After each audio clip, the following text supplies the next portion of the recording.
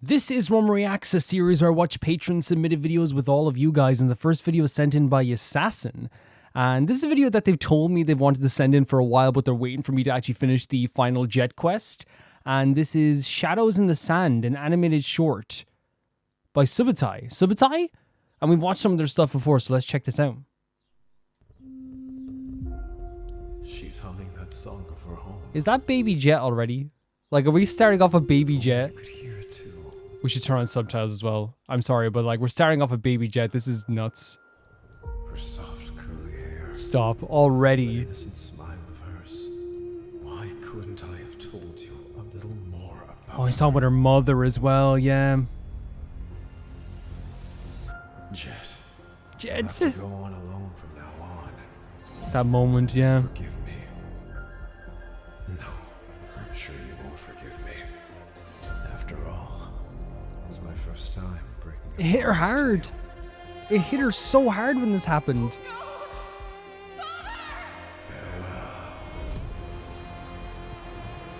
Shadows in the Sand, the Dirge of Bilqis, based on the Genshin Impact World Quest. Dirge of Bilqis is one of the greatest quests in Genshin history, right? Best friends Lumin and Paimon. Oh! Our last adventure together, I set out on a journey and found my dad's old tribe, the Tanit. Matriarch Babel has taken good care of me all this time. Oh my god, I want to like scream at the screen. No, go, leave. A lot of things. Yes, yes. Anyway, to cut to the chase, I want to see you again. And there's some unfinished business that I'm hoping you can help me out with. This is legitimately like why I would never ever like hear people say that like Wander and my Traveler and Paimon are like bad people or mean in any way, you know, like because again, like it happens sometimes where people are like, oh, this was like this mean or whatever, like, and I think everyone has their moments where like they can be a bit like offhand or rude. Everyone has those moments, but the reason I'll never take it is because like our characters are the type of characters that will get like that will randomly one day be like, oh, I wonder how Tanari's doing. Let's go check up on him. And that happens like nearly every single story quest. Oh, I wonder like how you know, Navia's doing. Let's go talk to Navia. Like, and this is the same thing. They went here to see how Jeht was doing as well, you know? I adored those characters with a passion. So you two must be the ones Jeht is always telling tales of. Lumin and Paimon. Oh, you stop it. You have impeccable timing. You don't. Matriarch Babel Oh, once tasked Azariq. your father with finding the lost paradise of Nabu Malikana. Great voice acting. I wish to take Father's axe and lay him to rest in the eternal oasis. he Great spoke of so quest. It's such a fondly. good quest. But to reach it, I'll need the mother of the Jinn. I think Mother of Jinn. great voice acting. Sort of desert dweller joke. Little Paw. Call me Little Paw. Wait, you're the one from the This is books? beautiful. The destroyer of Gurabad?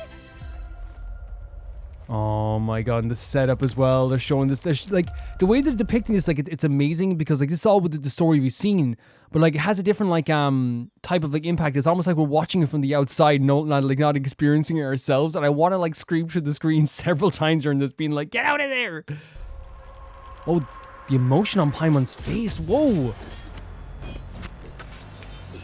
Sick choreo. Someone in the tribe wants us dead, and I'm going to find out who.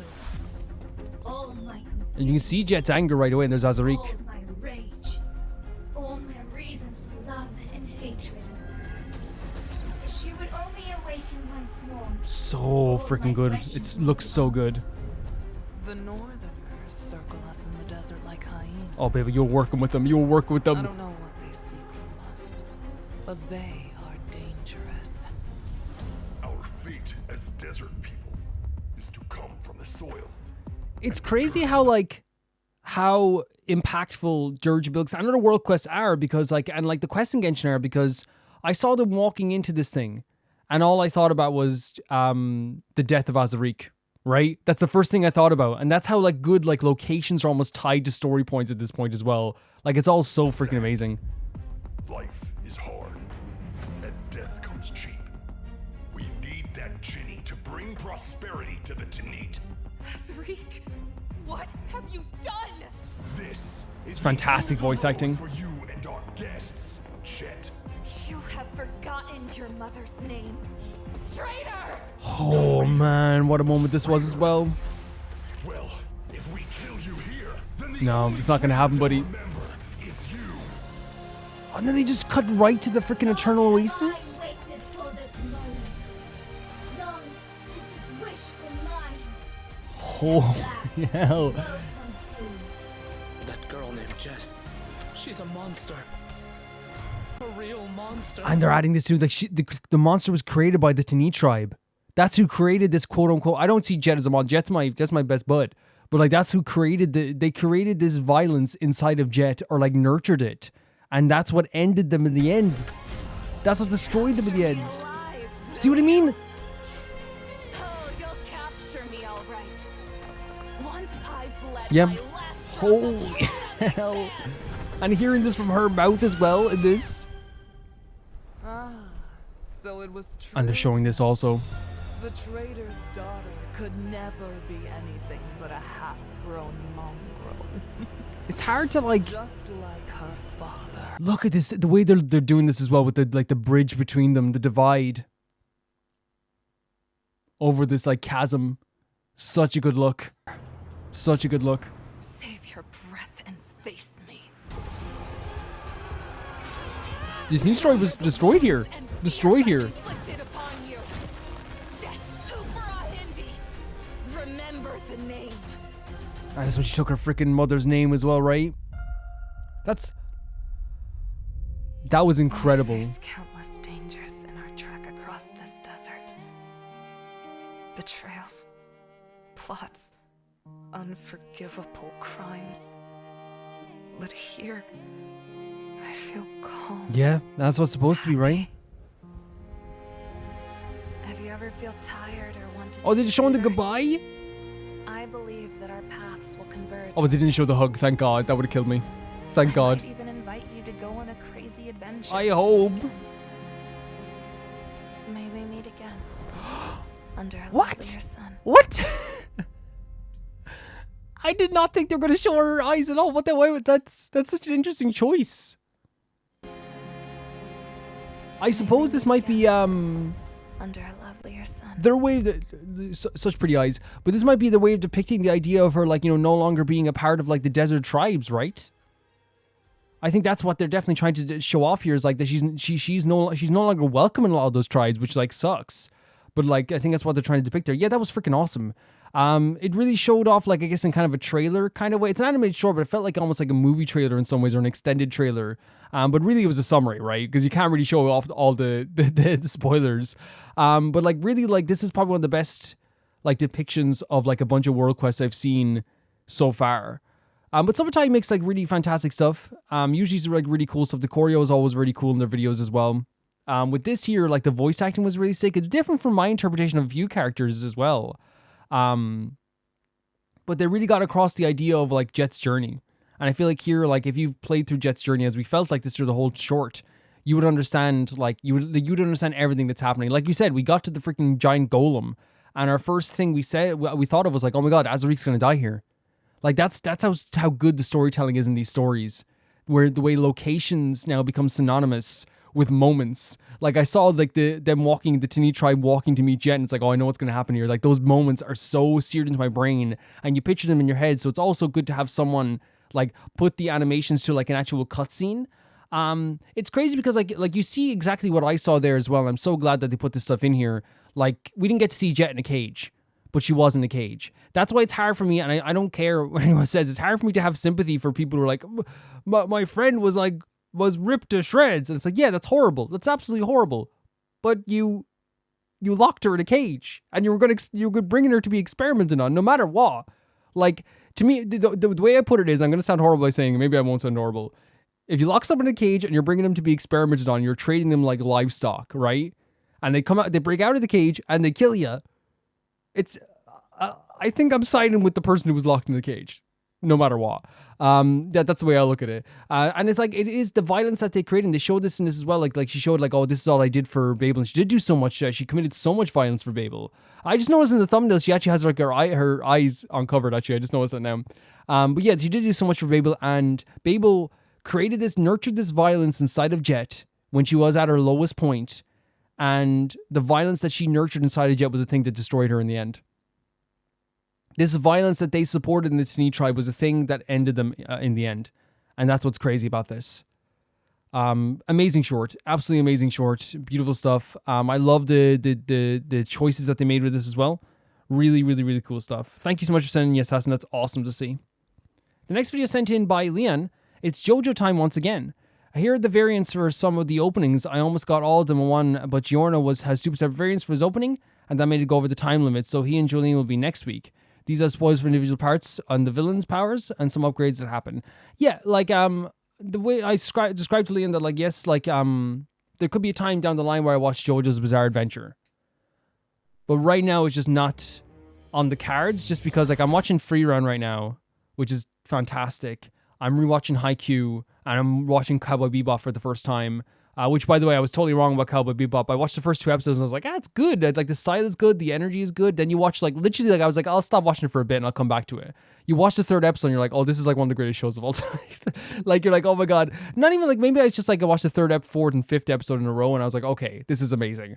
And it's one of those, you know, that meme with the pickaxe where it's like, you almost get to the diamond stuff. And the first 2 episodes, like, the style is incredible because, like, the person who made Cowboy Bebop also made Samurai Champloo, which is one of the greatest shows of all time. So, like, really, it is, like, same as Samurai Champloo. You start off the show with, like, an amazing style, amazing music, amazing characters, but you really have to get into the meat of the show to really understand what the show is trying to say, and I feel like that's... Yeah, sorry, I'm going on a sidetrack here. Let's watch this video.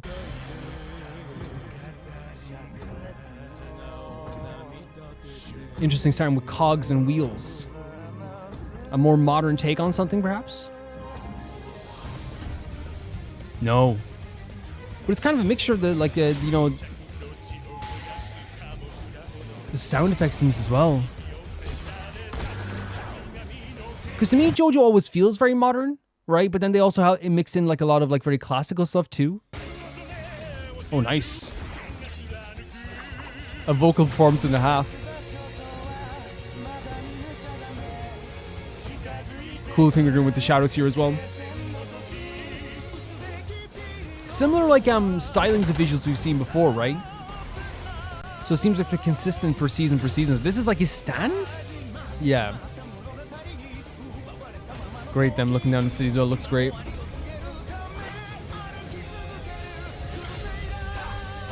Very, like flashy, right? Like, but, like, flashy in a way that's, like, you know, very sudden in some ways. Like, the way they're coming into frame and things.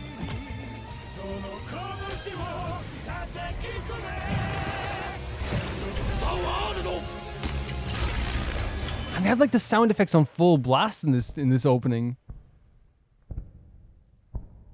But now it's, as soon as I said that, it goes very silent.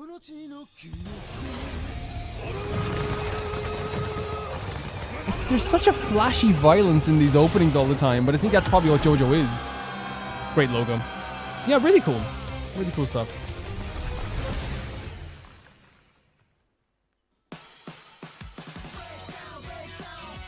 Whoa. Okay. We have a... What is happening? This is like the most simplistic design, and it actually looks really good. But, like, it's the most, like, non-extravagant design I've seen from JoJo so far. Look at this. Oh, handsome. Oh! Definitely, I think people have seen this before, right? Great. Again, I'm a sucker for a character with jet black hair, with long jet black hair. The girl looks awesome. Always a sucker for it. So I've definitely heard this song before, but this, like, maybe not in full. Great design as well. Hair color on point. Some really pretty characters in this one. The prettiest I've seen, which is probably saying, like, is, you know, who's this?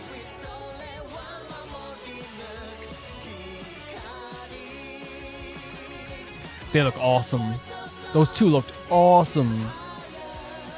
And again, they might have been in the trailers before, because this happens, because, like, especially with anime trailers, I find that, like, unless you watched them, like, you know, there's stuff like in the, you know, the Jujutsu Kaisen openings that I remember you're just, like, still noticing by, like, the 5th episode or 6th episode, you're like, oh, that thing there, I didn't notice that the first time.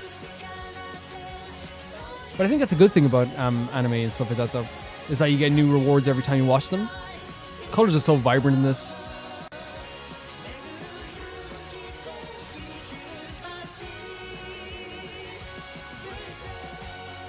So neat. Again, like the colors are really great. Like again, there's a purple tone to this show as well. But like, I really like some like the girl with the jet black hair, the guy here to the left in the kind of pink pastel color, looks really great too.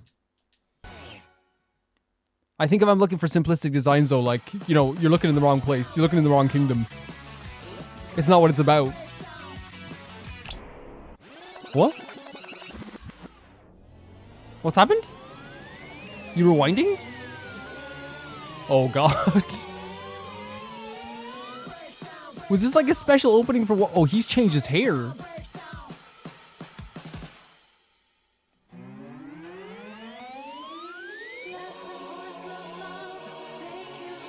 Something must have shifted in the show. That's what happened in this. Something must have shifted because everything's like... They look, them two, they look awesome, those two. Because it's rewinding. Something must have happened. I love when openings do this.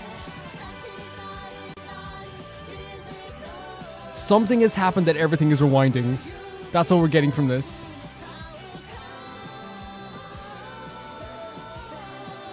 It's kind of off-putting, right?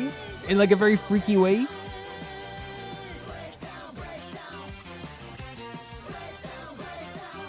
And we're back to like the very like over-the-top vibrant violence. And that's the guy, he changed his hair color though. It's so interesting to me. Yeah, like the that last intro, like the second intro was great, like the breakdown. But then like the intro there was quite, it was like very unsettling in a way, but I think for like any like anime to do that with their openings or outros, I'm always like a very big fan of that. Soul Eater used to do that for some of their outros. Yeah, it's really freaking cool how that that works really. I don't know. I just think that like the like it shows an appreciation for like the for every aspect of the show, because I feel like if you don't have a good opening or a good outro, like, and if you don't take care to like really craft those really well, you can always tell the show isn't going to be like. But then again, the opposite can be true, like, you know, because there's plenty of shows that have amazing openings that don't you know really appeal to me in a lot of ways. But I think it's the way I would, again, I'm kind of stunned by the last one, because like it's kind of like made me like really impressed, even more than I was before. Yeah, so vibrant colors as always, really cool character designs. They had more simplistic designs, and maybe not simplistic, but like more like tone, like neutral toned character designs in this one. Like we point out the girl with the jet black hair and the kind of pink pastel guy as well that were standing together, which I thought were really cool designs too. The girl with the red hair. There's some imagery we obviously don't understand completely, like the kid like with the hat on, or maybe they were putting a hat on his head, or like the hands were coming down to his head as well. There are some like sometimes like stuff I'm not going to get, like obviously from this as well. But I love the way they do like the logos, the colors, the colors of the logos, the colors of the background. Again, all the violence in this seems like so like fantastical in a lot of ways.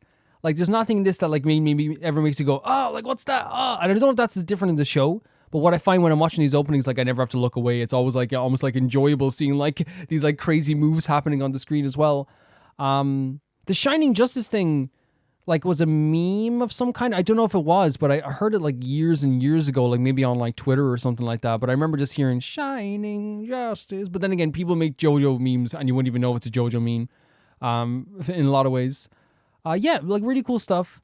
The second song to me was like genuinely really good. I'm not like, for me, like with the vocals at the start, like it's a very JoJo thing I've heard, like with, you know, the vocals that go like this with the very deep voice.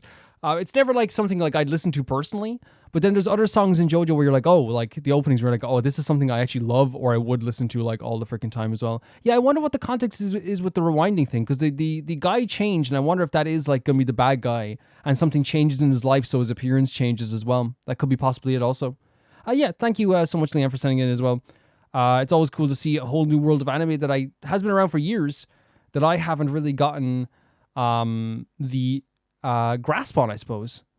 There's a video here that we saw before.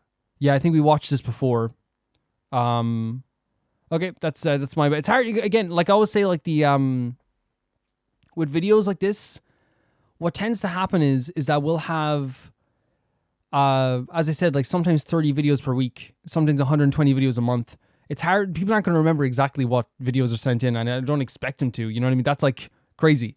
That's crazy because sometimes I don't remember exactly what videos are sent in all the time. But yeah, thank you so much, Leanne, for sending it in. Thank you. The next video is from Golden Witch Beatrice, and it's the final episode of Dark Beginnings. So this is a Sonic stuff, and there are these shorts that happen, and it says, please check description after the video. Let's do that after the video then. Let's check this out. I have said, strobe lights is going to be happening as well, guys. So if you want to skip maybe 9 minutes ahead, maybe, might be a good idea. 10 minutes ahead to be safe. There we go. Yeah. So I do want to play Sonic. I want to play Sonic Generations on the channel. That like as the first ever Sonic game I've ever played in my life.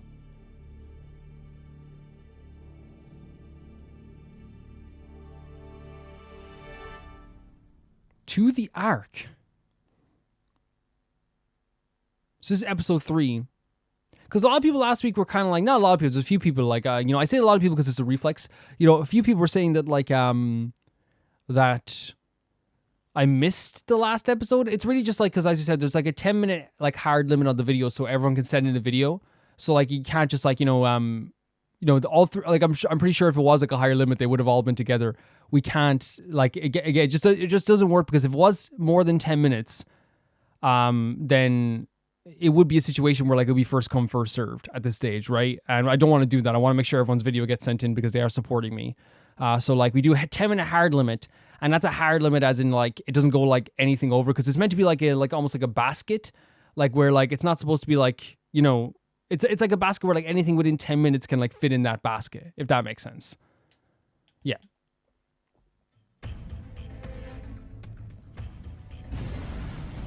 So again, Sonic keeps surprising me every week, every day. And when they got you, they sealed you away for 50 years. 50 years? My point is, don't get too caught up on any vendettas tonight. Gun is not my enemy tonight. Just an obstacle in my way. Okay. I call dibs. Shadow is like I don't know, very action hero-esque of a character, right? Like I feel like he could carry his own movie, honestly. The way that he I don't know, he's charismatic, even though he's like very like subtle like this and talks like this. Oh, what the hell? He caught a freaking what? I saw the glove and I was like, is that a machine? No, he caught it himself. Okay, yeah, he could have his own movie. Dude, you're done. I'm sorry, but that's like... What? He like caught the freaking thing twice. You're done. I would cry. I'd say sorry. A legitimately like... sick thing to do. And it was also like very fast as well, so like so Shadow has like Chaos control. and that's like an emerald, right? An emerald? A chaos emerald? Whoa. Music's awesome too for these things. Jesus, like again like when it comes to like the effects and the lighting, oh god, you're done. You're done. You're donezo. No, you should have punched him as well. That would have been funny. But again, he's not, like I said, he's not looking for vendettas. And he just walks back. I wanted to destroy it. Not even looking back. Shadow to Rouge. I'm in position. Copy that and initiating launch.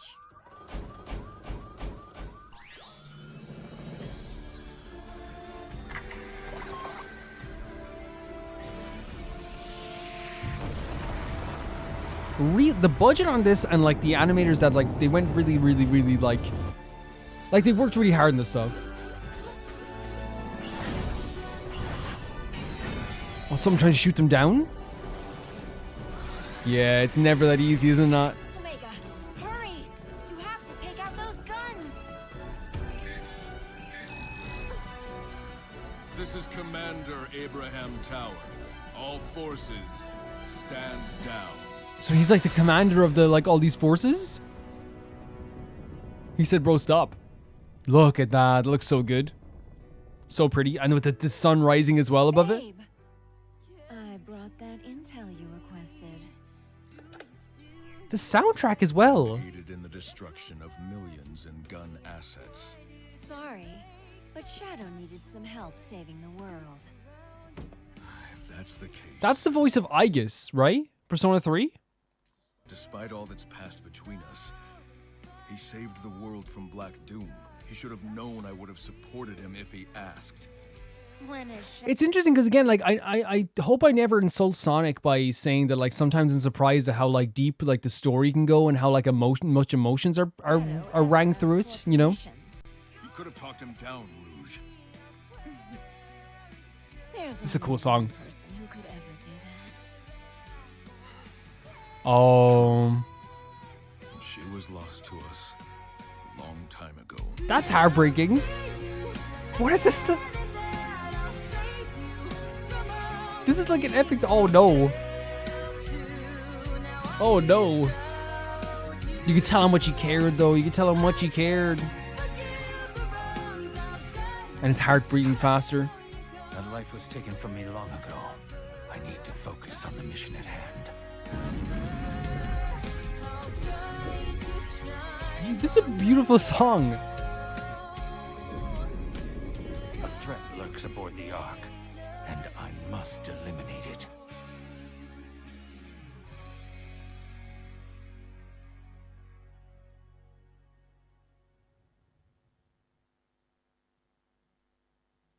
And there's also a post-credit scene as well. Yeah, they did fantastic with this. I think what it sells for me is that Sonic is a lot deeper than I thought it was, but not only that, like it makes sense to me, like why it has such a rabid fan base who care about like the characters a lot. Because again, from my ignorance outside, because I don't look into anything I'm not like into because I don't want to get spoiled for anything. Like, I always thought it was just kind of like a game where it's like, stop Dr. Eggman. And like, you know, it was kind of maybe like more of a basic, not a basic story, but maybe just like a story just like to surround the gameplay.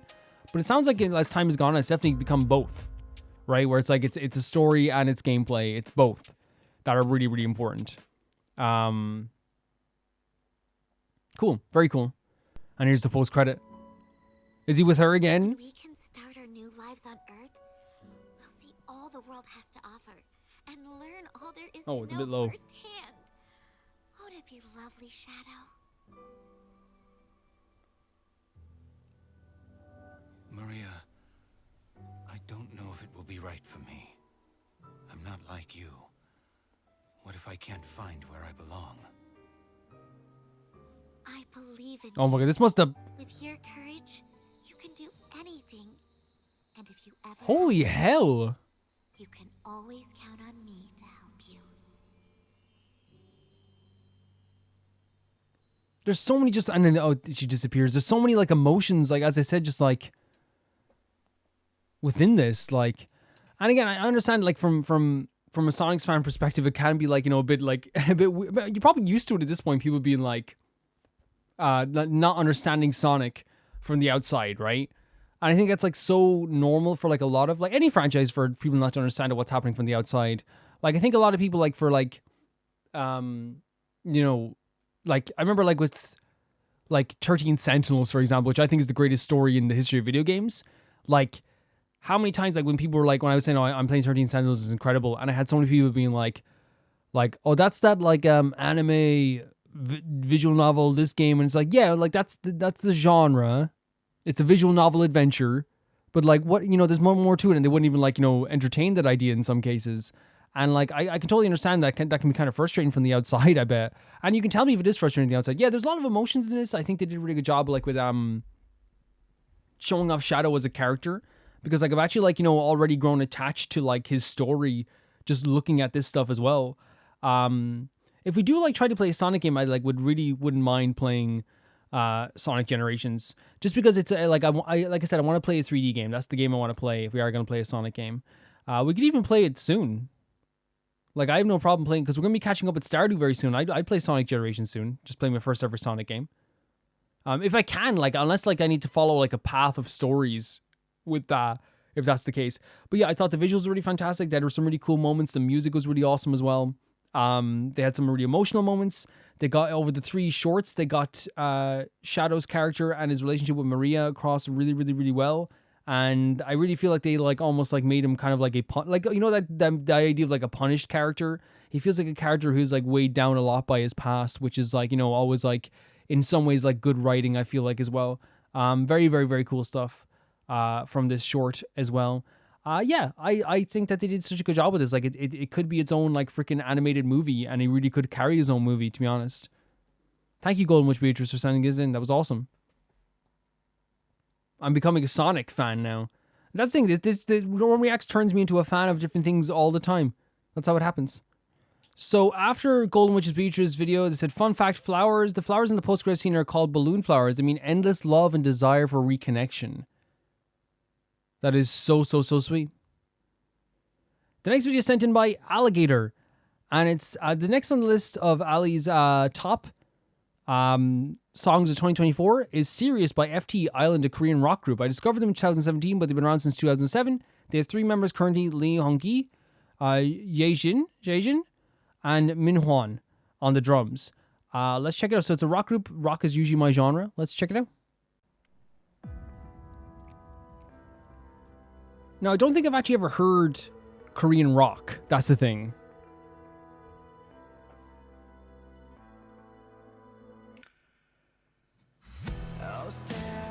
Okay.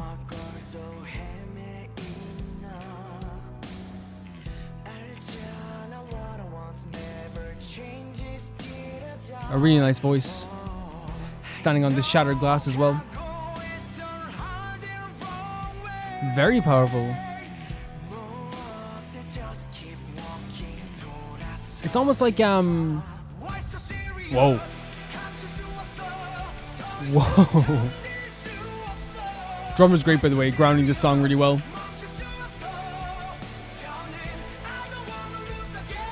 Nice. So they have 3 members and they're like...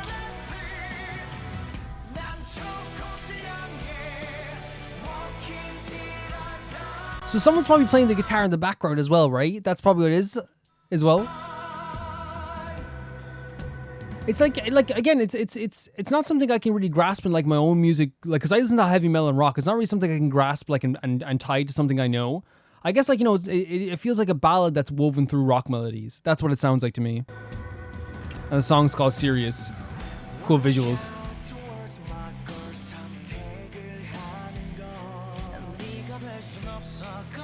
Oh, nice.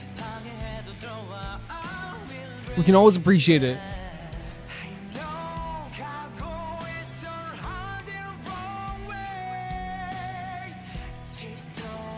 This is really, the visuals of this video are really, really, really freaking sick. Yeah, so they like that. I feel that the bass player was singing there like right after, which is really, really cool. I'm a big fan. Like Mastodon is one of my favorite bands in the world, and I love the idea with Mastodon, what they do that is so cool, is that like they have like 3 singers in the band. They have their drummer, they have the rhythm guitarist, and they have their bass player. So it's really cool the way they do that.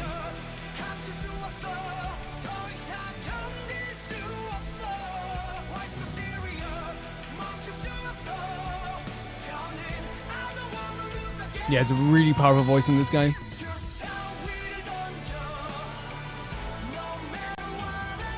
And like the visuals of the video are like very dark. They have like, you know, light like shone through them as well, but that light almost feels like, you know, very like not even like very hopeful in any way, you know?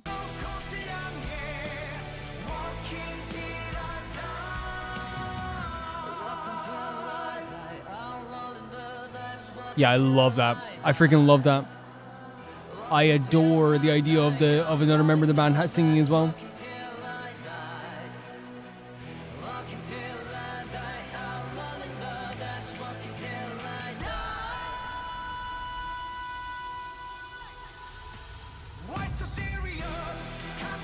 Oh my god, that's such a good choice as well.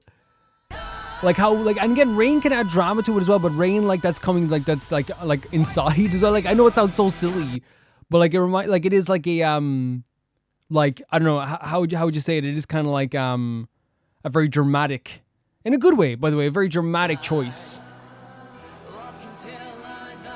Very cool pants, by the way.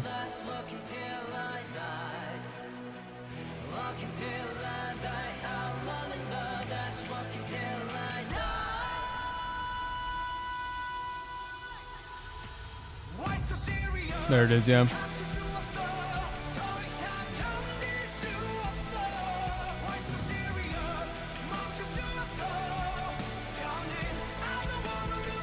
And I'll be honest, I can't get a grasp on like what the song means, but it sounds like it is like a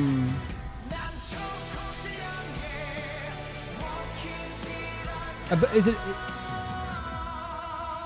walking till I die? Why so serious? Roll the dice. All this like imagery as well.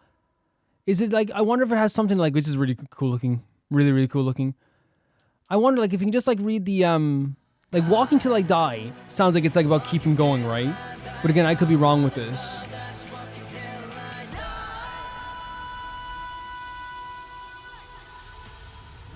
And it's like, why so serious? I can't hide it. And I can't take it anymore.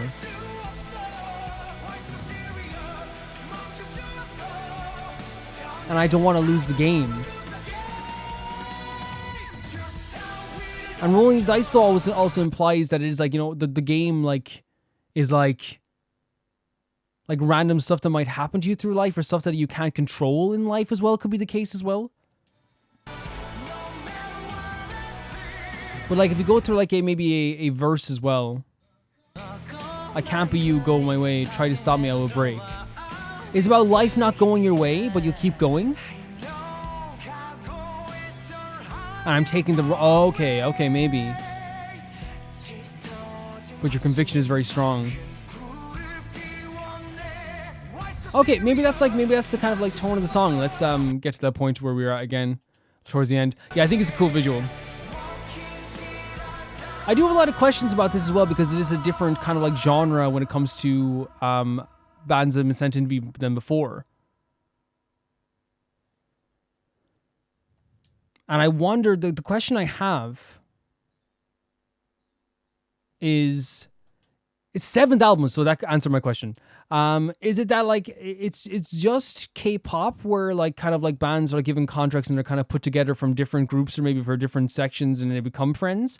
I'm wondering, is the rock genre more like natural, where like, not natural, but is it more of a case of like where they come together through, how do I say it? They come together through like their own means and they find each other maybe from childhood like you would with another band? You can answer that question as well. But yeah, the video was very, very interesting. I thought it was like very like in a good way dramatic.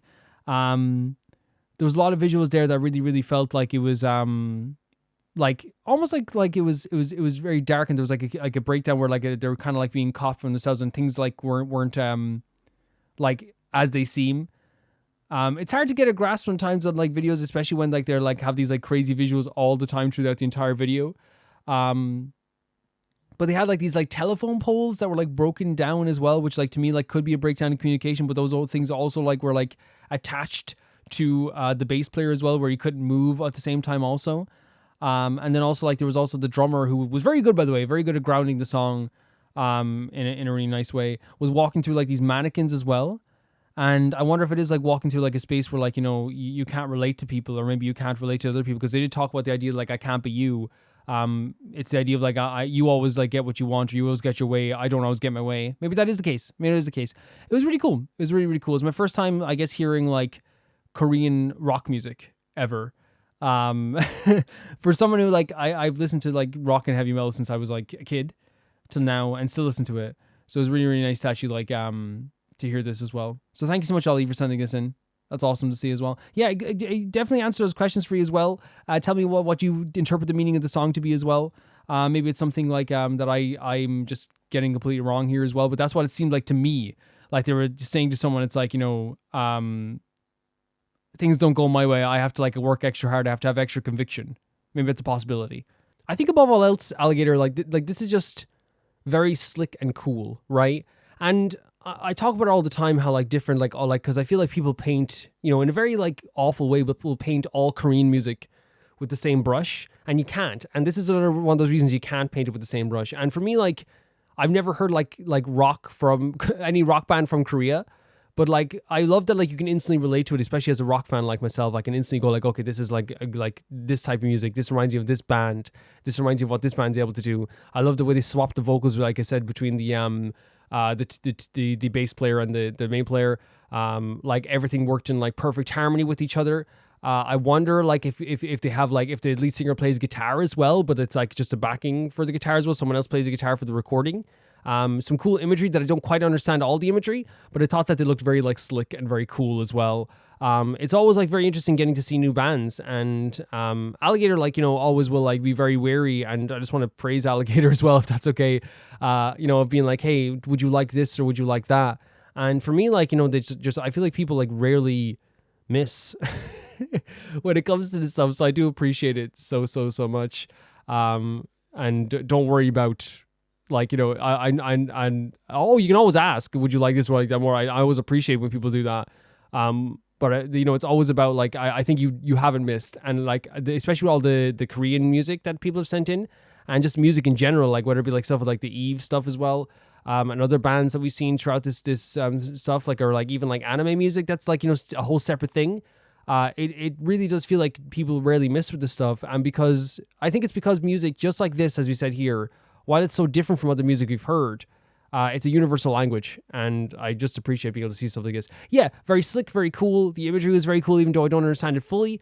The lyrics like were like I had to go back and read some of them because like, again, the video was very, very mesmerizing, even though it was like completely in the darkness. Like for most of it, but I love the way they like used light and the rain to make it look really, really sick as well. A cool looking band. Thank you so much. The next video sent in by Ollie, and his Charmander gets punched in the face. Thank God. Finally. All right, Punch him twice. doing it one more time. Punch him 8 times. Bulbasaur, use Vine Whip. Stop. Ew, why is it so wet? Sorry, I've been chewing on it a lot. Put the Caterpie down. Don't apologize. Bulbasaur, if you want to evolve, you need to be less terrible at everything. Sorry, man, I'm trying my best. Well, I don't believe you. Maybe he needs to be watered. Is that a trainer? Maybe you need to shut your face. Cool trader Gavin. Great. All right, guys, I hope you're ready for this. Oh my God, one of my favorite Pokemon, by the way. Oh, come on, Gavin! Pre-volves? This is not cool! I'm almost level 35! No, that's good. Lord, what is that thing? It's hideous. Charmander, that's not a very It's actually one of the coolest designs in the history of Pokemon. To see. Looks like a potato wearing a dress. I don't know, I think it looks pretty. Never mind. I'm good. Yeah, get him. Guess again, Tater Tot. Squirtle, I choose you. Squirtle and Bulbasaur, you need to leave this guy. Hi. Done. Dunzo. Well, I can't say I Dunzo. didn't expect that. It's up to you, Bulbasaur. Go get him. Okay. You deserve this for having a dead Caterpie in your head. So, you deserve this, Bulbasaur. Whatever's gonna happen to you, you deserve this. Yeah, this is an attack, right? Are you feeling attacked? I don't understand. What is this supposed to be? I'm confused. You know what? It doesn't even matter, because I'm about to... Come on! What? Really? Okay. I guess you know what you're doing. Is it working? No! Am I doing it Just right? punch Charmander in the face right now. I am really strong. Okay, this is stupid. Step aside. No. No. Get him. Oh, now Beat him. we're talking. Get him. All right, let's... Hey! You can't attack twice in one turn. What is this, amateur hour? Did something happen to you? There's no way your face was meant to look like that. Ooh! Ho, ho, ho, ho, ho. Wow, you are so funny. Wow. I'm gonna punch you in the face now. Try punching this.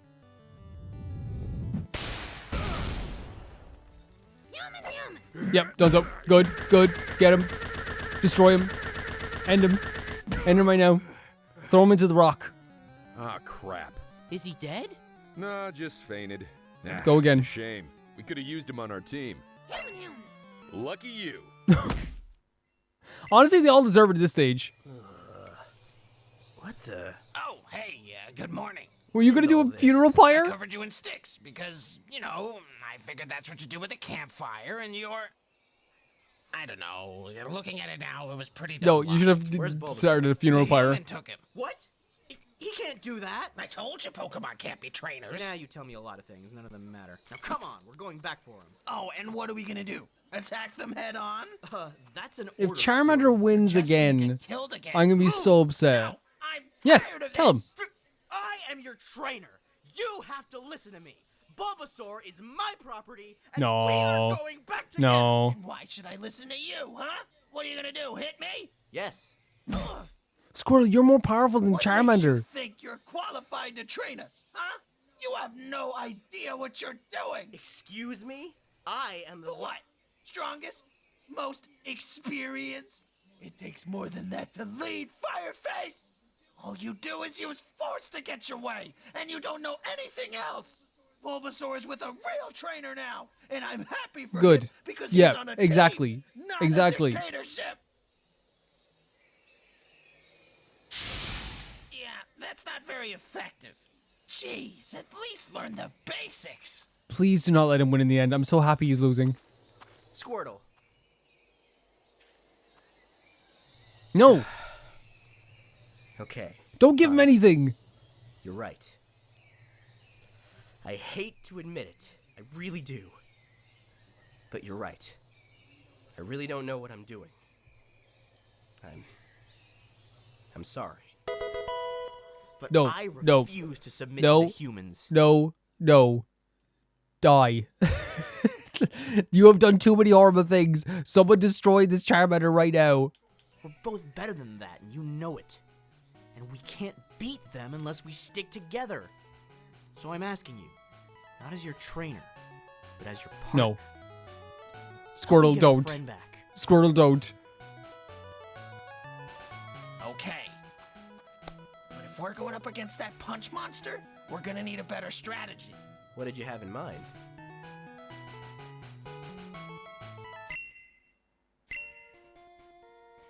Hey, Sweatpants! Look over here! A wild Squirtle appeared!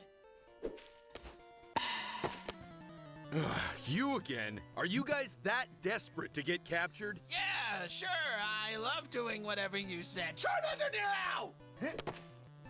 Wait, no. Wait, is that actually like... What? Human! Yeah, that's right. Run Wait, away. so if that wouldn't... No, if that happened in real life, in real Pokemon, right? That would just like... If the Pokeball broke, they would just... Wait, no, it's because it was mid calling them back? You without your slaves. Charmander? Oh no, did you kill Gavin? The kid? Nah, he got away. But I'll kill He him next probably time loved if you want. Gavin. No, that's okay. Gavin's actually Yeah. pretty cool. He taught me how to do this.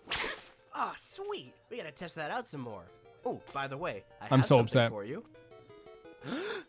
Yay! Okay, no, I don't even like Bulbasaur either. All of them can get punched. have you back, All of them can Veggie get punched Burger. right now. Come on, let's go kill us some dinner. I wonder what happened to the punching guy. Oh, I'm sure it doesn't matter. This was not enough. This was not enough. Ali said I would like this one. One of my favorite Pokemon, one of my top 10 favorite Pokemon is trapped in the void, and Charmander gets to go free. Charmander's free. Huh? What the? What even is that?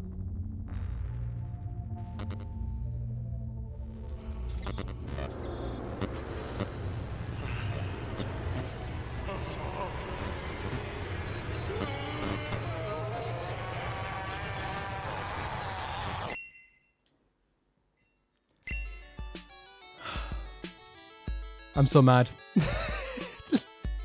I wanted so badly for Charmander to get his own, but he didn't. He didn't. He still survived at the end. Very, very, very, very sad about that. Not that I wanted them to die. That's a joke, right? It's more just a case of like, just to get like his comeuppance. And in the end, he still won. He's always winning. And he needs to be destroyed. And that freaking... That was the best chance they got. But the traitor was too nice. He didn't know what was happening. And Bulbasaur and Squirtle are just as bad now. They're just as bad. They're starting all this stuff as well. They're on the list too. They're on the list also. Thank you, Ollie, for setting in. It's always like a very weird time with the Starter Squad. And like I think intentionally, like, so it's deflating, right? Like I was I was like, oh my god, he actually might be getting his comeuppance. No, not entirely. The next video is sent in by Gibbsmith, and it is, please look at In Stars and Time. This has been asked for me to play for a few times. I haven't actually checked it out yet, so let's check this out.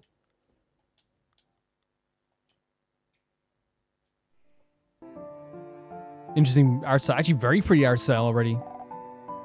I see why people would definitely want me to play this game. This style is like something I would like appreciate quite a bit. Yeah. Yeah. Oh my god, the animation. This looks gorgeous. This is so pretty. Tremendous tree. Okay, some good dialogue as well. These character designs are so pretty.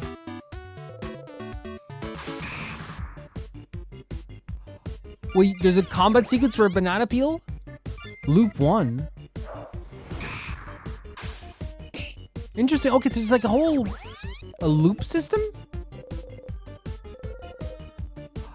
Oh, and you can avoid things that like killed you the day before. That is definitely up my alley with things I would definitely be interested in. Very cool stuff.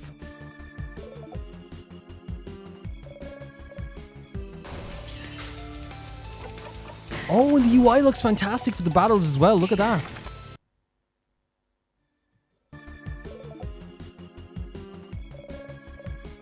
Looks really good. Yeah, looks fantastic. And it's all in black and white as well, which is interesting.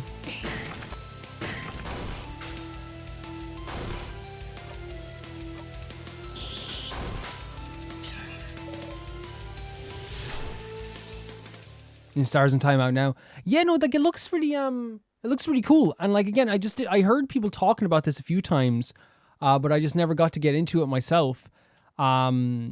Just because it's like one of those things that when you're so busy with like playing other games and stuff like that, like you never really think like, oh, like when people suggest games, it goes into my memory bank. So I knew people suggested Stars in Time like a bunch of times, but it's not like I'm neglecting it or ignoring it. It's usually just like the idea of like, okay, well, let's put it in the back of our mind.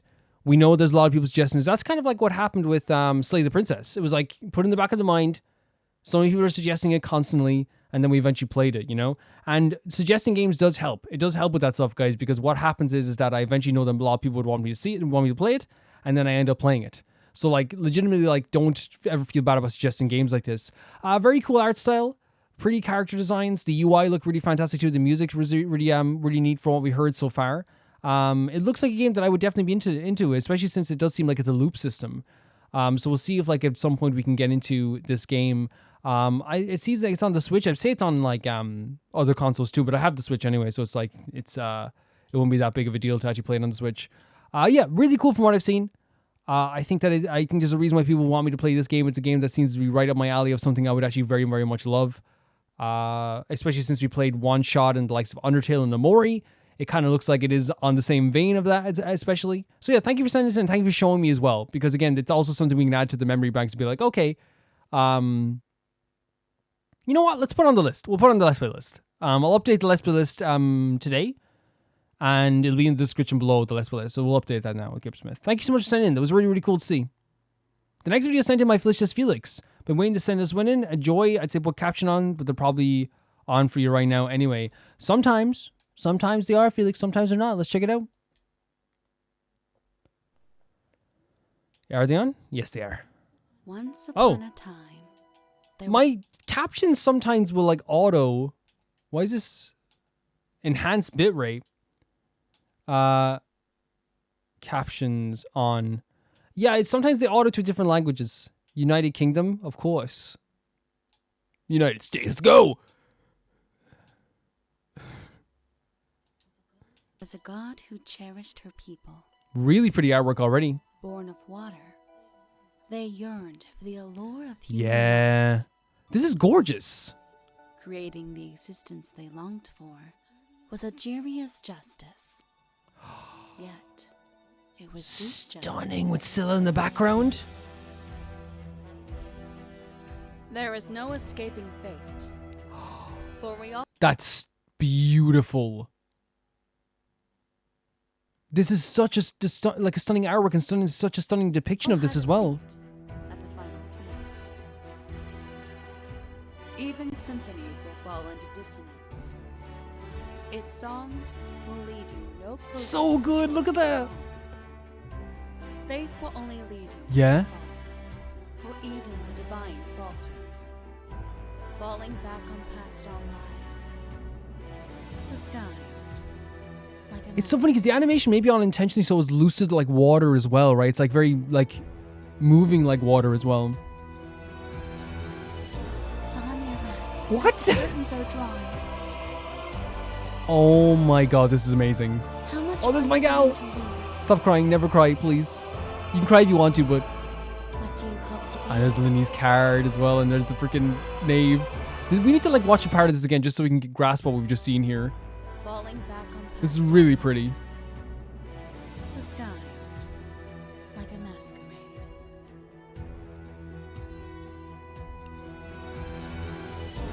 This part is awesome. As the So curtains sick are seeing drawn, Nubila like this too. This is gorgeous, that scene as well with the back in the how much fortress. are you willing I, to lose? I just realized skipping back meant I had to see Navia cry again. Which again, she can cry if she wants to. She can cry if she wants to. But I also don't want her to cry if she doesn't need to, you know? That sounds weird. Like, I don't want her to cry if, like, she's, you know, if it hurts.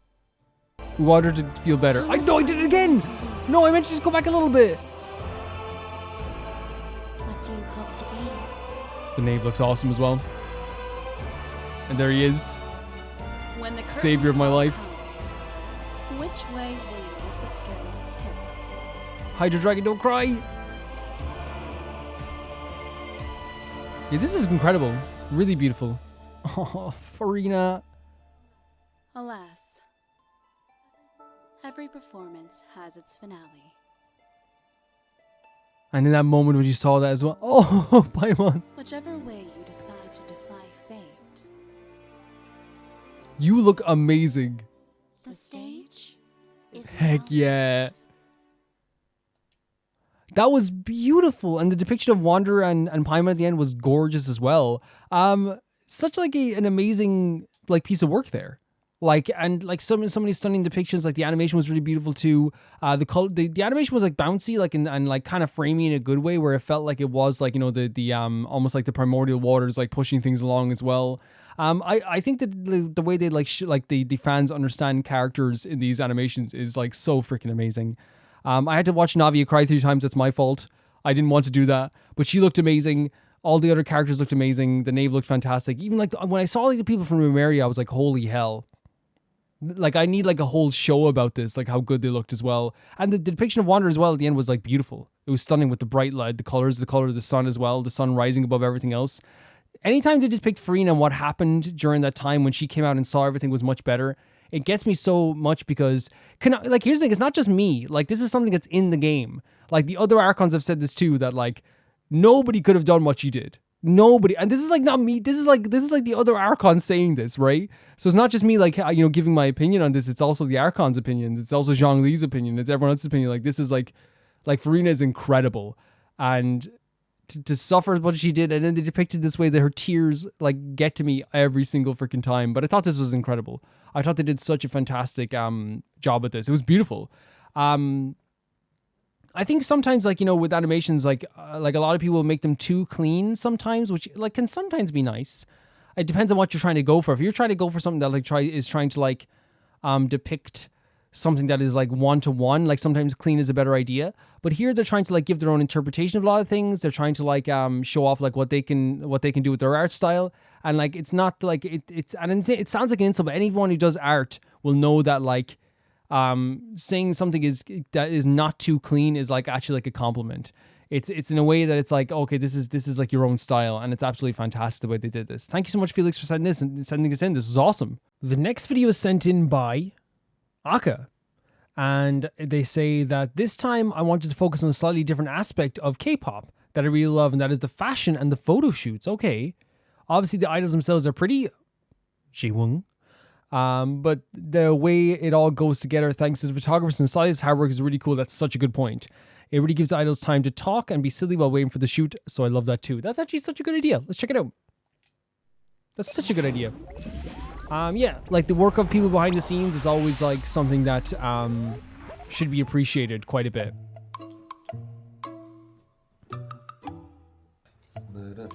My lord. Look, he looks quite sleepy, doesn't he?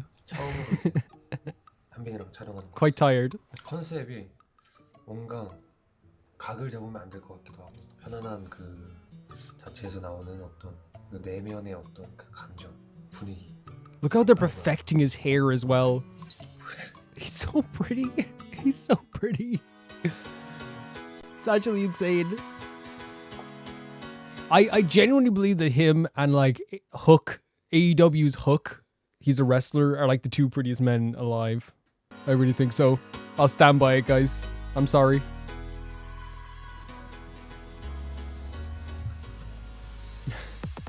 It is kind of cool seeing like the little sweet moments behind the scenes, isn't it? We've seen a few of these like behind the scenes stuff, but never like I guess we've seen like a video shoot before of ZeroBaseOne, but we haven't seen the actual photo shoot aspect of it. Oh my god, look at you. Oh, because it's just two of them.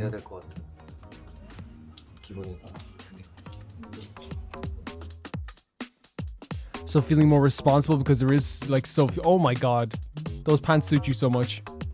Look at this. Look at him. Look at him right now.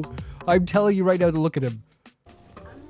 저 어렸을 때 꿈이 하나 있었는데 이걸 뭐라 그러죠? 럭비. 그 왜 미국 학생들 보면 럭비 하는 친구들 많잖아요. 나도 한번 이렇게 럭비 해보고 싶었는데. Does he mean like, is it actual rugby that, did they play rugby in America? Because I know rugby's a big thing in Ireland. 나랑 럭비 할래? Yes. Yes. 귀여워? Cute.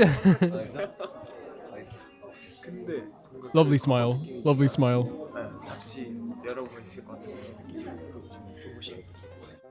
I love how they compliment each other, support each other, you know?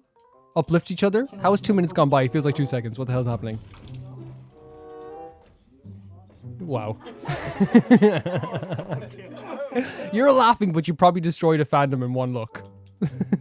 You're laughing, but everyone else is crying. The lighting is so super good for these shots as well. Look at it. My lord.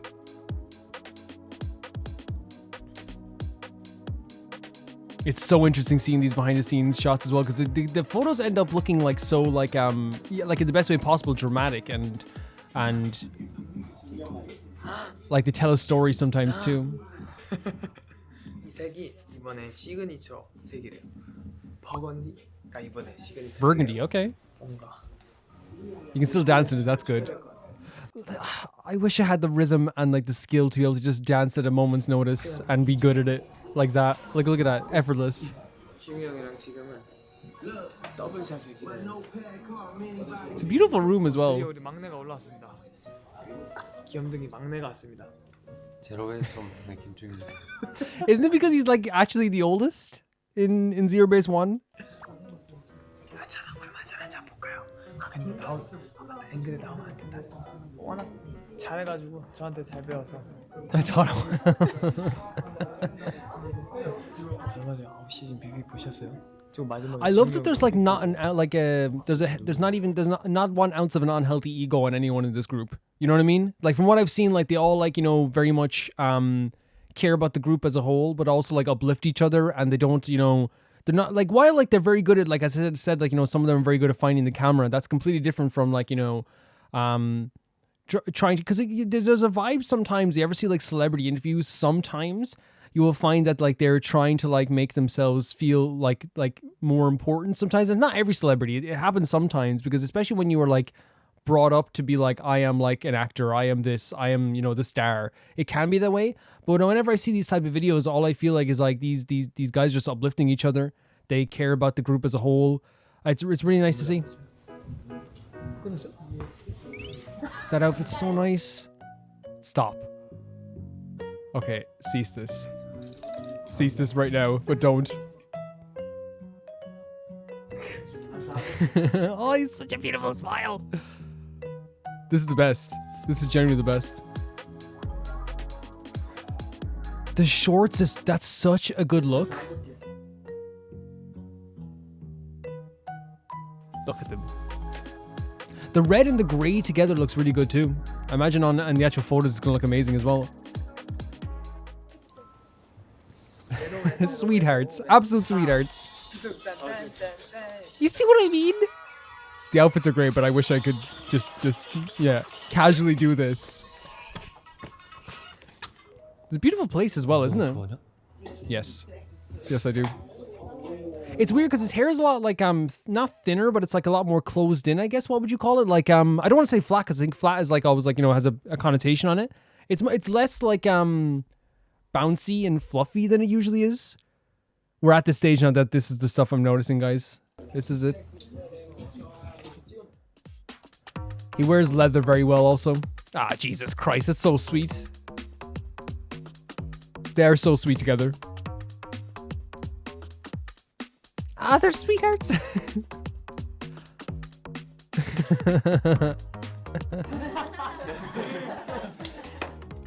I like that they're keeping the photos look so good. I love that they're keeping the set very uplifting as well. This is like doing something to my heart. Look at them, they look so good. It's doing something to my heart. Great hair as well.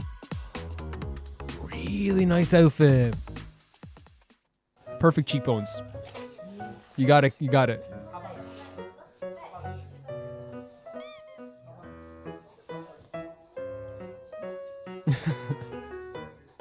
Nah, this is very, very sweet. I think they do such a good job of uplifting this. I'm making it lighthearted. 하는 거다라는 걸 또 배웠어요. 그런 분위기에서 들려오는 버스 소리, 그런 사운드는 되게 크고 이제 나는 대사 없이 그런 몸짓과 눈으로만 만드는 어떤 그런 장면들. Because he's an actor as well. 더 그런 걸 표현을 많이 하고. That's so good to hear. The idea of like expressing like how you feel through your looks and your eyes and stuff like this. This is such a different topic, but I remember like when I was a kid, I heard a wrestler, we're talking about wrestlers again, by the name of Sting. He didn't talk for a year and a half on TV. He didn't talk for a year and a half. And he was the most compelling character in the world because he uses eyes to tell a story. Like he was constantly staring down people, or like you'd see the emotion in his eyes, the sadness in his eyes, the anger in his eyes. And the fans, he was the most popular guy for 2 years straight because of that. Like it's crazy what you can do with your eyes, and he's an actor, so he knows this as well. 경험을 또 했어서 기분이 좋았습니다. Effortlessly, like to go from being like, I said he's like the most like confident, unconfident man in ever, you know? The most awkward, confident man I've ever seen in my life. That's a great outfit as well. They've shown shorts a lot for his shoots, right? And then like the long pants, and they must be like, and I think that usually when these people like it's a great jacket as well. These fashion designers come into. I imagine that like they and when they're trying to set up a shot, I imagine there is a case where they're trying to like they know exactly what each person suits them the most and like what accentuates their features the most. And I think that's such a cool like thing to know, because like, you know, that's why you hire them. You know, that's why they're hired. They know what... It's like when you go to your hairdresser and you say, I want to get this haircut, and they say, no. It's because they know what will look best on you. You know what I mean? In a lot of ways, like they sometimes will know what looks best on you. Thank you for the great shots. It's because you're handsome. That's so nice to say. Jaewong shooting extra cuts. Oh my god. So I need to get a job on these shoots just to get the food. That's a cool tattoo. It's like it's like the sun, a star, and a crescent moon. This is a great pause, by the way.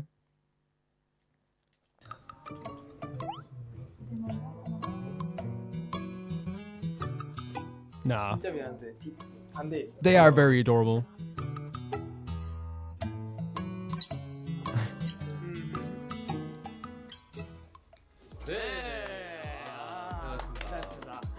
No, you did very good. 오늘 한빈이랑 처음으로 구찌 And that can be so exhausting. 촬영했는데 정말 진심으로 뭐냐면 진짜 좋은 시간이었습니다.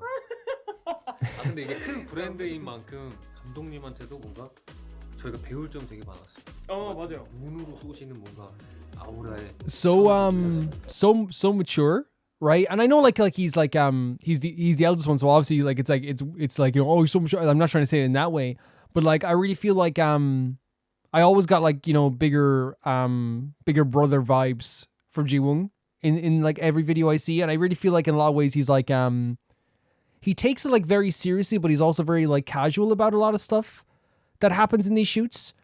Or even like, you know, whenever they find him, he's usually doing something fairly casual, because he probably like, you know, again, like has like been through a lot of like, and a lot of them have as well, like the industry, like, but has been through a lot of the bigger aspects of the industry as well. And I think even now, like after being so experienced, still learning a lot of stuff is so smart too. So smart. 또 되게 멋있게 나와요. 깜짝 놀랐어요. 모니터가 다 했거든요.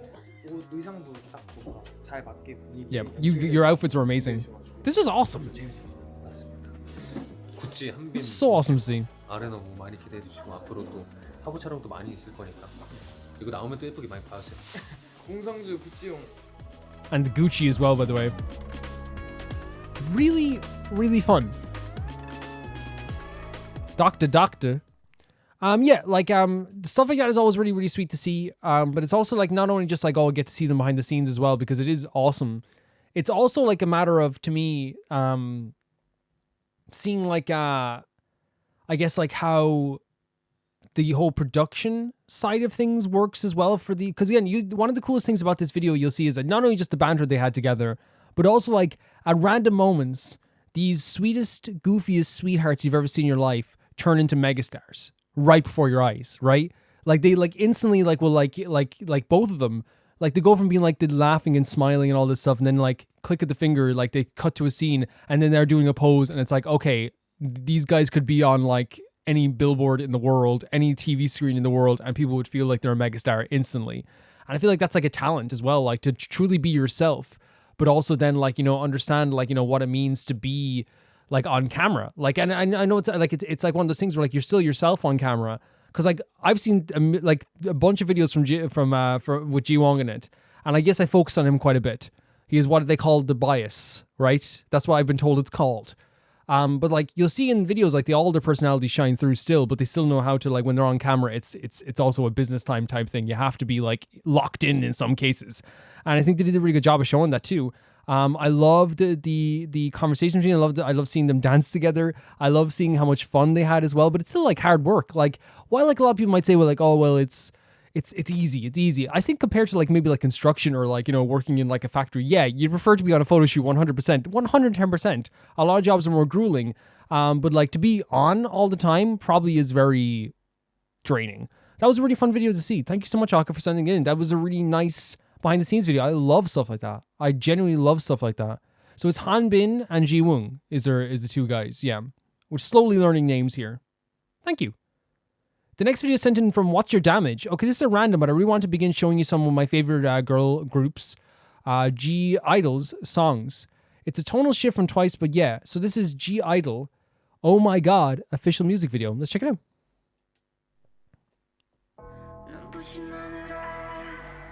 It's almost instant. You said total shift, almost instant. 227 million views, what the hell? I'm in your embrace.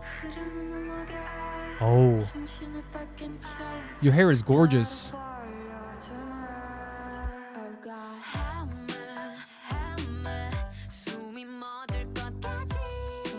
Such a nice rhythm to the music. Oh my god.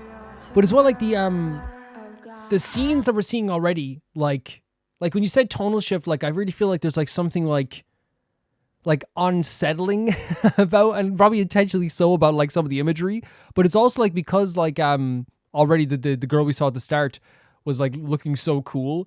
It's like really making like what could be a very unsettling imagery into something that like, you know, is like very cool in a lot of ways.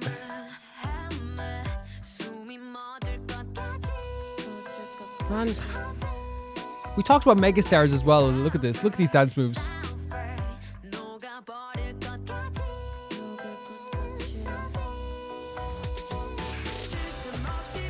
Oh wow. Again, a different, like almost a different world. Man, they all look amazing.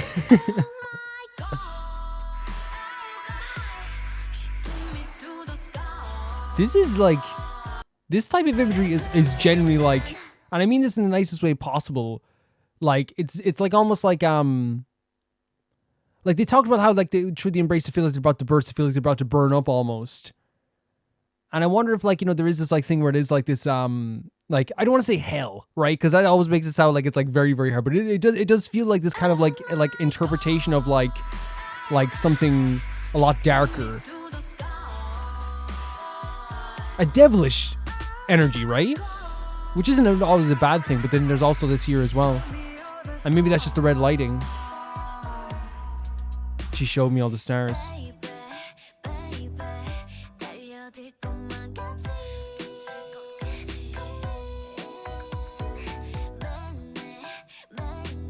Interesting.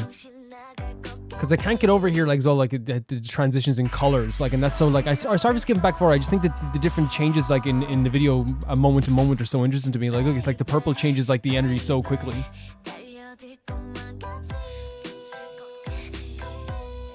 And like all of them do look like again like stars, like absolute stars. They look amazing.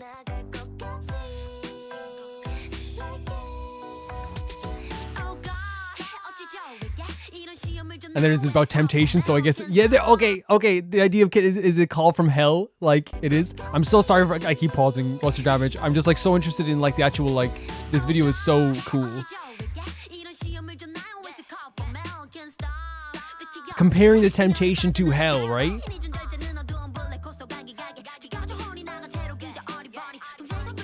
Imagery sick with the barbed wire, but I'll take the punishment. Okay, if it's a sin. This girl is angelic. Angelic.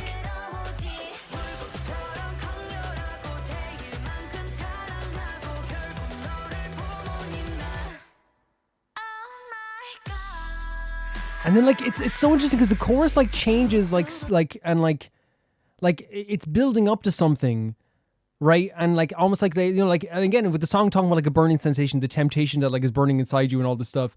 And then like when it gets to the chorus though, it doesn't set you free from that temptation. It like almost like slows it down a little bit and like keeps you there. And maybe that's what they're intending to do as well. She took me to the sky. Whoever this girl is driving them nuts. And these girls are all super cool. Oh, the nosebleeds. Okay. I'm like, it's just this video is like crazy, like thematic in a lot of ways, right? And these girls are so cool. For whatever girl this to you, she better be like the coolest girl I've ever seen in my life. This is awesome. Look at that. Oh my god. So cool.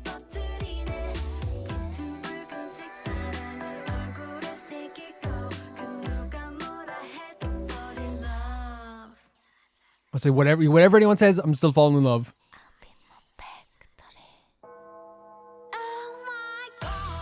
Yeah, the chorus sounds so cool. This video is crazy.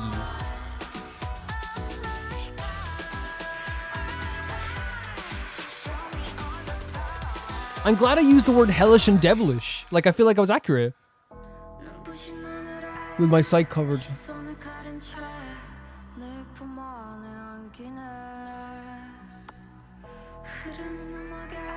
And it's like my spirit being stolen. These images are like freaking crazy.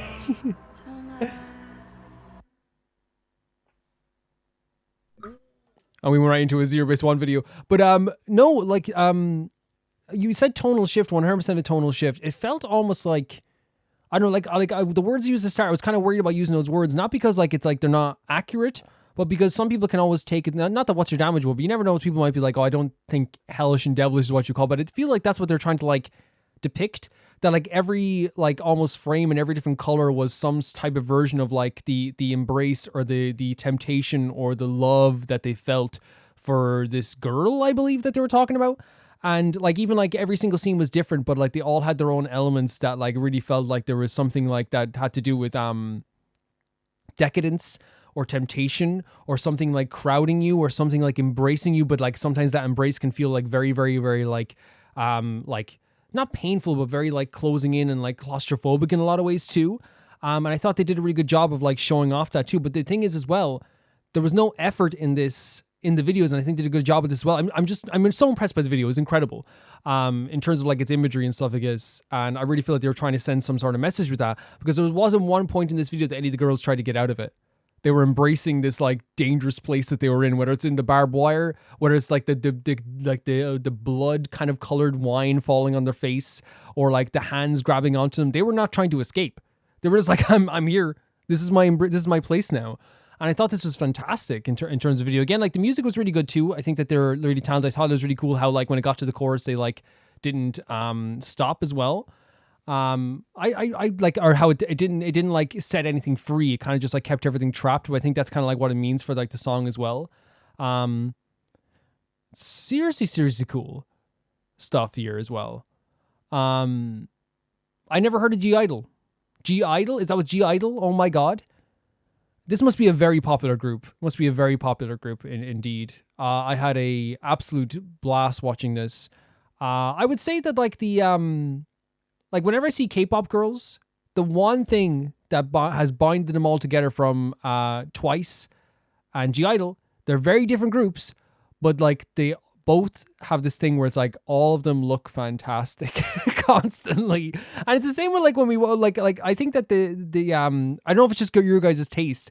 None of the like the K-pop music or Korean music that's been sent into the year now has there ever been a time when I'm like I've been like, oh, that doesn't look good as this one, or that doesn't look good as that one. It must be like, again, let me know if it is a thing, or if it's just like some groups, they all have like this own particular style to them, but I think they all just like look like megastars. Like they present their music videos in such a way that makes them feel like stars, even though the song, we were listening to earlier, Serious as well, like the and that's a different thing altogether. Obviously, is rock versus pop, and like it's this was like more of like a dance mixture with pop as well.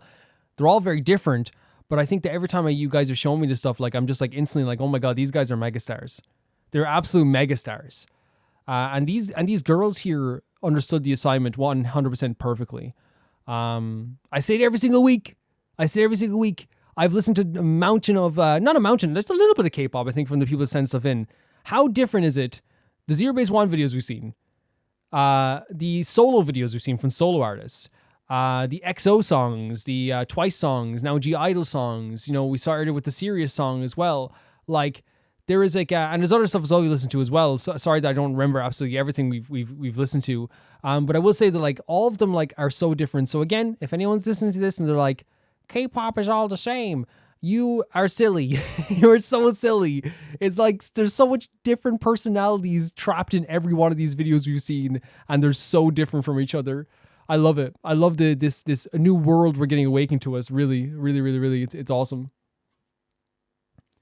Thank you so much, What's Your Damage, for sending in. The next video is sent in by, let's see who we have here now. I'm scrolling down, would you believe? We're doing a bit of scrolling. A lot of names. Tyree, please correct me if I'm wrong. First time requesting, I'm kind of nervous. Do not worry about whatsoever. I already see the video you chose. You chose right, and I don't even know what it is. I think you're really going to enjoy ZeroBaseOne's personalities and dynamics because their variety of content is usually longer 10 minutes. I thought you'd best enjoy a moment's compilations from here's the best moments from compilations. So here's ZeroBaseOne Baking. I hope you enjoy. Thank you so much for sending this in. And yeah, don't ever be nervous. This is all about you guys. It's all about me embracing the stuff you like and maybe finding stuff I like along the way as well, and like keeping an open mind. So please, yeah, do not worry about that whatsoever. Here we go. Instantly we have a crazy shot. Is there? If there's no subtitles, it's fine. I just want to make sure because the last thing I want is someone to send something in. Yeah, no, it's fine. We can turn off subtitles and just like react to what they're doing. ZeroBaseOne Activity Club is going for another round. This time, some of them will be baking, As we know from several disastrous incidents, cooking, baking, and anything related to a kitchen may not be a very strong suit for any of them. Still, they have been dragged into the kitchen, so let's enjoy the disaster as it unfolds, shall we? That's so funny. That's so funny. 아 여러분 오늘 뭐 하러 온 것 같아요, 여러분? 이거 앞에 뭐가 놓여져 있죠, 여러분? 베이커리. Bakery. 만들어 본 적 있나요? 저는 만들었어요. ZeroBaseOne, like legitimately, like I've said this before, they make me feel so happy. They fill my body with like dopamine. Like honestly. 고등학생 베이킹 수업이 있어 학교에. 오, 진짜? 신기하다. 진짜? Even their facial expressions just make me happy. 뭐 만들어봤어요? 뭐 만들어봤어요? 뭐 만들어봤어요? 뭐 만들어? Scone. 진짜 신기했어. 피자도 만든 거네. 오, 피자도. 오늘 만들 거는 두 개로 그러면. I love how they're like amazed by the very basic, like not basic, but like it's the easier things you can bake. But like I love that they are very supportive as well. You know. 두개로프? 두개로프? 두개로. 구레로프. 작동할 때 얘를. Kitchen is shambles already. 이렇게처럼 하면 안 됩니다. 반주. 설탕. 이 반주 아니야? 그럼 반주 똑같잖아. 하겠습니다. 아니 옆에서 누가? They're so freaking sweet. They're so sweet.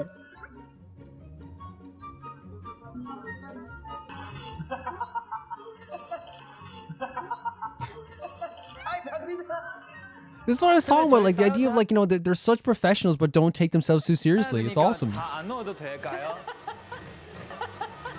저 원래 밀크티 시켜도 30% 당도 하는데. He doesn't want as much sugar in it. 가지고요. 기본 반죽으로. 또 이렇게 다르게 생겼어. That's terrifying. That is terrifying when you look at someone else cooking. You're like, why is that good? Mischief in his eyes. Absolute mischief. 꿀의 후크. 꿀의 후였어. 꿀의 후크. 아, 두 개의 후크. 너 왜 몰라? 너 한국인이잖아. 저거 한국말 아니잖아. 한국이잖아. 잡치마 더러운 거 봐봐. 야, 이게 나 나중에 Devastating indeed. 둘이 그러면 혼자 만들까? 근데 나는 진짜 이게 좀 I feel like laughing when they laugh. You know what I mean? Is this like, do you guys, when you guys watch these type of videos as well, do you guys feel that way too? I like, and that's the thing, it's like I wish like, now that I have these, it's great, and I have you guys setting these in great, because these videos are so fun, and like I wish, now, I've seen before, like, you know, there will be like, you know, this band funny moments, but like, I really feel like, you know, this is like, these boys are so sweet, and they don't take themselves seriously, that it leads to a lot of really funny moments. Like my heart is so full right now. 자꾸 재능 하시는데 진짜 잘하는 거 맞죠? 자신만 있어. You gotta have confidence. 진짜 제 반죽 색깔 보시면 진짜 입이 떡 벌어지실 거예요. 입만 있어. 선우가.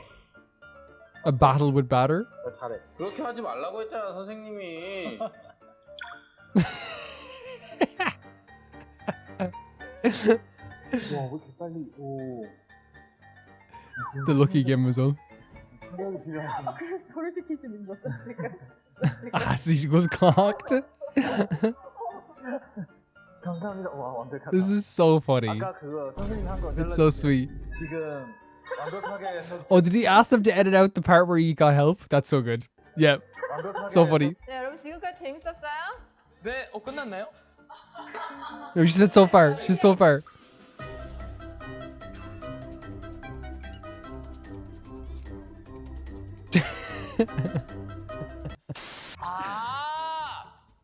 하품한 거야, 하품.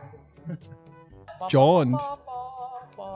이게 삐뚤삐뚤해도 양은 똑같이 짠 것 같아요. 그쵸. You did a good job. 네, 강아지 똥처럼 짰지만 양은 다. Puppy poop.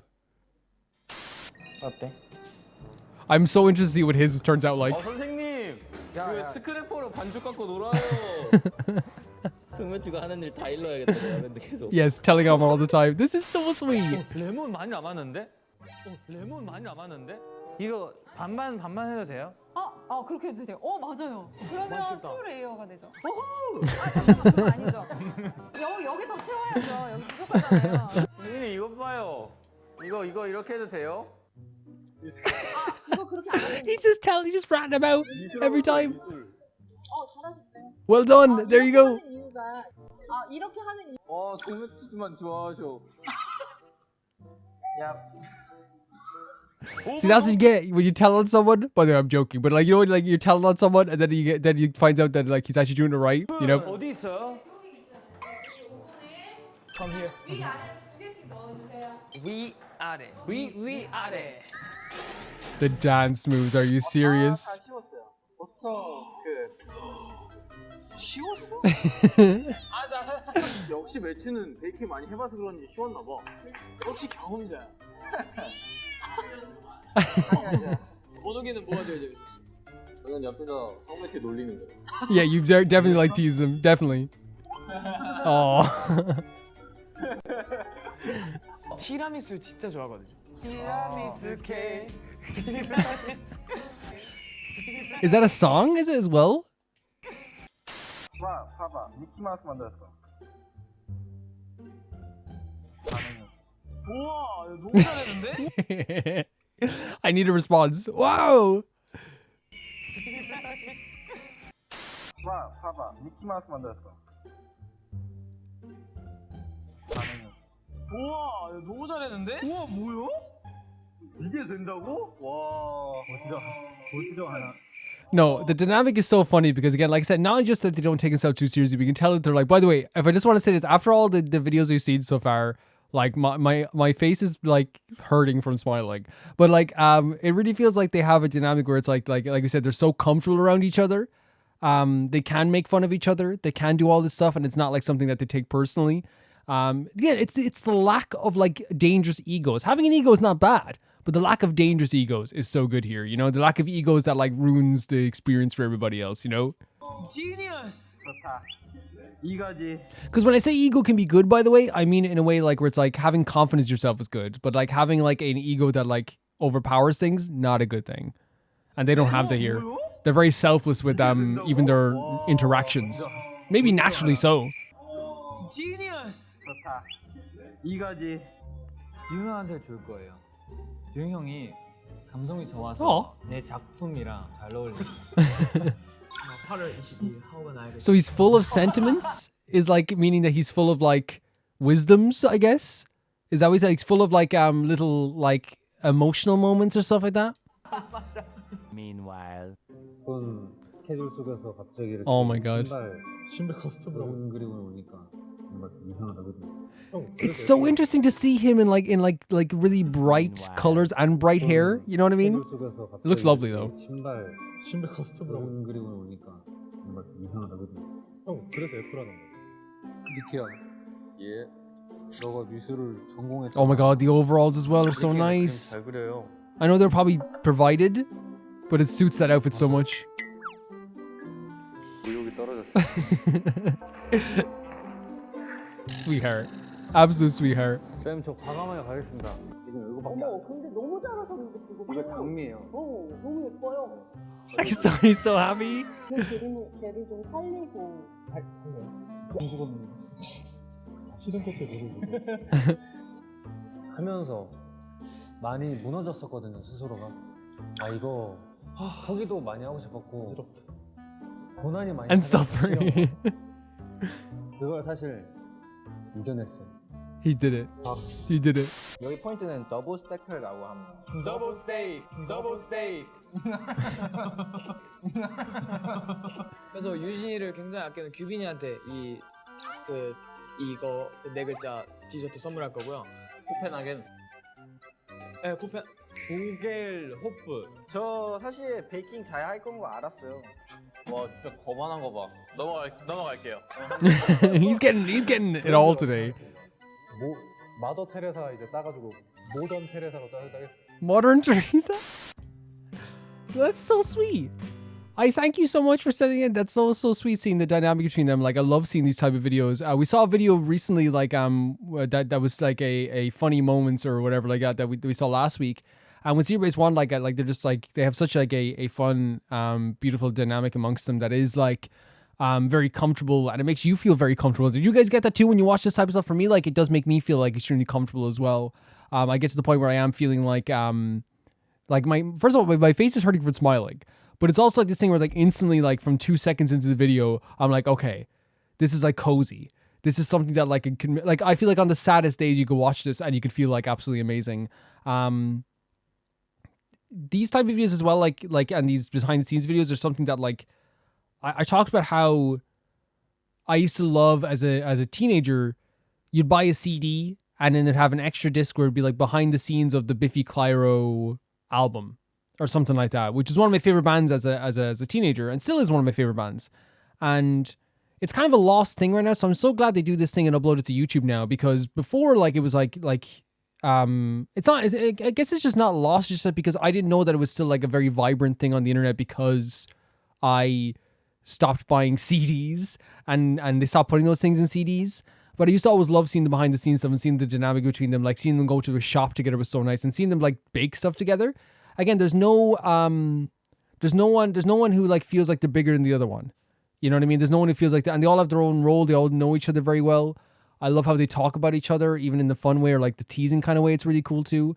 Yeah, I think it was just really really fun to see. So thank you so much, Tyree, for sending in. And yeah, this is an amazing video. I thank you so much. So cool. And I love seeing the boys like that as well, and they all looked great.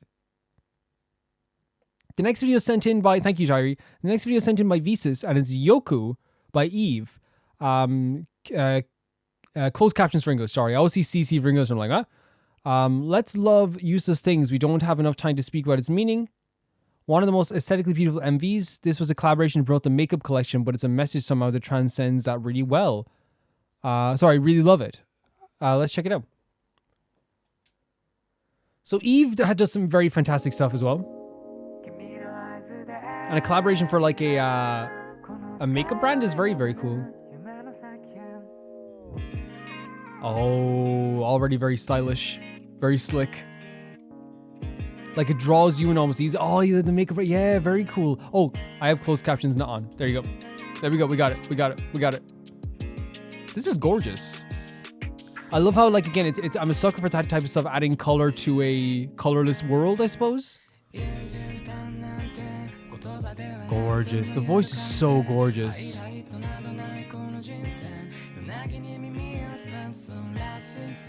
What's that? Listening to the sound of the waves that don't suit us? And a trivial relationship. Okay. And nothing is like a highlight. And we're just doing stuff that we don't want to do? I'm like bopping along to this. Oh, look how pretty that is.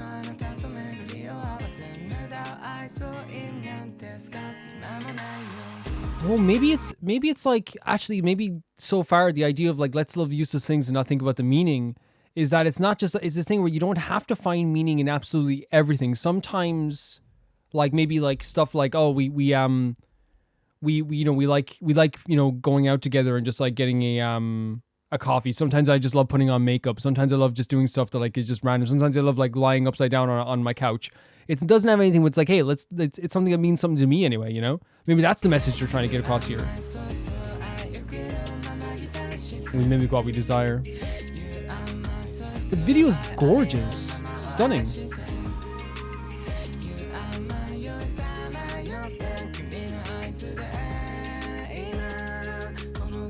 Go beyond the dreams that color this world? And there's color outside the... Oh, that's such a cool look. So they know they're in a colorless world. Stunning. Absolutely stunning. Jesus Christ. The Eve videos are always very stunning though.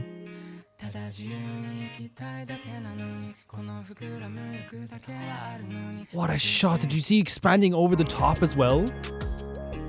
Look at this. Only my growing desires. Yeah, look at that with expand. Yeah.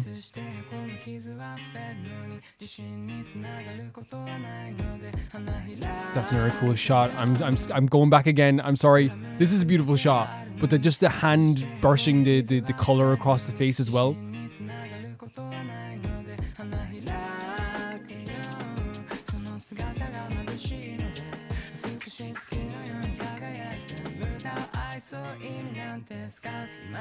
Such a beautiful scent. Oh my god, the color.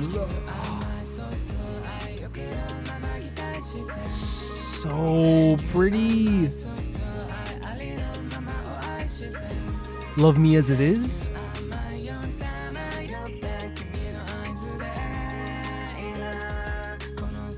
That's gorgeous. So, I will wait. We'll go back a little bit again, but I could be getting the meaning wrong. Maybe people interpret it in different ways. Like the way I'm interpreting now is that like, it's like when they say "let's go beyond," like the colors of this world. Was that the actual line? Like if you can like get the actual line as well. This is such a beautiful shot as well. We love each other.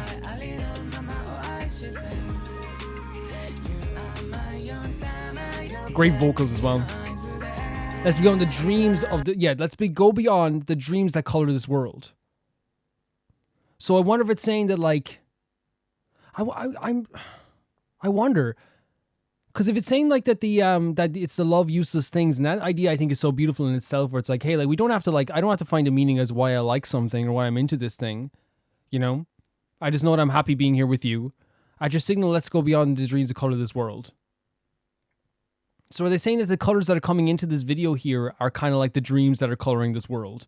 It's like the things that people want or people desire maybe is coloring this world. And it's like, let's go even beyond that. This is such a stunning video.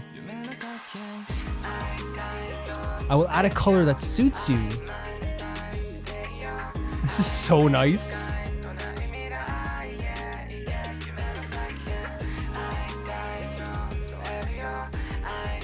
I want to be ambiguous. Okay. There's something about paint on someone's face that always gets me as well. Sorry, I thought that was it. There's the lyrics and the vocals. So you said this was like in collaboration with a makeup brand. First of all, with studio? Of course. So pretty. You said that it's in collaboration, as you said, Visas, with a makeup collection. And I wonder then if it's like, they're saying that like, if you want to compare to like what the makeup is, I suppose as well, and if you want to go outside like the box is just like talking about someone personally, I wonder if like that beautiful video was talking about the idea that, you know, when people, I think sometimes people look down on makeup brands, but it's like finding the right eyeshadow for you, finding the right concealer, the right foundation, all this stuff that really suits you and makes you feel like another, like it maybe even more like a you that's turned up a bit, or maybe it's you that's like feels more like you, or maybe it's how you want to look or you want to express yourself to the world. Maybe that is kind of a way as well. It's like it's like a double meaning that could mean something for the actual makeup brand, but also, as you said, transcends that as well, because you can apply that to a lot of things in life, where it's like the colors that like color our dreams, right? The dreams that color our world. Like the stuff that we want, the stuff that we look towards, like is the thing that maybe like pushes us forward or something. Like you can think of it that way too. But if it is like, you know, if you're looking at the like the makeup aspect, it still is very beautiful too, because it is like this thing where it's like you're finding the right thing for you. It's about what you can find for you, and it's if you're happy in this moment, if you're happy going out together, if you're happy because you love each other, then you don't need to find meaning beyond what people think you need to find meaning about. You need to just like have it for yourself. It's for you. I mean, that is like one of the kind of like meanings of this song as well. I just think it was stunning though. It was really, really pretty. I like I said, I'm a big sucker for, like, I know it sounds so weird. I think paint on someone's face in a show or a movie, it like is always a cool look. I wish it was like socially acceptable and it was a new trend. Just go around with like a mark on your face. You know what I mean? Because you ever see like when people put on those like if there's like the what you call those things on the cheek when they have the two black lines? They're always like very cool as well, I think, also. But again, I don't know if that's like a different thing altogether, but I think it looks very cool. Yeah, pretty, stunning. I think even in black and white it was pretty as well, even before the color, but the colors really did like make everything like look so beautiful and vibrant. And I think that's probably what I was going for as well. It's not just trying to like, you know, like it's not trying to overcome this beautiful black and white world. It's trying to maybe to add more of a personal touch to the world is probably what it is. Like, because the black and white thing is like, you know, it can feel like everyone's the same, but when you add color to yourself, find a color that suits you. Look how different, like as soon as everyone started appearing out of the colors, they all of a sudden became like this big this individual thing. And it's like the idea of I want to be ambiguous. Yeah, you don't want people to know exactly who you are either, you know? But I loved how they just became like instant individuals as soon as they added that color to themselves. It was really cool to see. Thank you so much for sending in, Visas. That was a pretty video. Thank you. The next video sent in by Jay Blake. Very random, but the creator paired Hutao and Furina, which made me think of you. Thank you, Jay Blake. That means the world. Also, I think their breading equals baking soda. Yeah, Hutao and Furina are two of my favorite characters. Hutao being like a top 5 favorite character for me in Genshin, and Furina being someone who like I respect more than like, you know, people I probably know in my personal life. But it's really, really cool to see this as well. Let's check it out. I demand the full version now. I also want to oil you up. Oh, good.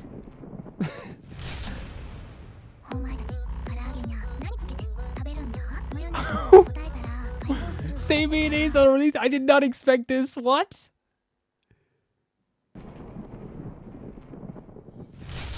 The gun in my face? Already plans watching fried chicken.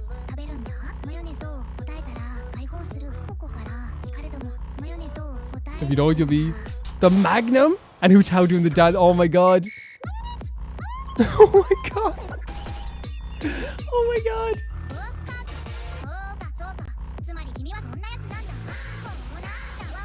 This is so funny to me.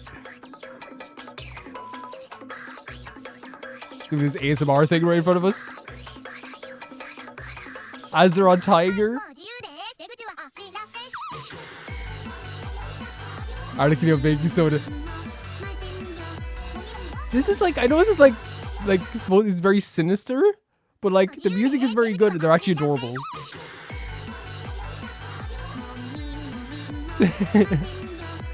I'd like to think that Hutao definitely brought her to this very menacing style. Those little moments are great, like right, the little flashes of like, you know, like character details. I'm super captivated with the season. This is so fun. Mulani? No, it's Chi. Oh my god. Because Mulani was who was caught first. Yeah.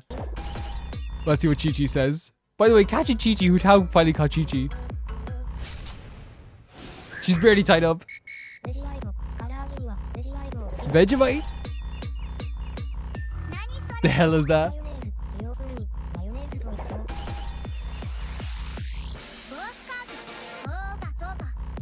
This is so...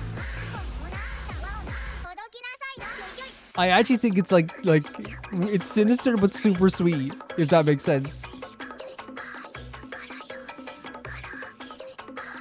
Like that's adorable. The whispering stuff should be very sinister, but it's adorable. I did not expect this at all.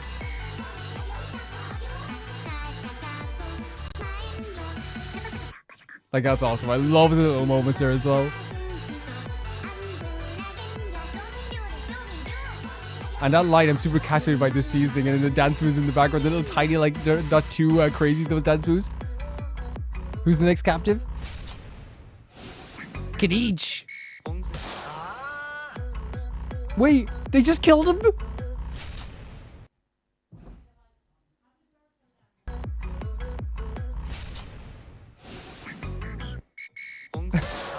It's killed him? What's Ponzu?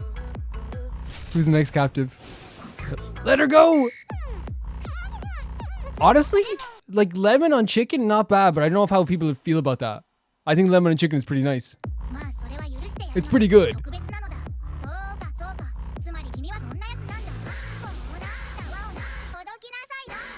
I think this video is so dynamic. Oh, here comes the cops? I know they're sad about it. I like to think Hutao encouraged her to do this.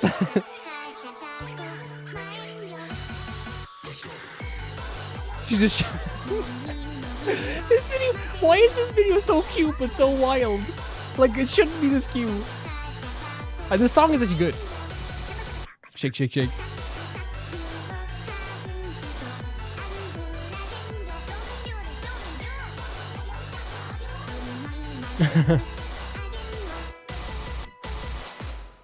I like the only thing I can really say about that is that like it was very dynamic. The animation is really cool.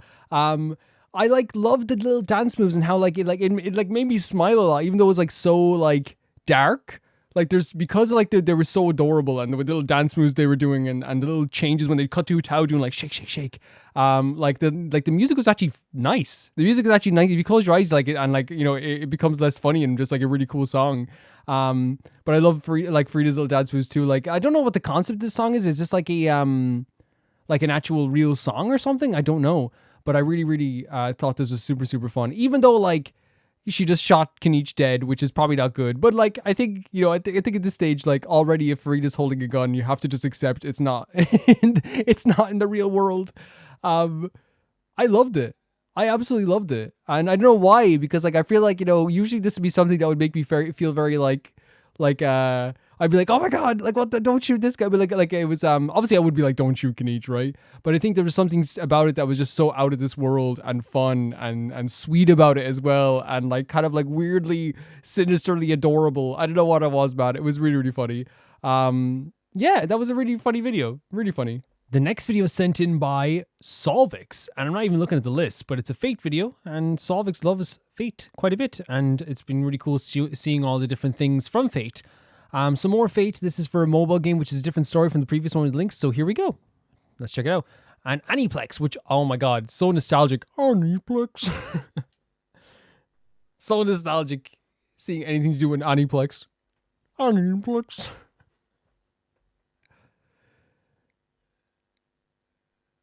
Genuinely makes me feel like a kid again.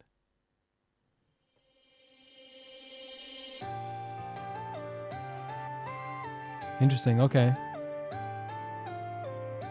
And because usually it's character based, but it probably will be characters, but like it's starting off with the weapons themselves, which is interesting. Stunning vocals.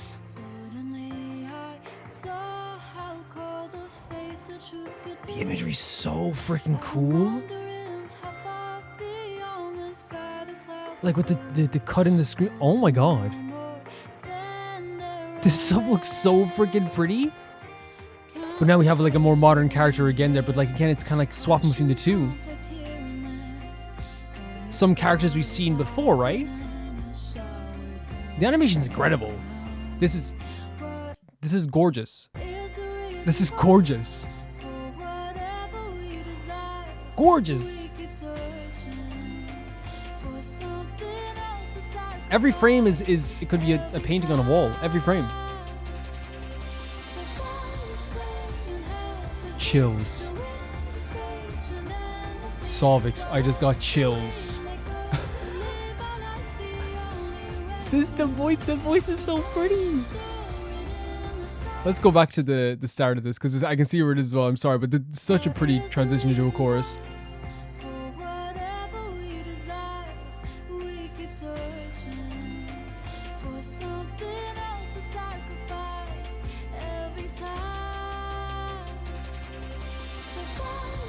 Stunning.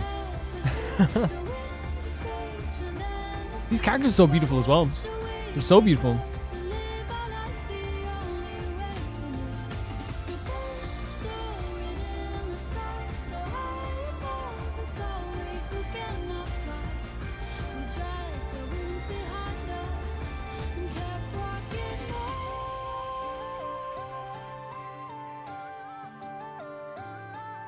Very, very cool. This whole video was like a work of art.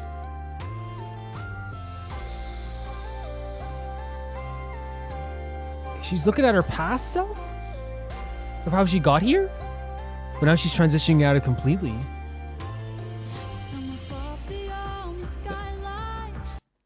It's insane how well done this is.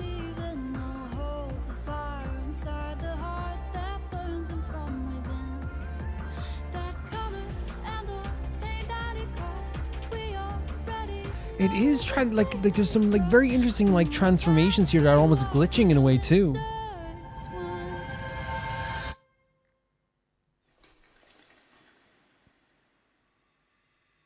What do you see? That looks like the kind of like, it's not choppy, but it's kind of like staticky animation they have here. It's so freaking cool. So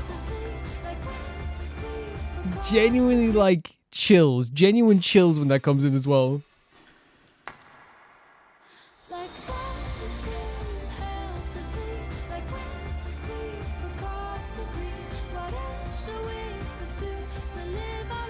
Nah, this is so pretty. Oh my god. Like the imagery in every frame is so different from the last as well. Very neat. Gorgeous character designs as usual, by the way, from Fate. And there's this girl who's in like modern times as well. And I wonder, is she reading up on all these people? They look amazing. Such sick character designs.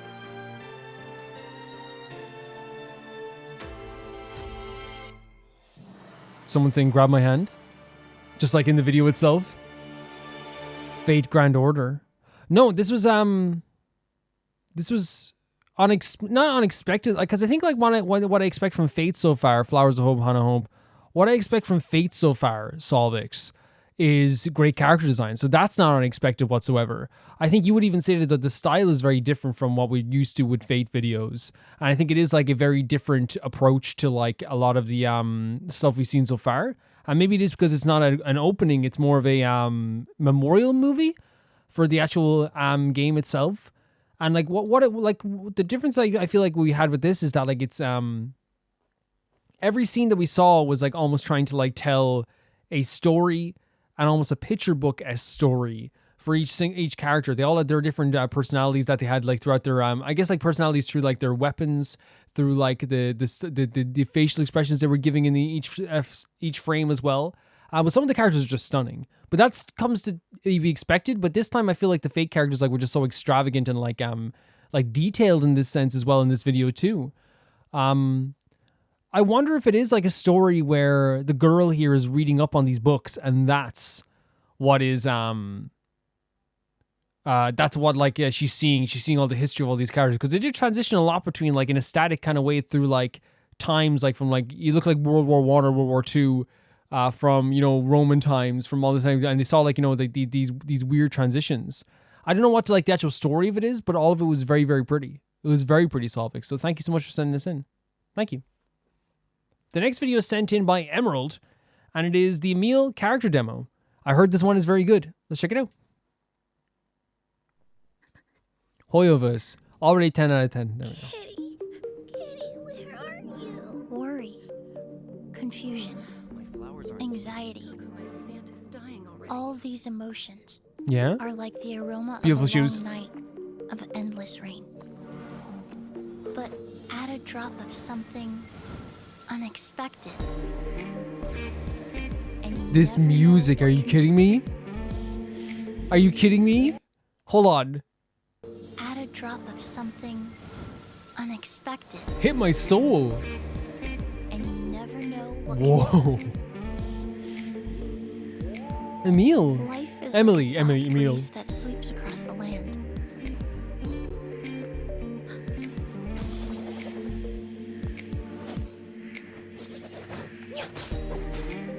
We get to see her moveset as well. She was really, really freaking good. This music is so like soulful. When spices are abundant, it all comes down to This is one of the best songs that they've had in this freaking in these demos. Holy hell. Does anyone have a name of this track? I know the bubbles going around her as well. This is such a beautiful song. What the heck? Water. Yes, the most important part of perfume is the easiest to overlook. And being in Fontaine. This song, man. And then like, Emilie is already a character like I appreciate so much. No color or odor. All other ingredients have nowhere to hide. Removing all distractions allows the true form to take shape. Right. Oh my god. I think I'll combine the air after it rains, the nectar of a feisty flower. She's so talented. And oh look, there's no. Fried food? Here. That's so sweet. You know chevre? Oh, you would. Yes, of course you would. With a base note of pure satisfaction. That's so freaking cool. That was such like a stylish trailer. That again, it's unexpected sometimes with the demos.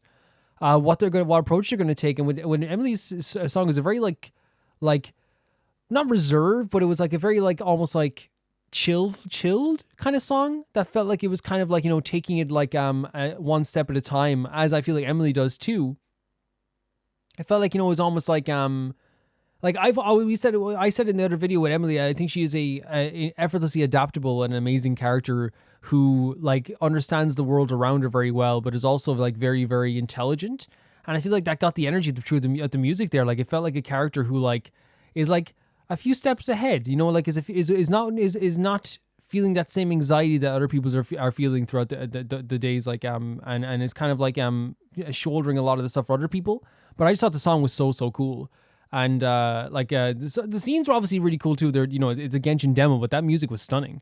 Like I was shocked by how good that music was. And that she's a very cool character, and I can't believe, like, you know, I guess like the reason is people don't talk about her is because she wasn't released, you know, at a time that people would talk about her. That's just it, and that's okay because I like her a lot, and I thought that music was fantastic. Thanks so much, Emerald, for sending it in. The next video is sent in by, let's see what it is here. Juliana, since I showed you a video essay about Streets of Rage, I'm sending in the intro this week. You can skip it in game, but I found myself watching almost every time. Juliana, you're like me. Don't be skipping those intros. Let's check it out. I'm a big believer in watching the intro every time of games. I'm playing Tales of Grace's F right now, and I never skipped the intro. This city was once a happy, peaceful place until one day a powerful secret criminal organization took over. This vicious syndicate soon had control of the government and even the police force.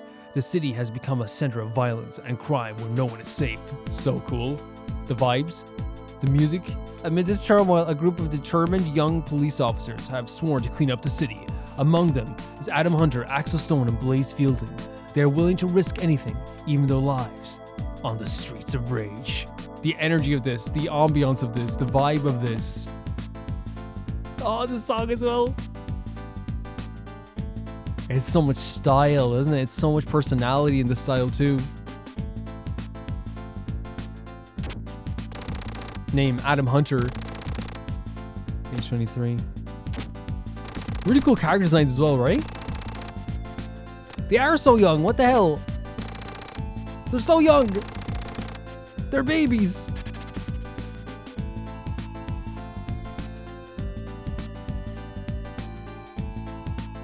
Very cool. No, I can understand why you wouldn't want to skip that. Like, how could you?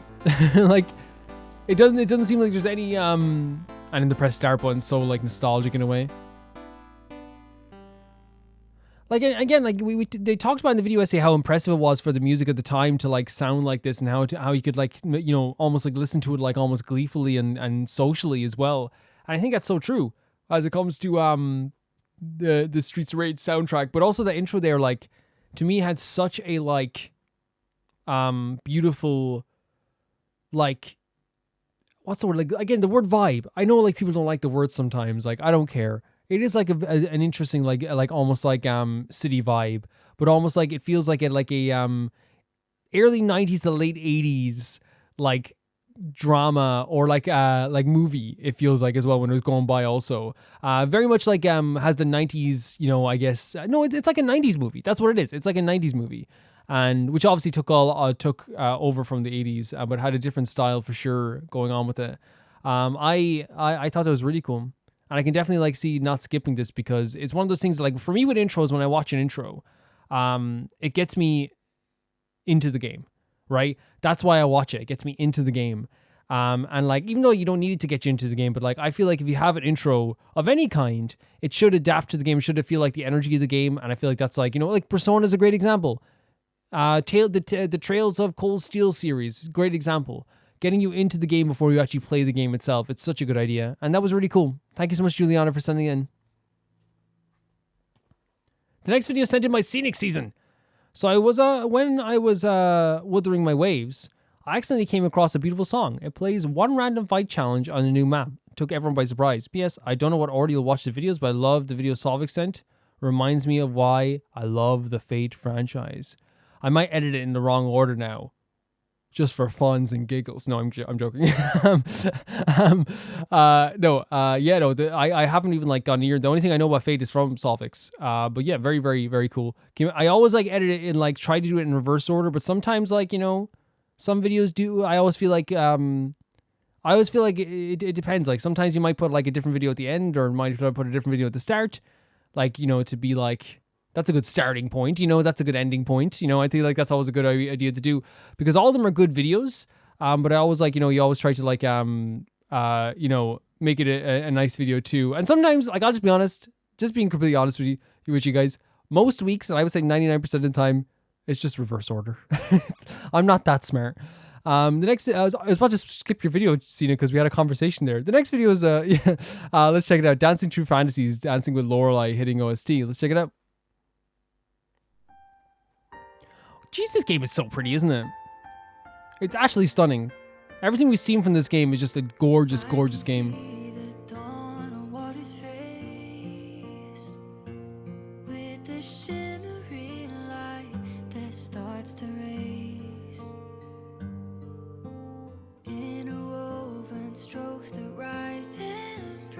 Beautiful voice. Whoa.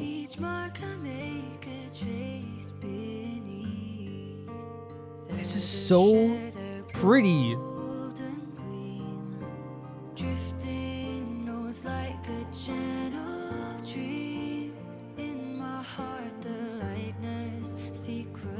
I'm sorry seeing that I'm just mesmerized by like how gorgeous this is. I really am. It's so pretty.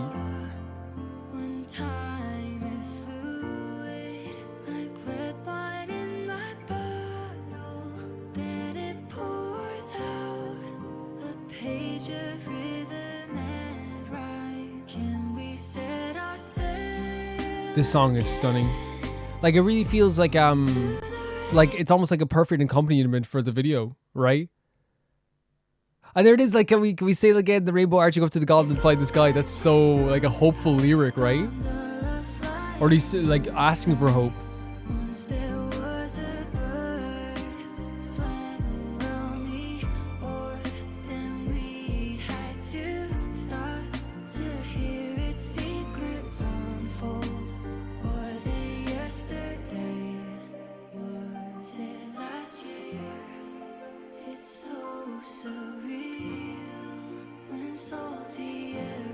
This is like what you got to do in the game as well.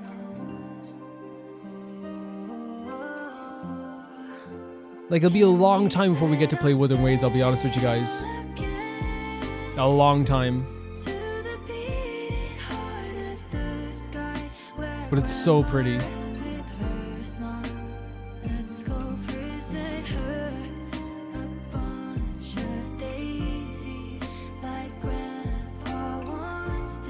Like Grandpa once did. Look at all the bubbles, man. That's such a pretty sight.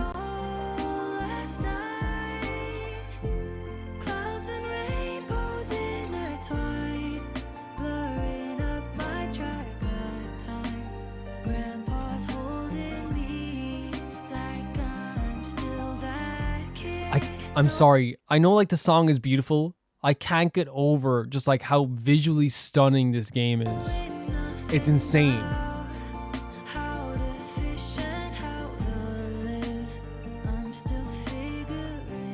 Man, that's a line that hits. Speaking of stunning. Gorgeous designs. I'm figuring out my life like the first time tangled by the fishing line. So it's like erratic. It's kind of sometimes crazy. It feels like you're struggling, right?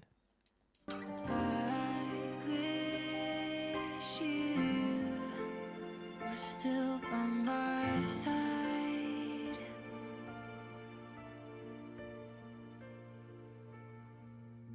Stunning.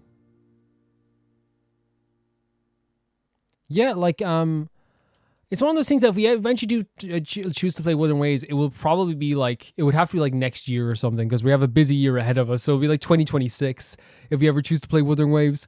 It is like, maybe even like, it might be even like sooner, but like it all depends on like when we catch, because I want to play ZZZ as well. I want to like, you know, really get into that world as well.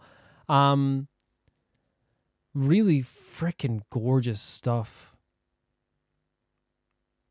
Like I can't get over how pretty they made this world. And maybe it's just one particular place in the world, but like the traversal was really cool. The music itself was like really beautiful as well, and kind of hit home also. But I think that they did just such a good job with this game, because even though like I don't know what the quality of the game is, I don't know what the stories are like, I don't know what the characters are like, but from everything I see from Wuthering Waves, it's like mind-blowingly like holy hell all the time. It's like, how pretty is this? This is just one of the prettiest things I've ever seen in my life. It really does feel like that, to be honest. Gorgeous stuff. Really gorgeous stuff. The song was beautiful. The vocals were really, really soft, but like had a lot of like oomph behind their emotions as well. The lyrics at some points were like, oh my god, you can totally feel what they're feeling. You can definitely feel what they're feeling. But I love the visuals. Just the visuals was like the star of this review, just because I was just so stunned by how good this looks. I really was. Thank you, Cynic Season, for sending in a video about Wuthering Waves. It's really awesome to see. The next video is sent in by Hiyori. This video mentioned one wild animal in Natlan. Feel free to skip this video if you consider it a spoiler. I'm sure it's fine. I'm sure it's grand. We've seen enemies from Natlan, right, at this stage, I think. So we might as well check this out. Let's go. In the lush, tranquil waters of Fontaine, where all this is such a good idea, isn't it? Such a good idea. Regions in the continent of Teyvat originates, an adorable creature of leisure emerges. The Fontainian otter, also known as the leisurely otters. Also known as Creature Nouvellette. of whimsy, wonder, and watery grace, the Steambird quoted. One of the inhabitants of this world-renowned nation of justice, these otters possess a grace and charm that could easily be mistaken for nature's most endearing philosophers. Characterized by their long and slender body, covered with waterproof fur, glistening under the dappled sunlight, they swim through the seas with an effortless elegance. Perhaps it is also the reason why they are so well adapted to aquatic life.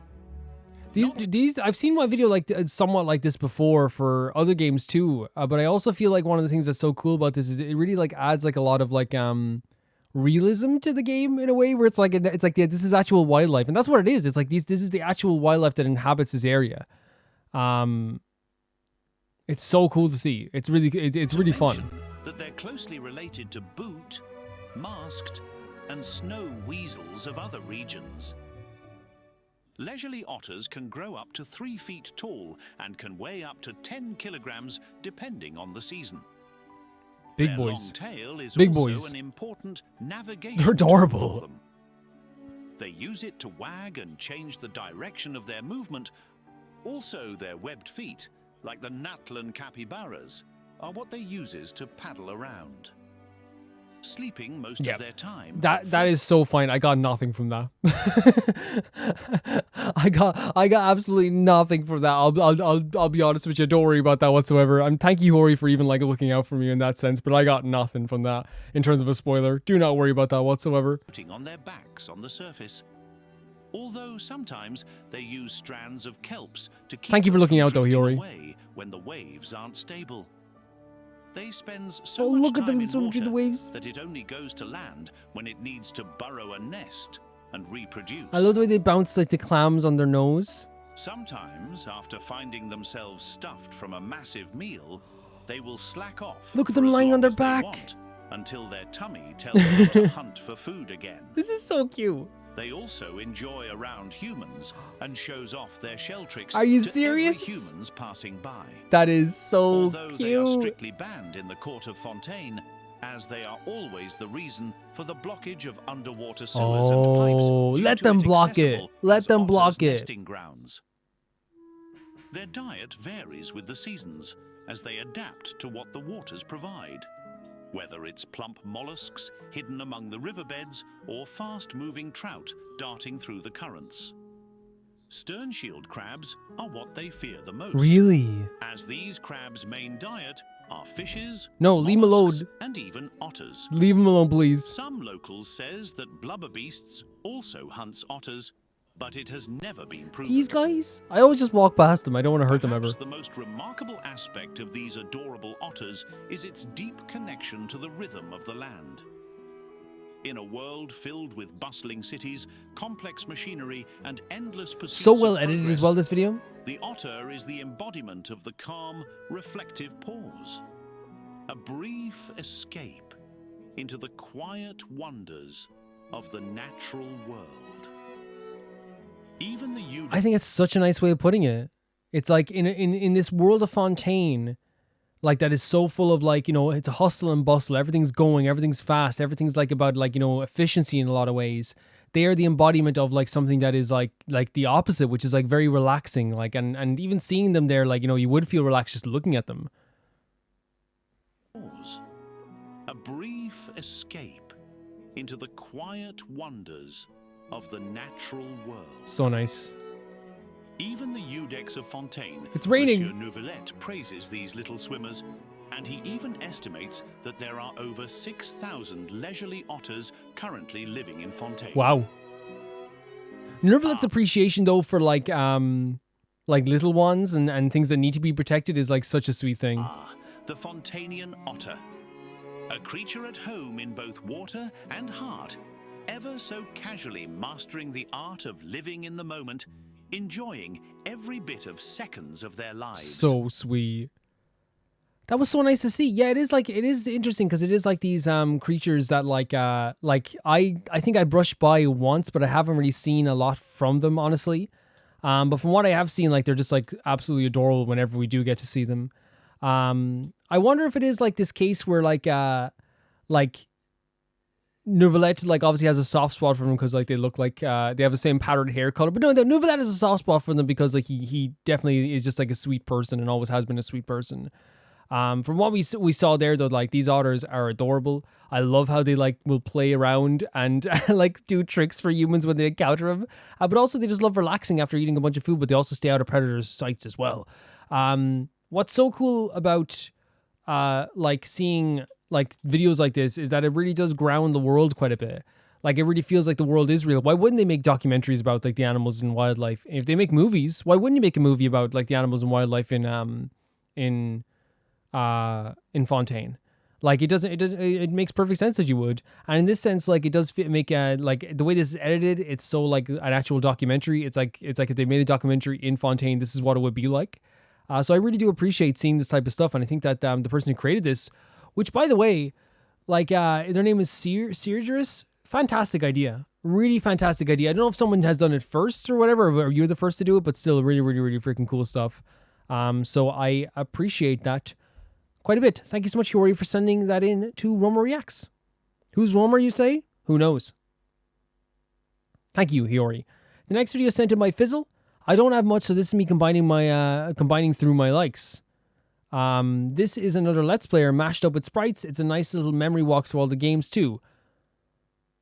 Hope you enjoy. So this is John Awesome, who I've heard of, and this is Danganronpa highlights. Hello everyone and welcome to Danganronpa. Danganronpa. Danganronpa. Dr. Rompa. Dangle Popple. Dogfo Rockfo. Ronkta Donkta. Diddy Rompus. Diddy Rompus. Best character in the world. Hack. McDonald Rompas. Dangan Raspberries. Dangle Papa. Mirage Golden Hawk. Junpei. P. Whatever. A ranch without any moo cows is like a soccer team without any balls. What is happening? You've been running your mouth for quite some time now. Now I'm gonna start. You tell him. Without a scream. Say my specialty is solid stand-up. That transitions into grappling and a strong ground game. I know one of those words. It's the most effective real-world fighting style. That's why I chose it. Cool. Don't kill me. Oh, it's just like it's a like this creator is like doing like these funny little skits for them. That's actually quite funny. Leon, isn't that right? Leon, isn't that right? Leon, Actually, me. Isn't that right, Leon? Isn't that right, Leon? Tell him, Isn't tell that Liam. right? Okay, that's the last time I'll say it, I promise. Is this your card, Shuichi? No, it isn't. Our favorite witch from Boston. Is this your card? No. Is this it? Yes. All right, you got it. Yeah. I'm the ultimate magician. Let her win. This photograph. Every time I look at it, it makes me laugh. Shuichi, now is not the time for vines. God. Just look at him. What the crud are you wearing? Who are you? Why are you so scary yet so tiny? I'm Oh, he's so scary yet so tiny. No, it makes sense. You might turn off the subtitles because they're getting misinterpreted. But like, no, the like I love Kokichi's outfit. Fun time events this time because like there's a lot of characters I really want to talk to. Also, hello, Sonia. You're not one of them. Oh, God, that'd be so. However, we didn't realize just how short-lived this piece would be. Ah, God dang it, son of a gun. Nagito, what did you do? What are you talking about? Okay. Now I'm obviously showing a movie. You're just gonna say this next motive, right? Yeah, it's just Toy Story 3. Christ. Honestly, if they showed Toy Story 3 instead of that, it probably would have been a 10 out of 10 game anyway. Those motives can be terrifying. Remember well. Yeah, I will. Why? It sounded like he walked off, but we're in his room. I feel like he just walks over that dresser over there and stares at the wall, waiting for Hajime to leave. Honestly, respectable. Leave. This failure will haunt me the rest of my life.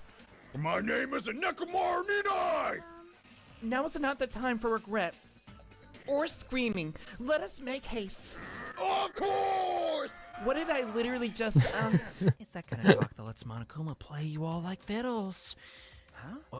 What? Play him. Did you hear that? Don't mind me. I was just talking to myself in my hand. That's so... One of the best designs in history, right? Ooh, we can get past this wall now. All right, then. Charge it. I hope that he's charging isn't dangerous. You're a detective, so I expect your memory to be up to the task. Oh boy, I'm about to disappoint you. Is this moments from the actual playthrough they did? Or is this... That's what it seems to be, right? But they animated him? Is that what you were saying? So let me read this again just to be sure. I'll skip it back a bit as well. It's this, you know, wow, so they're crazier than I am. So I expect your memory to be up to the task. They're crazier than I am when it comes to Let's Plays. I'm about to disappoint you. At mountain's bottom, within the darkness, at last, at last, at last. This is such a strange combination. The voice actors are doing like an amazing job singing, and I'm not trying to like ruin this, but like I'm expecting Kokichi at the end to just ruin it by just a city boy. But it races out. Yeah, I know what Kokichi's I think it's like I think it's definitely, if you like the style, like gameplay, like they're like, this is off the wall. I think this is like, you know, what you'd be looking for sure. If you're looking for like off the wall craziness, this is it. Dude, he sees through this, dude. Maybe not. I don't know. Maybe it's just like, I wish I had some of those pancakes. Well, see you later. Really fun stuff. And like, again, to me, like, I was just like, I'm sorry it took me a bit of time to like get the idea of what it was, and I feel like that's my fault completely. I was kind of like, what is this? What even is this? And like, I really feel as though like I was like because I like misinterpreted like maybe what it was. I thought it was like actually just like at first I was like, oh, it's a Let's Player who does like animations, but no, it's like a Let's Player that's like cut up with sprites. If that's so, like the Let's Play is insane. Like they have an intense charisma that's amazing. They clearly like love the idea of like making, you know, as much jokes as possible, and they land. And I feel like that's always important, because you can make jokes in your Let's Play constantly, but if they don't land, it doesn't work. Like there's so many times where I've watched people play serious games and it just hasn't worked out because they haven't done, like, it's because they haven't like really thought it out well enough to the point that like you need to understand that like not everyone's gonna get your humor, but also like some people might like be like, oh my man, like that's a serious moment and you're laughing over this. But it sounds like they have like a very good grasp on making their jokes land, because I think they're very funny. Yeah, I heard of John Awesome just in passing, because usually when I was playing Danganronpa, I get recommended their videos, I believe. But I haven't really seen anything from them until now. Maybe I have seen, I might have seen like maybe a highlight of them before, actually. Maybe. It's been so long. It's been so long that I wouldn't even know if it's still. But yeah, thank you for showing this. Whenever I see Danganronpa stuff, it just makes me realize how much I miss Danganronpa. Yeah, so, which is a good thing, by the way. It's good to always like realize, like, you know, think about your past and think about the stuff that you already love and stuff like this, I suppose. Yeah, thank you so much, Fizzle, for sending in. I love Danganronpa, and I feel like this creator is very funny. This creator is incredibly funny, and I'm glad their jokes land. I'm glad. The next video sent in by Yubaka. This song is from the game Path to Nowhere, which is also a gacha game in a visual novel style. The story is quite compelling, and it's one of my favorites. The art style is one of the strongest sides. I thought I'd let you listen to some of his music. Enjoy. Thank you so much. Yubaka? Is there subtitles for this? I don't think we need it, really. Beautiful art style on the cover, by the way.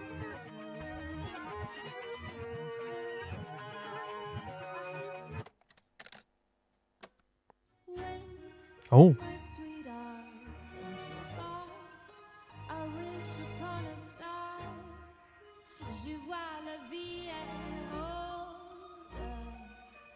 Gorgeous voice.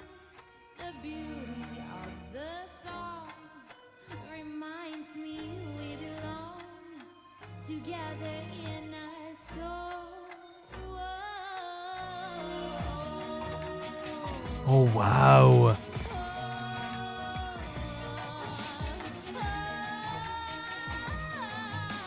I don't know how to like even like say like when I'm describing this type of thing, it's like the way it's making me feel at the moment, like it almost like you feel it like over, like because it's building up itself and it almost builds up inside you as well when you're listening to it. So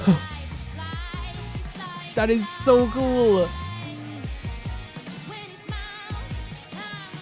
Like there's some heavy riffs going on, but it feels rather like it feels less like it feels like a rock song that's mixed with kind of like a like more jazzy song, if that makes sense. And a bit of dance in there as well. It's really pretty.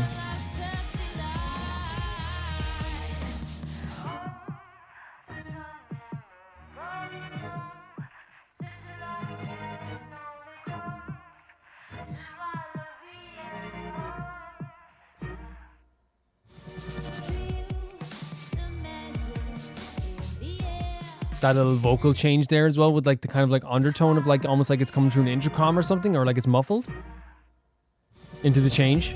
Very cool.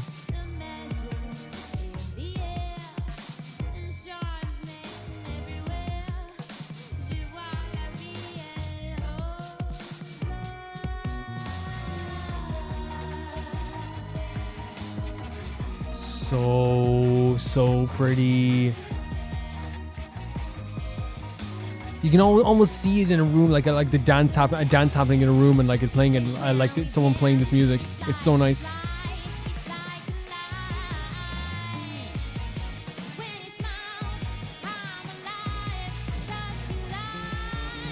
Just a really like impressive voice as well. Like that line there as well.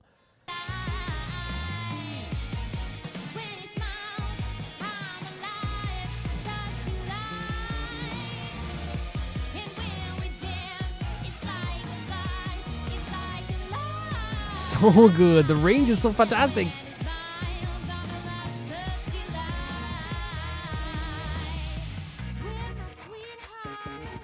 Do you hear the bass? That's what I say. There is like a very like cool, like funky kind of jazz to it as well.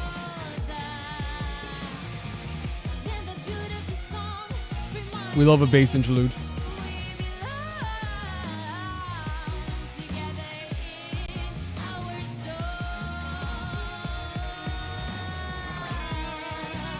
And we have a solo as well. That feels like it's part of the song. My biggest pet peeve is when people play solos and they don't sound like part of the song. This sounds like it's part of like the story of the song, the feeling of the song. It's not just endless shredding for no reason.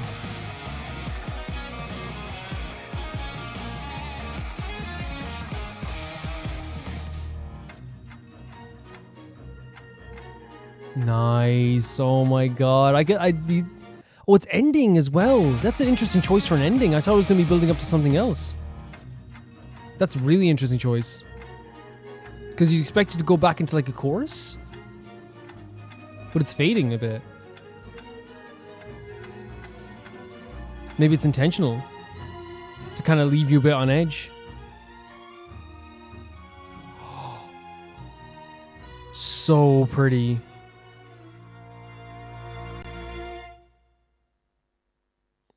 Such a gorgeous, gorgeous, gorgeous, gorgeous song.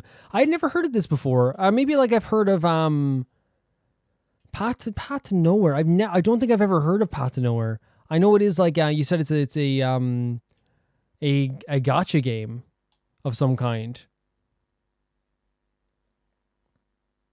Yeah, very, very, very interesting. And I wonder if again it could have been told to me like in passing about this song, and like I wouldn't like. It's not that I wouldn't remember, but it's more of a case of like it's you know, we see so many things every week that it would probably like, you know, color our interpretation of what we're seeing. But this is really, really, really neat. A gorgeous, gorgeous song. And I feel like there's so many different like elements to the song. There's so many different like changes as time went on. But like one of the things that like I feel like you could have all those different genres that it was doing really well, and all those different melodies, all those different beats. But one of the things that like it really like did well with it was that since the vocals were so strong, it like not grounded the song, but it made sure like it kept the whole song together. It was like a glue that kept all the music together. When usually like it's sometimes you feel like the drums or the bass will keep the everything together. But I felt like the vocals are really like the glue for the whole song. Beautiful, beautiful vocals. And the art for the actual thumbnail as well is really, really pretty too. Yeah, thank you so much, Yubaka, for sending this in. This is really, really neat. And like it is like it's one of those things where like I don't know the context, but I just know that it sounded amazing in my ears. That's the way we can look at it, to be honest. Like, and it was really, really pretty. Yeah. Thank you so much, Yubaka. The next video sent in by Angel313, and it's Play Color Live, ZeroBaseOne. Let's check it out.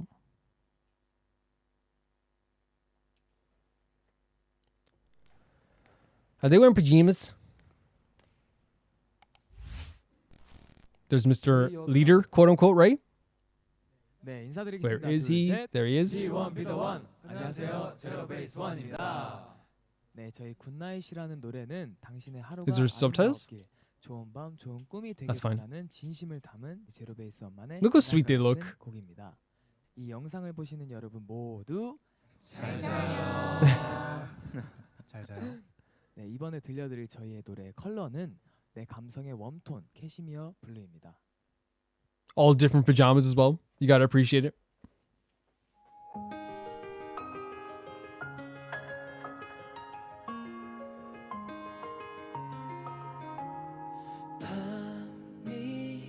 Stunning. And just look how sweet they all look.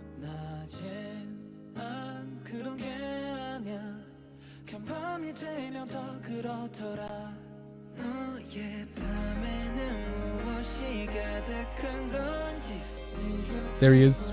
There he is. His voice is so nice as well. Like it is like a deeper voice than a lot of the members of the group. But I think as well, like what's so cool about the setting of this is that it is a very dreamy song. And to have the pajamas and the bed and stuff like this is actually very like fitting. There's Ricky. There's Ricky staring down the camera. He said, I found the camera. It's mine. Oh, the light settings. Ooh.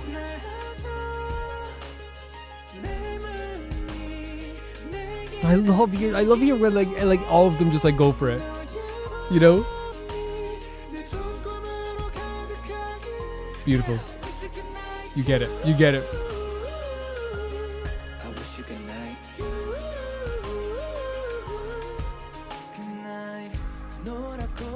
And like I don't think we talk about enough of like the timing that this takes as well. You know, like the amount of practice that this stuff takes as well. I know they have the chemistry like that really helps that out. But like there is like a real thing when it comes to the idea of like timing out a song and like making sure that the song is you know, something that they all can like not keep up with, that's the wrong way to put it, but more just like that they can all like find their timing, find their space, find their spots. But they're all very experienced as well, so like that's something that, you know, probably goes without saying.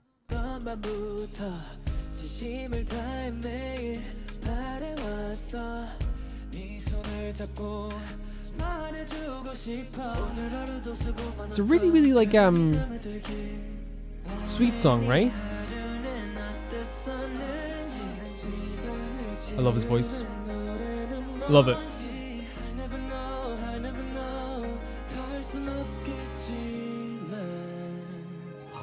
Such pretty lighting. Do you see that? That's so pretty. Look at his pajamas. And they're wearing slippers as well.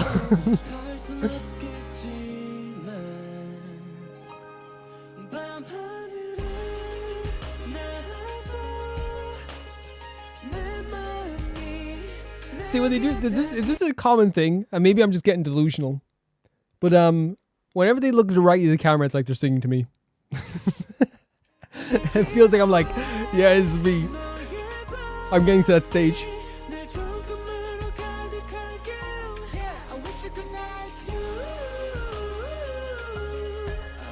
Oh, the tone of that.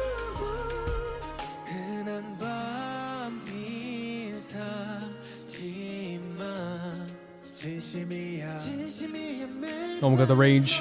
The rage. This is so sweet. Oh, the little raccoon on the pajamas as well, I just noticed.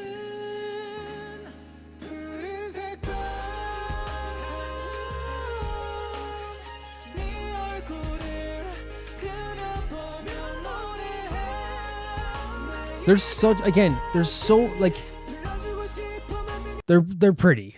They have great outfits all the time. Their hair looks great. All this stuff. But we have to say it all the time, just how good they are just singing.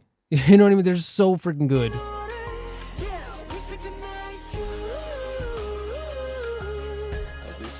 Holy hell. Do you hear that? Do you hear that? Do you hear deep daga? Do you hear deep daga? Do you hear that? Do you hear that? Do you hear that? He wished us good night. I love the differences in all their vocal ranges, right? Not even just their vocal ranges, but like how different, like almost like the same line can sound, oh, the little waves as well, can sound like such a different, like, no way. No way.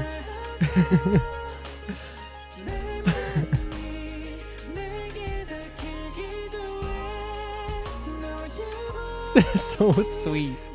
They actually are just adorable. And this, look at this, look at this, look at them all the different personalities on the show there.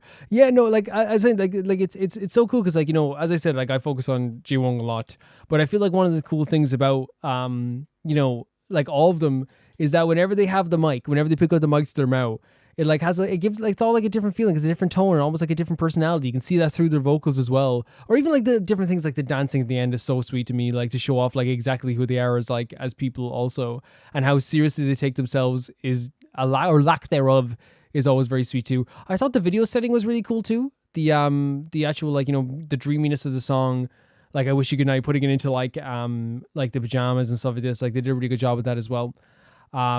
Which is like, you know, the production side of it we talked about earlier is like a big part of it as well. But obviously they're just so effortlessly talented as well. Because we talk about how good they are at dancing. We've seen how good they are at dancing. We've seen their music videos, how like amazing the music videos are. But what like really always like impresses me is that when we then just hear them singing, like the times we heard them singing, like the time of the boat or the time of the hotel, they are just ultra talented. And you see that throughout all of them. They're so ultra talented. Let's hope they stay together. Let's hope. And pray. Honestly. But yeah, very cool stuff there as well from ZeroBaseOne. Always really nice to see the boys. Really, really love that quite a bit. So thank you so much for sending that in, Angel313. It's always awesome to see them. The next video sent in by Phantom Vaporeon, and it's the Kimi ga Nakani Sakai ni Tsukiyomi Shirabi lyrics. This is the character's B-side song from the 5th season. There's 5 seasons. Wow. What a run.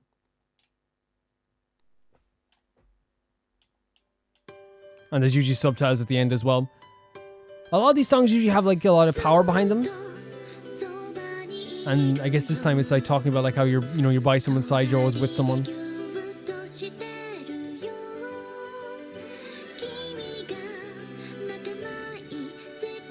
Believe in me. Very sweet. It's okay, like we can do this.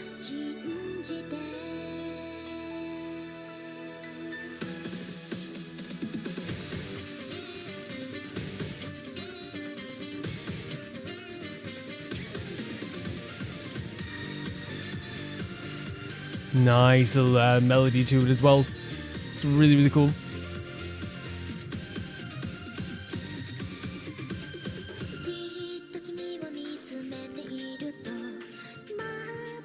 Oh, feeling left behind. This is a rarer feeling to have right one of these songs.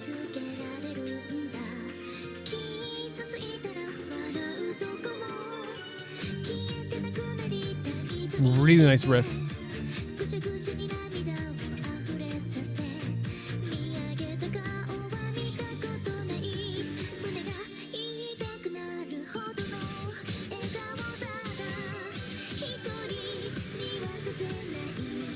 And it is like kind of nice, like talking about the idea of like, yeah, it's like, you know, like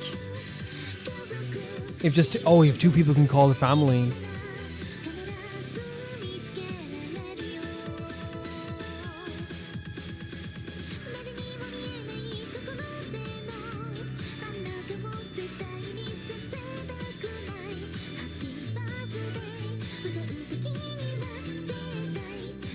Even like, yeah, little things like, hey, like if with your birthday, like I want to be there for it. Like it's such a small thing, but like it does mean a lot to someone, right?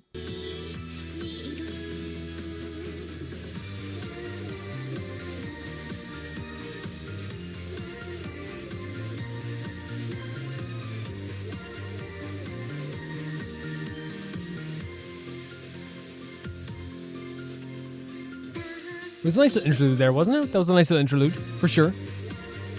Yeah.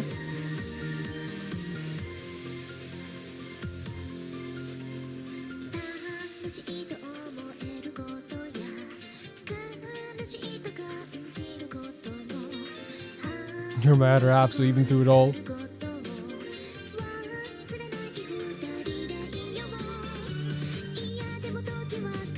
Exactly.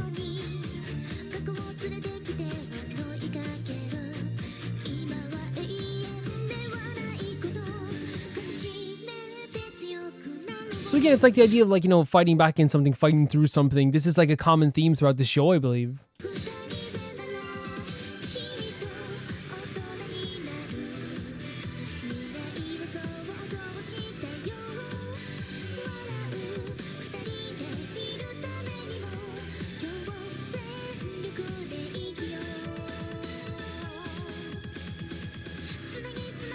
The importance of being connected as well.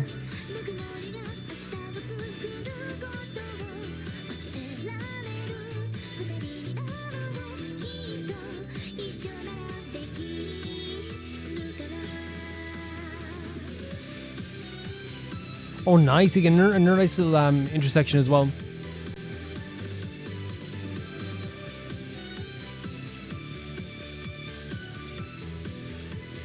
Like the song is like, it's not as like extravagant as the other ones you've heard, but I feel like it is like, you know, taking shape as a song that does like, it makes sense for the lyrics, right? Especially like with this like two-person family they're trying to get across.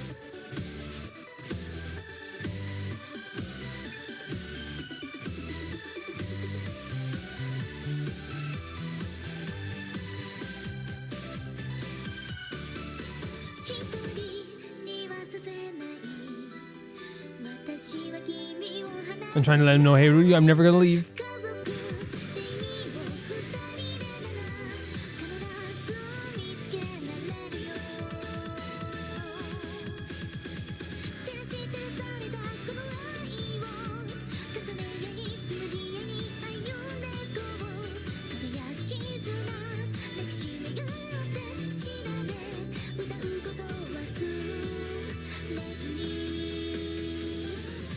Yeah, I like the song this time. I like the song a lot.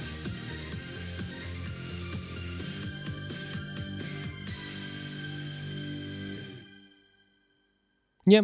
And obviously like, there's like a you can see the actual the playlist there. of all the songs.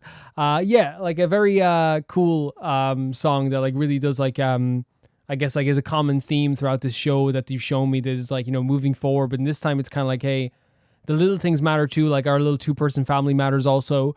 And I think that's like not a bad message to give across. But I feel like, you know, what shone through in this was like that the song was like not as like crazy or fast, but it was more like kind of like somber and trying to like touch people on like a different level, I suppose is the way I look at it.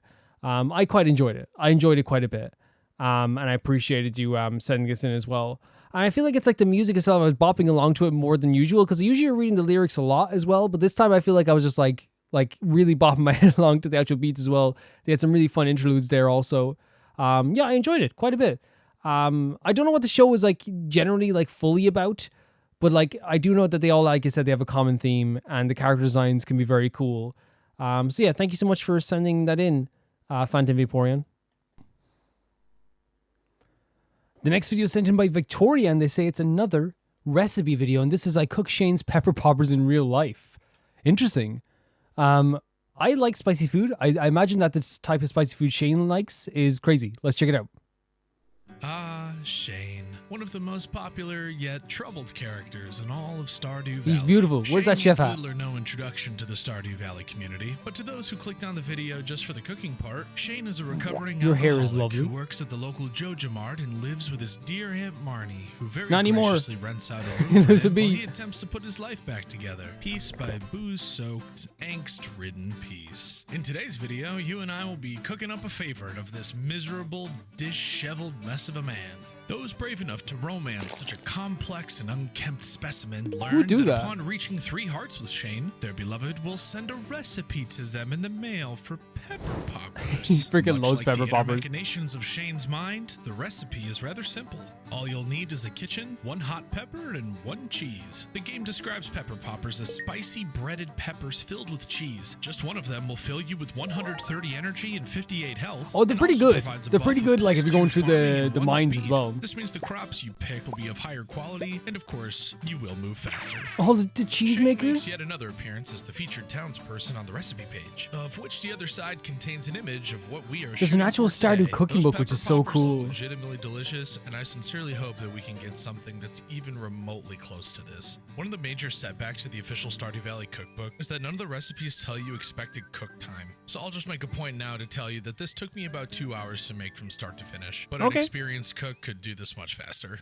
Shane's pepper poppers require 5 large green jalapenos. Oh my god, it's already gonna be so spicy. Jalapenos, 6 ounces of cream cheese at room temperature, 2 tablespoons of mayonnaise, 4 ounces of shredded pepper jack cheese, 4 finely chopped pickled jalapeno slices, 1 scallion, the white and green parts thinly sliced. How is he not gonna die? Finely grated garlic clove, a 1/4 teaspoon of smoked paprika, 1 tablespoon extra virgin olive oil, kosher salt, some freshly ground black pepper, 1 tablespoon of melted. This is an insane amount of ingredients. 1 cup of cornflakes. This is an insane amount of ingredients. It's not what I expected. The long way, and remove the seeds and the membranes.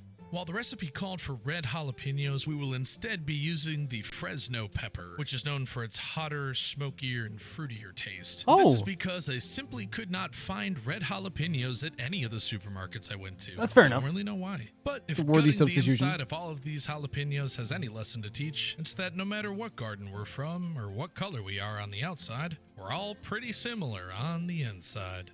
Now would be a great time to preheat the oven to 425 degrees Fahrenheit. You will now place the jalapenos on a large baking sheet. I decided to place down parchment paper first because things are about to get messy.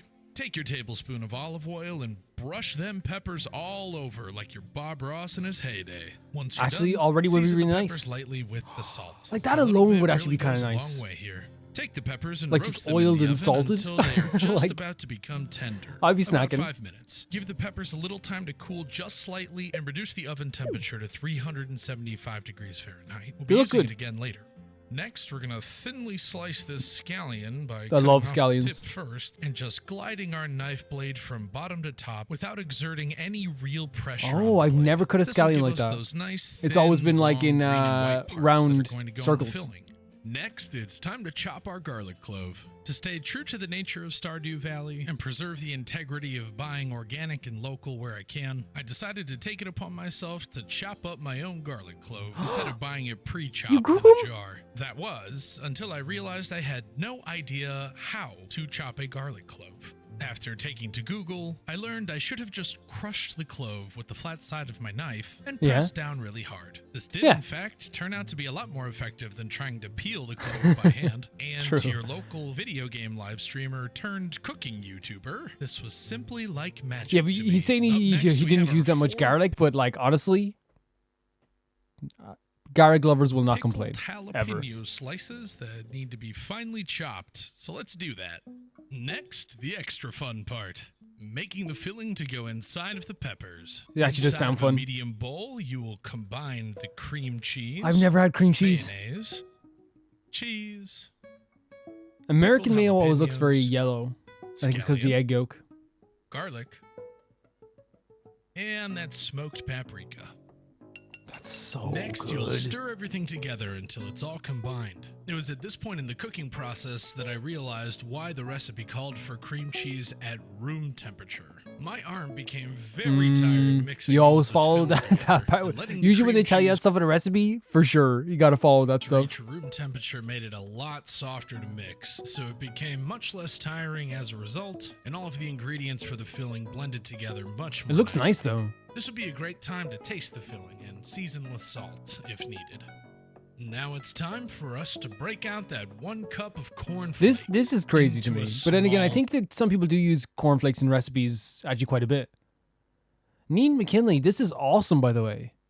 This is awesome. bowl, you will So sick. coarsely crumble the cornflakes using your fingers. I found that this can make a bit of a mess, so do be prepared for that. But no matter how your cooking surface ends up, it couldn't look worse than after Shane moves in with you. Now take your tablespoon of unsalted butter and make sure that's We love butter. melted all Making everything nice taste and good. Take your melted butter and add it into the crumbled cornflakes. Be sure to add a good pinch of salt and a bit of black pepper into the mix too. All in all, this part of the recipe was probably my favorite. It reminded me of how fun it was to make food art at school when I was little.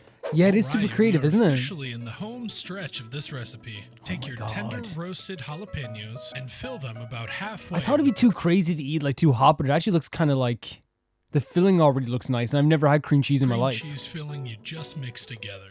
This should take about 1 tablespoon of filling for each pepper, but depending on the size and shape, there could be a lot of variance. To be sure that none of the filling oozes out, don't overstuff any of them with the filling, and use the back of a small spoon to flatten the filling and remove any excess that goes up higher than the edge of the jalapenos.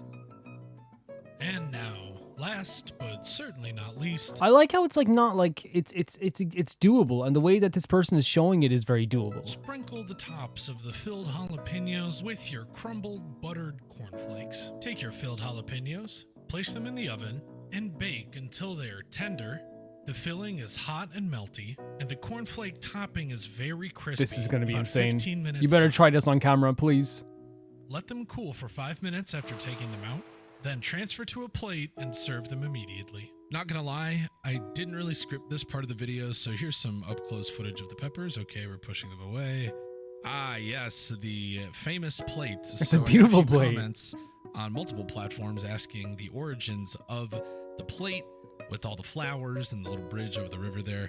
Turns out it's part of a set. I'll put the link in the description for where you can find it. I guess it was from my grandma's house before she passed away, but Oh. dang, look at all of these amazing They always have pepper amazing plates, poppers. so They they'll take turned out grandma's. so good visually, but we need to know how they taste. Please. So let's do that, huh? Oh, don't drop it now. And down the hatch.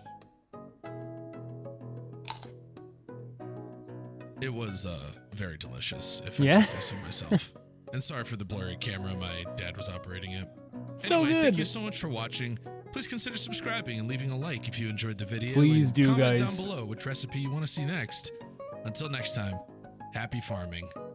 Oh, and don't forget to follow on Twitch. I'm live over there all the time, and I'd love to meet you guys. /Neat Okay, McKinley. Bye.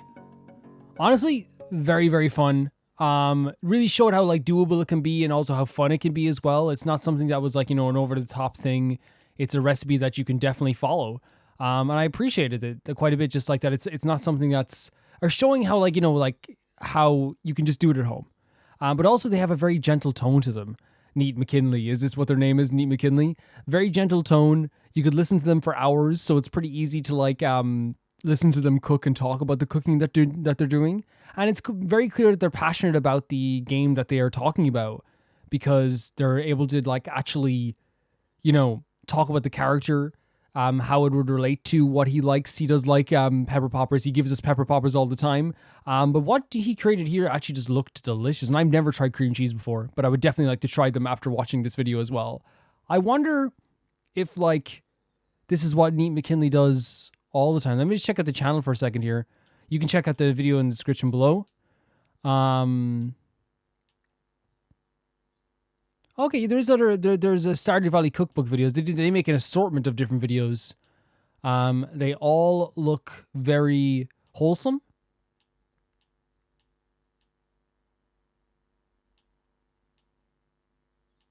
From what I see. Huh. Very cool. Very, very, very cool stuff. Thank you for making that video, and thank you for sending it in, Victoria. That was awesome to see. Thank you. The next video is sent in by Minu, and it is, they say, don't forget to turn on the English subtitles. It's Yika Hitchcock, a music video. Let's check it out. I have subtitles on. Oh my god, the style already. Look at this, like starting off right away.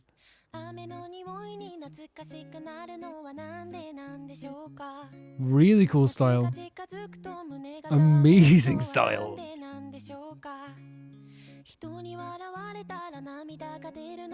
Oh my god, that hurts.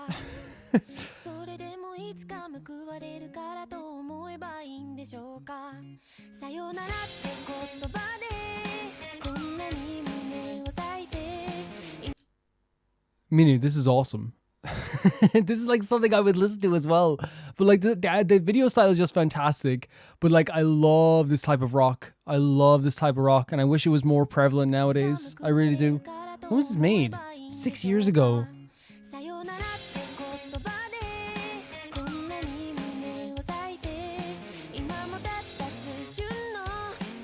I'm standing still for a few moments.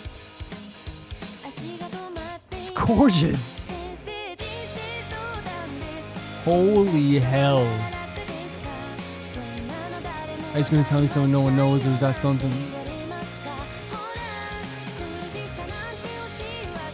I'm like, I'm kind of taken back a bit, because like, I wasn't expecting it to like, it was kind of like when we first watched the Eve stuff as well, like how it just blew me away. Like it's so pretty, but it's just making me feel like so many things at once. Is a selfish one to look at the blue sky.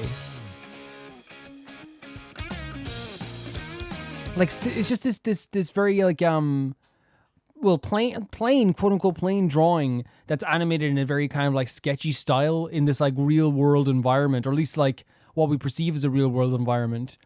It's like such a contrast that like works so well for some reason.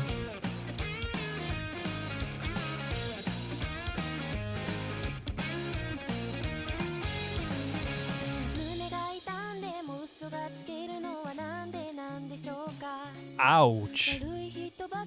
Why don't any bad people prosper? It sounds like all these questions that they're asking themselves, maybe it's about the world and about themselves as well. That's a thing that like you have to like, I think you have to learn as well, because I think everyone's told a lie once in their life, and like every time you try, you've done it in the past, like, and I think telling the truth, you realize like as time goes on, you're like, man, sometimes telling the truth is just like the easiest thing in the world, even though it's difficult. It seems difficult at the time, but like in the long run, that lie is harder, isn't it? Ah, stop asking some deep questions here.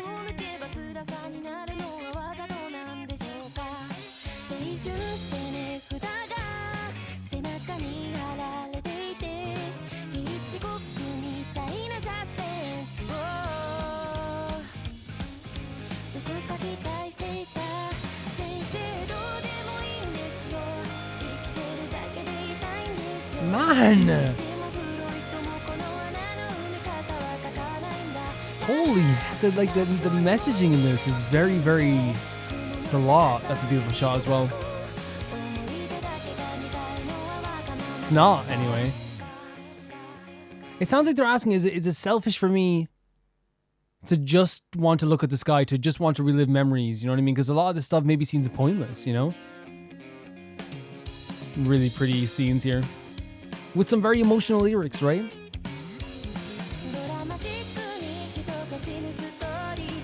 Yes, yes it will.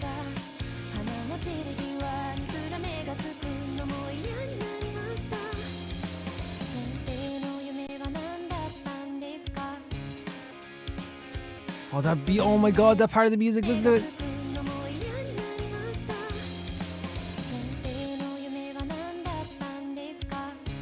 No. It's so good, it's so good. Stop. We're slowing down as well. Oh, you don't believe it? You don't believe, oh my god.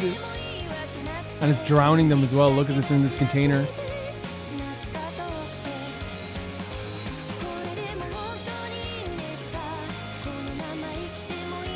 Holy hell. Only you can answer that. It's very emotional, isn't it?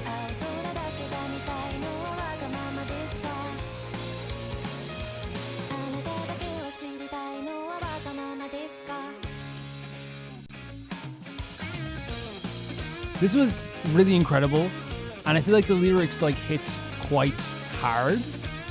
Not because I can relate to everything, because I think we could like understand a lot of it, but like there's some stuff that like I think, you know, we all relate to. I think when we're thinking about like life and asking questions about life, and sometimes, you know, have you ever like asked someone like, you know, what does this mean? What does that mean?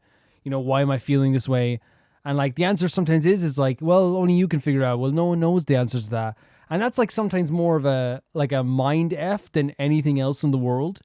But it seems like the song is talking about like, you know, how like life can genuinely be a struggle sometimes. So there's this feeling of like, you know, like, why can't I just like, you know, be in summer all the time? Why can't I look to the stars? Like, you told me that like my tears make me stronger, but it doesn't feel that way.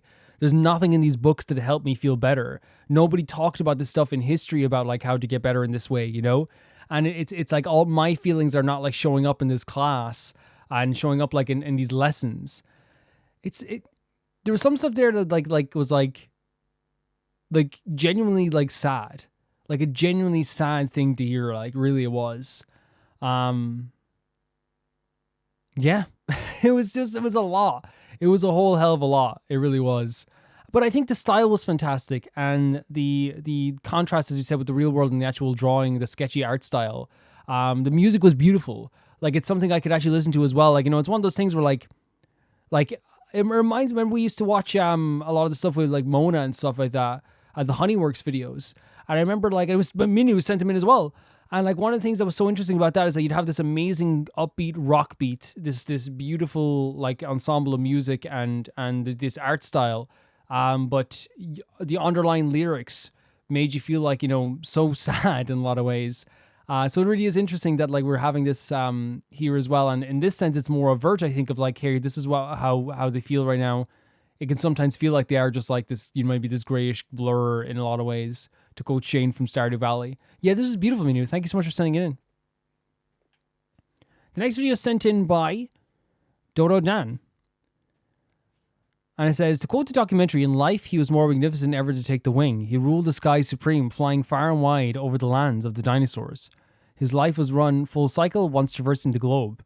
But his death finds him here, the very same person he was born 40 years ago. One of my favorite piece of music ever composed. Benjamin Bartlett, the Giant of the Skies. Let's check it out.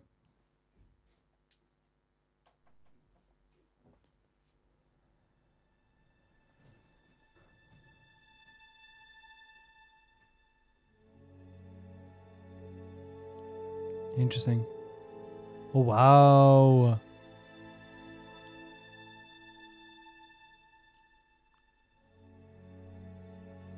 Almost like the start of a movie almost, right? Like you can almost see the panning shots of like, well, here. Of like a primordial land or something, right? It feels that way. Like there's something going on here. It's beautiful.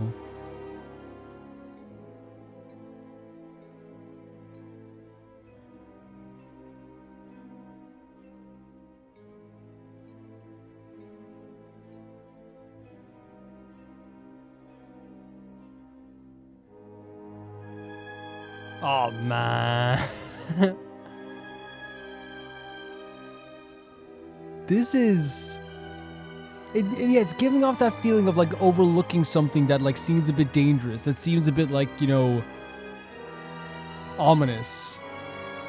Holy hell, it's good. Man. And now I was gonna say it felt a bit more hopeful, but there's still that like underlying feeling here as well of that ominous feeling, right?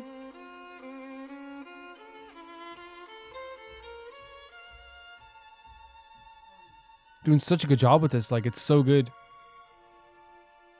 But the tones are getting a little bit lower now.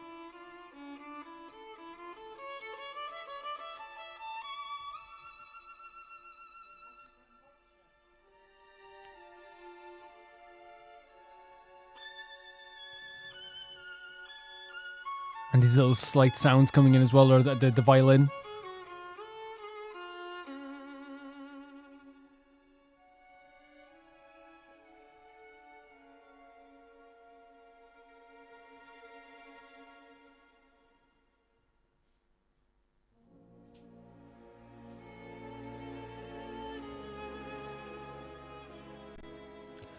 Yeah, it's like it started off like very like it's almost like we're going on a journey with the song in of itself. Like it feels like we're traveling through somewhere and we're seeing different scenes in this, you know, through this song. It like feels, yeah, it does feel like we're following something, right? Like we're following some scene, like it's taking us through something with this song.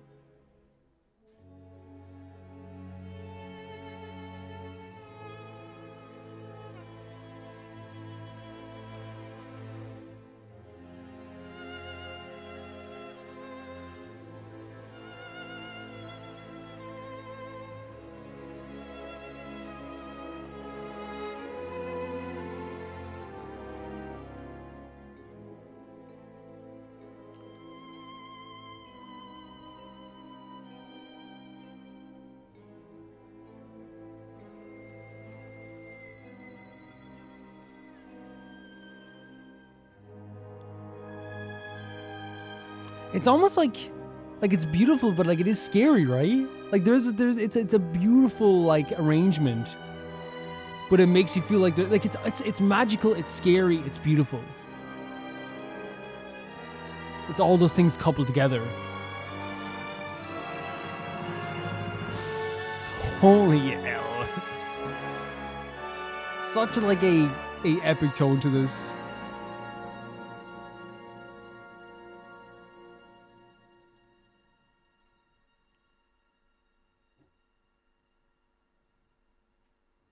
Is that? What is it? Interesting. Okay, like again, it really felt like there was this like really magic to it that like it felt like it was bringing us somewhere with this song.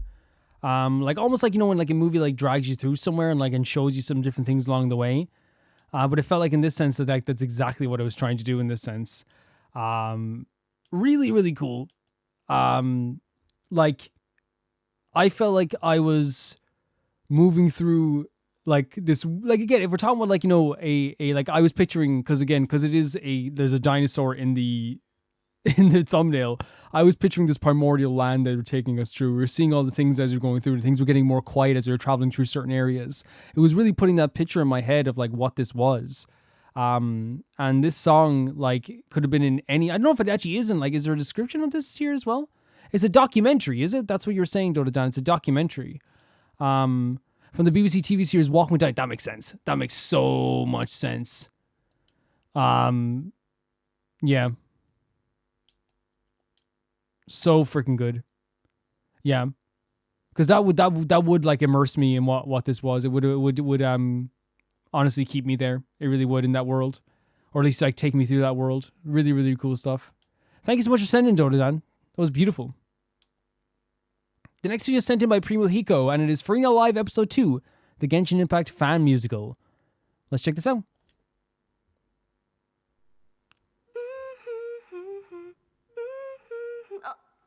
Sorry, the song from last time still stuck in my head.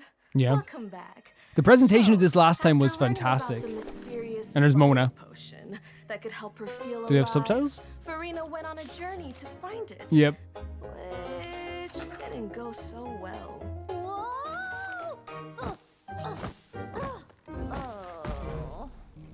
As it turns out, a little zombie girl named Chi-Chi rescued Furina in the forest.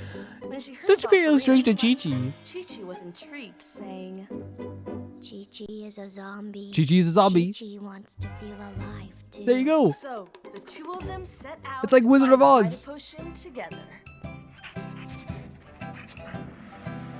That is such a great combination as well, by the way, Chi-Chi and Furina. I love it.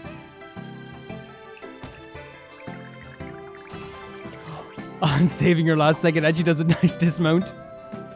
Very cute. Is this Albedo's place? It is. It is.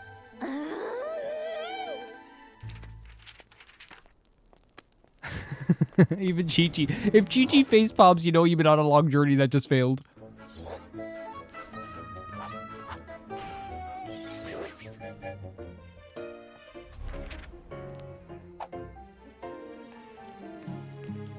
Looks like we're almost there, Chi-Chi. Such a weird and wonderful combination. Tonight, isn't it? Agreed. That's such good characterization. That really is the best characterization. It's so good. Chi-Chi, I've been wondering all trip. Why are you always writing in that notebook? Do you have memories, Furina? Memories. Too many, sometimes. So you remember things? That sounds nice. I'm not so sure about that. Well, Chi-Chi forgets almost everything, but the things I write in... I was not expecting a Chi-Chi. Well, again, I should have expected because it's a musical, but a Chi-Chi, like, musical number? My book, stay with me. The stars at night, the running brook, stay with me. My memories will disappear if It's such a different side to Chi-Chi as well, right? But at least this way, they will stay with me. And we know Chi-Chi does have, like, friends and loves having her. Like, her and Yao are very close, right? And I think it's, like, such a sweet thing as well to know that. And I really feel like they'd, like, she understands, like, just as much as anyone, even if she's, like, a zombie, what it means to have friends and have memories. The rolling plains where flowers grow, stay with me. The gentle rains. It's really pretty, isn't it? Stay with me. My memories will disappear if I don't write them here. But at least this way, they will stay with me. I actually wish I could forget some of my memories. Some days I get upset. Those are harder to forget. In times of fear or doubt, it helps me to let it out. I grab a pen, find I'm just mesmerized by this as well. start to write, and when I'm done, I move on because the pain inside. Yeah?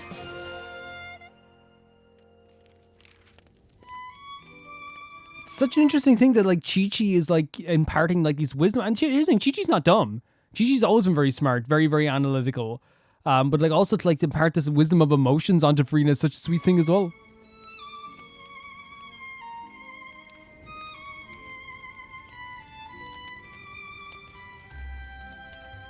Very sweet stuff. Could this hope I somehow feel stay with me? Possibly. This is so good.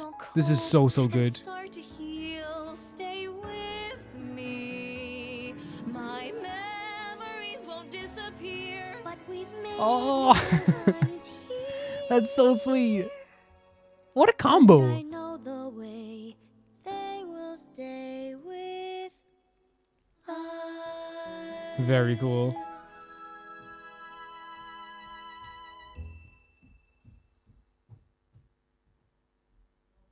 Oh, that's the end of it.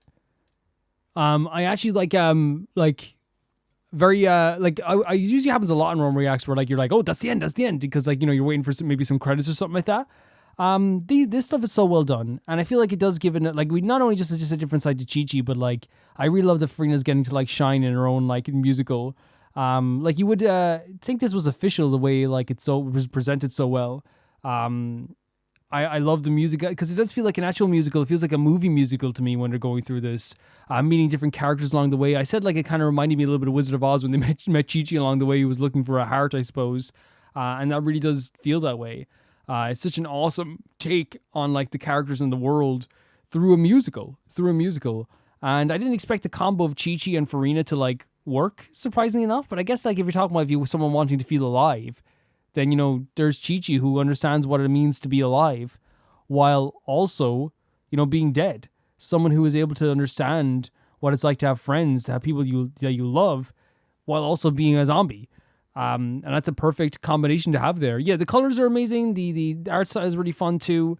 The actual musical aspect is really great too. It could be in its own musical. That's what it is. It feels like a musical telling a story. I think that this is just like proof as well that like Genshin would work as a musical. I think it would. And like Furina would be the star for sure, of course, because she's like, you know, her and like, but like, I think that the combination that they did here with her and Chi-Chi, like I said, is so inspired. Like, and not only that, but like having those little moments between the two of them is such a special thing as well. And that's what I've loved about like this musical so far. They haven't really gone full into like what would the canon be, but they've really like reinvigorated my theory that I've always had, which is that that you could put any two characters together and it would work. You really could, because the characters are so well written that it's such an interesting like dynamic to have between any of the characters. But yeah, like really beautiful video. I appreciate it a lot. The next video is sent in by Malcolm Kunde, and it is the Portal series is my top 5 franchises. This is a short film created by the one and only Kane Pixels, following the perspective of a side character in the story. It really catches the vibes of the game. Never played Portal, but I know of it, of course. Like, I think everyone knows, like, I think, like, at least, like, if you're, I don't know if, like, it's still as popular now, but at the time, like, it was a very, like, talked about game when it came out, for sure. Let's check it out. It was very talked about. With Kane Pixels, you know, it's going to be very, like, it's going to be very nerve-wracking, even though, like you could have, like, nothing, like, yeah, this is just a power plant, and it could already be kind of like, okay, what's happening, you know? I saw an interview with Kane Pixels recently, actually, where he said, that I think he does enjoy the absence of something that leaves to questioning yourself in terms of horror, rather than just, like, showing a monster sometimes. Which I agree. Sometimes that can be absolutely terrifying, but sometimes monsters are also just scary too. So we have someone traversing here, going on a road trip.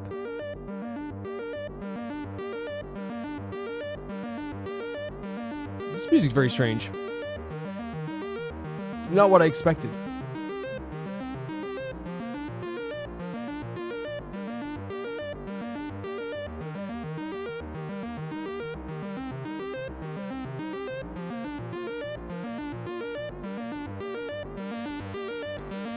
Corpus, schizophrenic.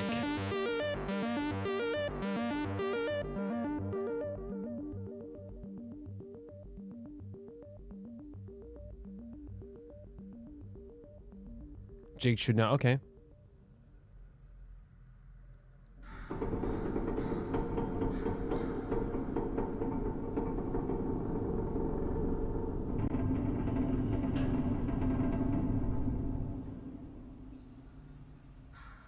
All these frantic shots, very close-up claustrophobic shots as well, right?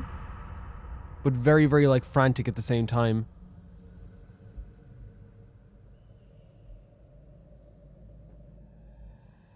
What is that? That was in the thumbnail, right? Tell me not binary numbers. Life is but a madman's dream. Let's not think like that. Let's not think like that. Let's not think we're like some Truman Show-esque thing.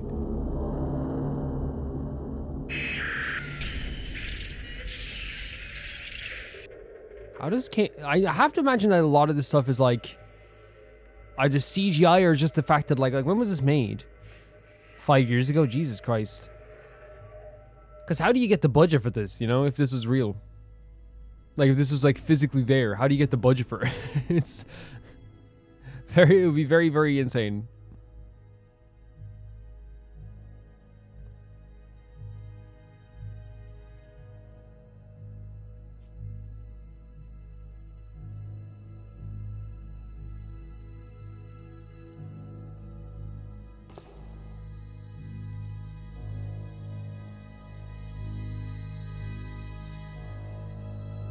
More nervous is now just watching this now because of the looming music. It's actually quite pretty though, right? This track.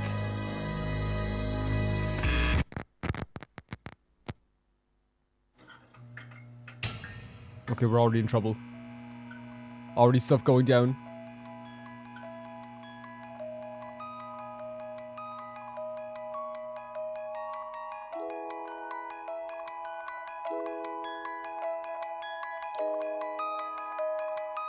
It's like a bloodstain?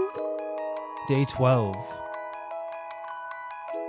All the different stick figures as well? I can change? Are they saying they're different... They can turn into different people?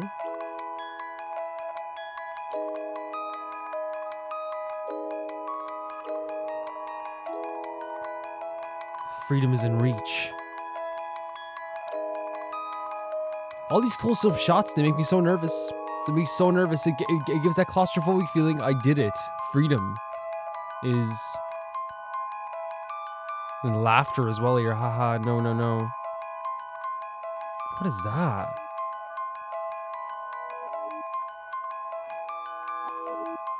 So that's like the box from Portal, right? I think everyone knows like the imagery sometimes from like these, yeah, the box from Portal. Day 73, oh my god.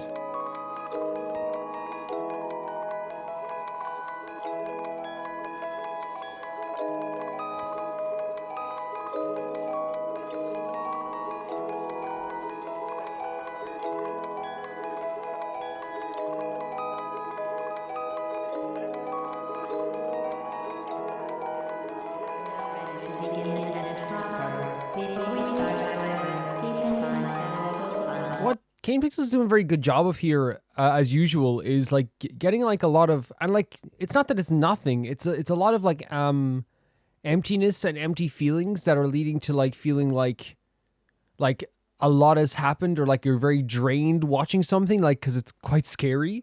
But in reality, nothing like actually like traditionally like horrifying has happened yet. It's all this stuff that just like feels like something is like extremely off.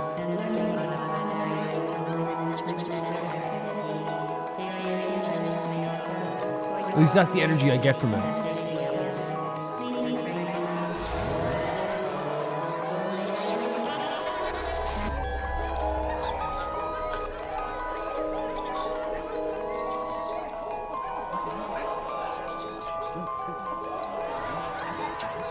Laughter in the background zone. I hate that I'm like, oh, that's like the yellow on the black is a really pretty color palette, but like it's like in that context that you can't really enjoy the nice color palette, I suppose.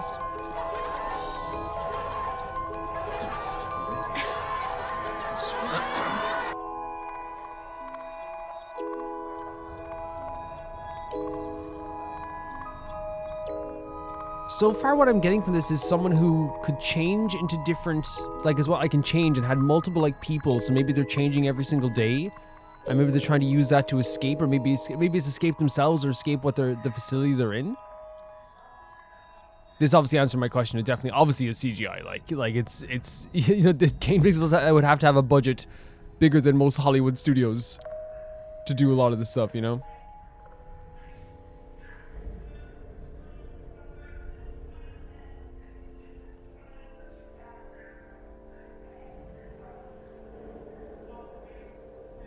What are we looking at here?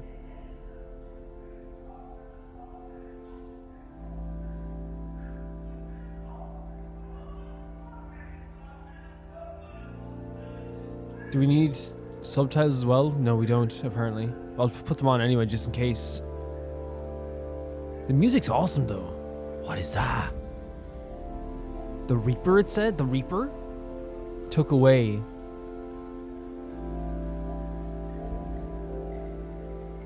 What are we even... No more? Now it's becoming very somber and sad.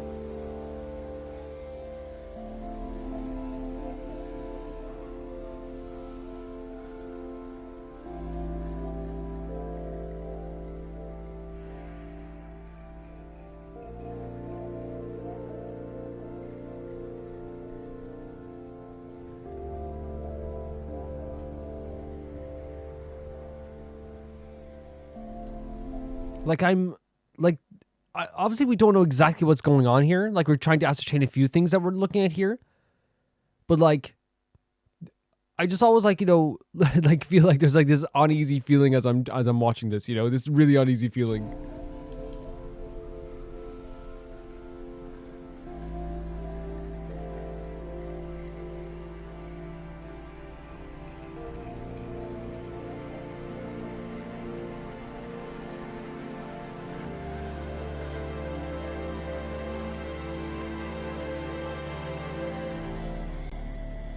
Another sunlight peeking through the dark clouds. Is there freedom at the end of this? Is there actual freedom at the end of this, maybe? Possibly.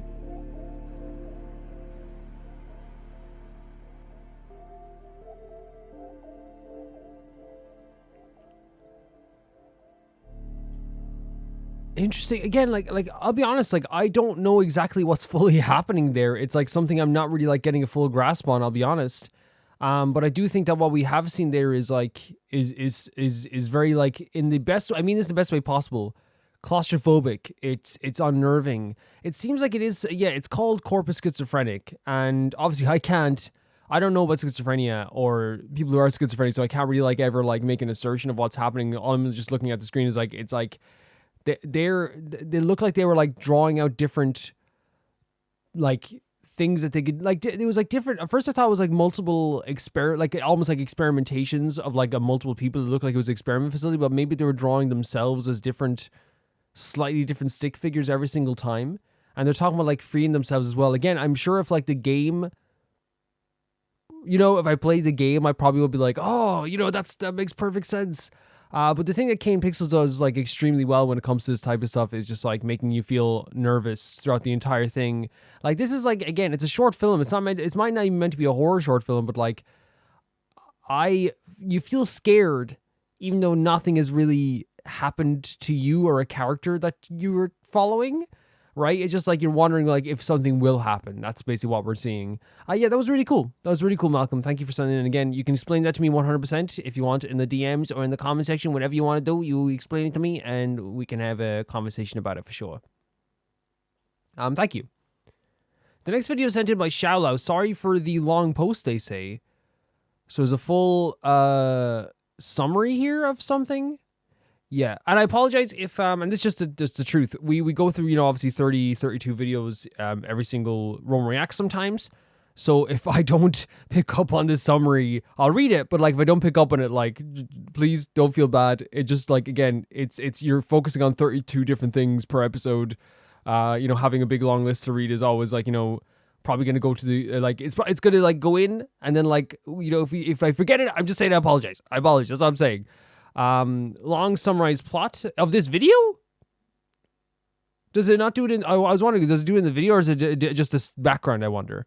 Sometime after the Vamoni event, Gumina glass red paints the face of a man she can't see again on her blank canvas. She ruminates on her story. The story could have ended differently if he had stayed as he was, but acknowledges that the person in her picture is already gone. She continues to paint the man's face until the portrait fills the room, admitting that she wanted the true him. Even if they both didn't realize it, Gumina recalls how the man had burnt his past portrait and how he had changed after he foolishly made fun of him. She notes how she had believed it would be okay regardless, as long as he was happy. She says that while change isn't bad, what he really needed was to accept his unchanged self too. As she paints, Guna remarks that she still lives for her painting and that she had already known what he was trying to say in the end. Acknowledging that she really had liked him, Guna fills the room with memories of her lost friend, shedding a tear at the fact that neither of them realized they wanted to love the real him. At the end of the PV, the purple rose she wore is shown on the left on the blank canvas. Note the reason she made fun of him was to protect him from the family to punish cherubim, because she was bothered maybe as well, to this half-younger brother after making a contract with the demon of lust. Jesus, stop making these contracts the day after. Previous video info was is named Satyris Venemonia, who has charmed woman by making a contract with the demon of lust. He sucks, by the way, that guy, Venemonia. His childhood friend who was last to leave was Guna Glassred, unable to say he loves her. Small note, the contract makes her the user by the contract influence to twist her mindset. Satyris Venemonia, originally named Cherubim Venemonia, was the Duke of Visit. There's a lot of names governing the territory of Asmiuddin, despised for his deformed appearance and rejected by his close friends, and crushed Guna. Cherubim slaughtered his family and forged a contract with the demon of lust. Yeah, people need to stop forming contracts with demons. I just need to say this right now. It's like it just let's stop it completely. Let's never have any more contracts. That's what I say. Let's check this out. Did I press play? I did. Okay. As far as I remember, I had been locked away in a cell, all because I was born with an ugly scab that looked like a face on my cheek. By the time I was finally permitted to go outside, my younger brother had grown up as the Venemonia family's heir. I was given the name Cherubim and became the Venemonia family's servant. Not good, right? I hate, like, my ugly face was sneered at and detested by everyone. Yeah, not good. Not good. Let's not do that. Let's never do that. Ever except for my brother and Gumina. One day I learned that Gumina and my brother were engaged. I loved her, but telling her that would only cause her trouble. I wanted to immediately give up on her having her and bless their marriage. Nonetheless, I also wanted her to know. Not good. Not good. But I was never able to convey my feelings. Is this not a song? Usually it's a song. I wasn't really good at Gumina's fault. She was just the catalyst. So I always wanted someone to love me, which is tough. But nobody ever had, and nobody ever would. If you already have this mindset, as they done to me, Jesus Christ. My younger brother had ridiculed me, so why did I destroy him too? There you go. A lot of malice. That's right, I envied him. Because he had everything that I didn't have. From the very moment I met him, I'd wanted to become Satyrasis.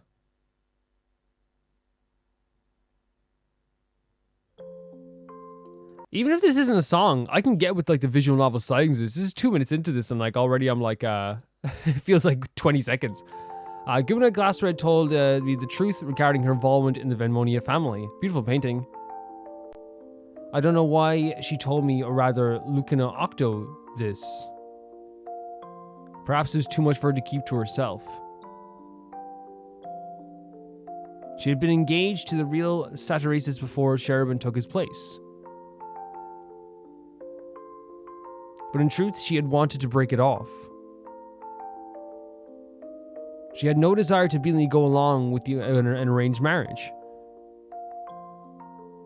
Upon learning of that, Satyrasis fell into a deep depression. It seemed that he fancied Gunima completely unrelated to their parents' wishes. He started to suspect that Gumina and Cherubim were in love. Gumina overheard his plot to kill Cherubim. In order to prove they didn't have this sort of relationship. In order to keep Cherubim from suffering any harm. Great illustrations. Really great artwork. Don't come near me with that ugly face, Jesus Christ. Already gonna set someone off, right? You make my skin crawl just looking at you. Jesus. Let's not. The truth is I always hated you. Let's not. Excuse me. That's rough.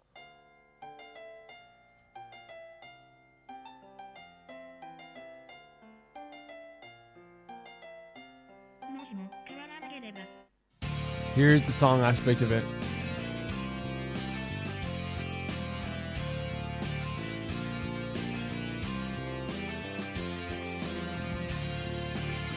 Interesting, like the starting off of like a very like well-written visual novel, right?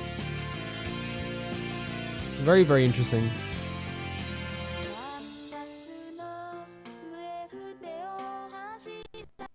I think it's usually just we're so used to like just going right into a song.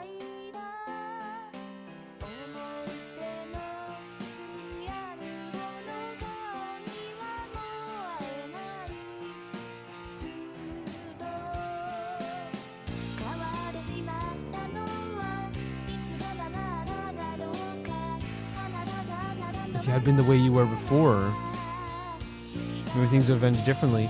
This is just a beautiful artwork, by the way. This whole thing we're seeing here, like this character design is really impeccable as well. It's too late for that now, isn't it? The you in the portrait isn't here anymore.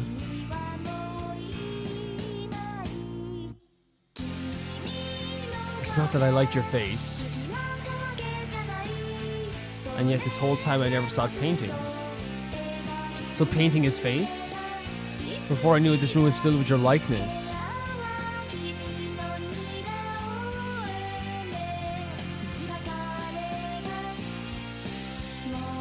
What I was looking for wasn't your face. You know what's interesting about this is like, yeah, like the lyrics are like very sad, and then like the whole story is like, you know, very, very like, it's depressing, right? It's depressing.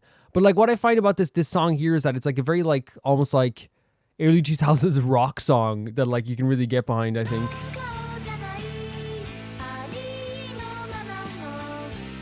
With the real you as you were.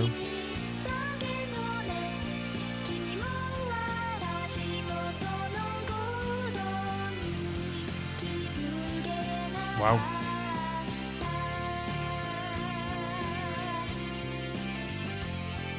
That's the thing. It's like it's both of them hiding, like I guess like not hiding their feelings, but it's like having like this like almost miscommunication, I suppose, as well. Which could, once you realize afterwards, can be even like worse, right?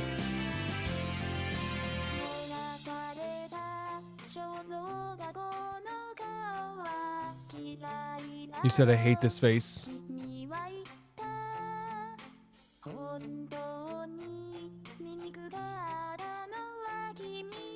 Wasn't your face, I'm sure. You know what's crazy about like, you know, like if you don't like, and this is something that like a lot of people go through. We've all gone through probably once in our life, you know, where like if you don't like your face and it's something that brings you like some sort of shame for some reason, it's difficult because like, you know, you have to learn to live with who you are, because everyone's like, you know, I know it's such a cliche, but the whole thing, everyone's beautiful in their own way. But it, like when people hear, they're like, okay, but it's true. It's like, you know, it is very true. Like, but like it's difficult for the person who like is feeling that self-consciousness, because that's your, you know, that's the thing that's on the surface. That's something that's facing forward all the time. It's the thing that like you use to communicate. You use to look in someone's eyes with this. When you talk, people look at your face, or they should in some cases. Yeah, it's obviously very difficult. You know, it's your whole life. Not your whole, I don't want to make it seem like it's your whole life, by the way. I'm saying that like in terms of like what you present outwardly, it's usually your face, but people should be focusing on other things is what I'm trying to say. Not just like, oh, what your face looks like.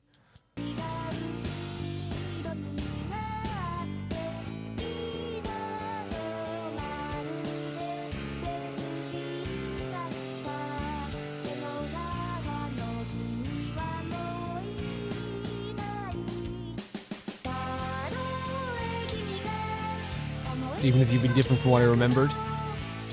If you could have been happy.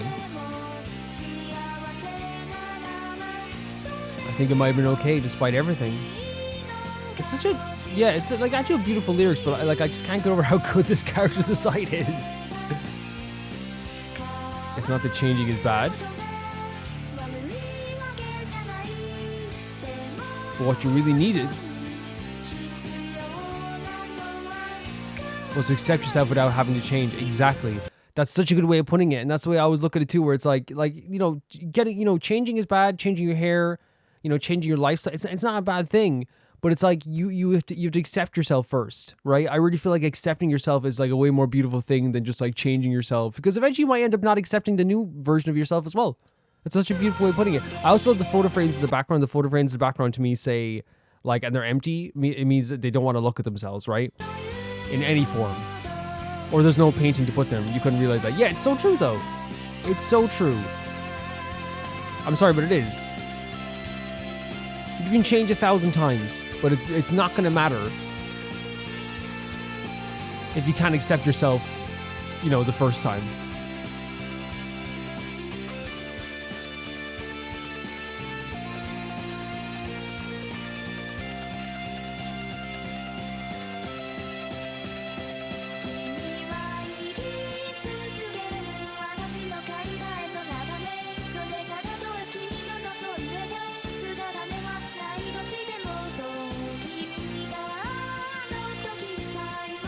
What were you trying to tell me in the end? I think I know what it was.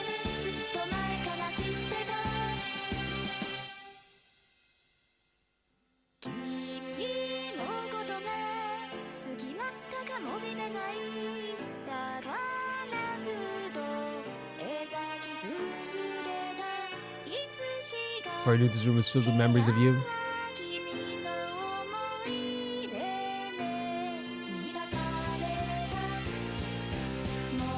What I wasn't looking for wasn't your face,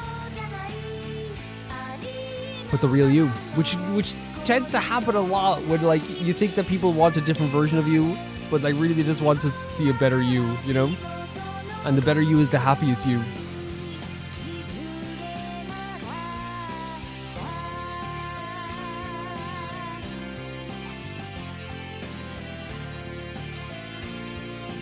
Yeah, very, very, and I think that the artwork, as I said, was beautiful. The imagery was very beautiful for this as well. Very cool. And we're going to talk about like why I like these ones better than some of the more scarier ones. Because the scary ones are cool, right? They tell the full story, but I love when they get into the side aspects of things with these things. Like one of my favorite things that they do with these stories is like we get into a whole new like world, I suppose. Like it's almost like we already got to see one aspect of this, right? Like we got to see the scariest aspects, the scariest meat of the story, and then we get like the really like subtle like the backstory to everything. And usually it's very adorable sometimes. Now here's the thing, the majority of these videos we see from these stories are terrifying. They're terrifying. But when we get to take a step back and see kind of like the relationships aspect and like the human aspects of it, it is like very, very special to me. Yeah, the imagery is really cool. The music actually sounded like something I would have listened to. Like as I said, like early 2000s rock. It's really cool. Or like mid 2000s rock, we should say as well. It was a song that I guess like was needed amongst the sea of terrifying things that like have happened in this world. It's nice to have like a song that is more like grounded, and like it's like, and it's sad that like, you know, then we know what happened on the side of all this stuff, because it's as you said, it's truly horrifying. But I appreciate this song quite a bit. Thank you so much for sending us in, Xiaolao. Thank you. The next video is sent in by Katsith, and it is video number 2 in Genshin Liyue's cuisine collection. Let's check it out. Oh, we actually have to do the transition. The people of Liyue honor their rich millennia-old such beautiful art. legacy, And this is like, yeah, this is Genshin Impact's official video. Classic dishes alive, but by creating new ones. The popular golden shrimp balls might just be the perfect example of modern Liyue cuisine. With its brilliant golden Look how gorgeous this art is. Potato fragrance, Stunning. It is a masterpiece of both It's not fair. presentation and flavor. Even Kuching. the Yuheng of the Qixing, who has savored countless I'm shouting, oh my god, 2 great character designs. Uba, you eat as much as you want. I love the characters, man. Why am I feeling emotional now? Just seeing these characters I love on the screen.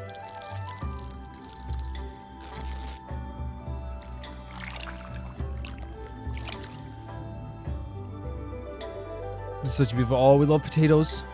Potatoes are so good for you, so filling. My country lived on the supply of potatoes and milk for a very long time.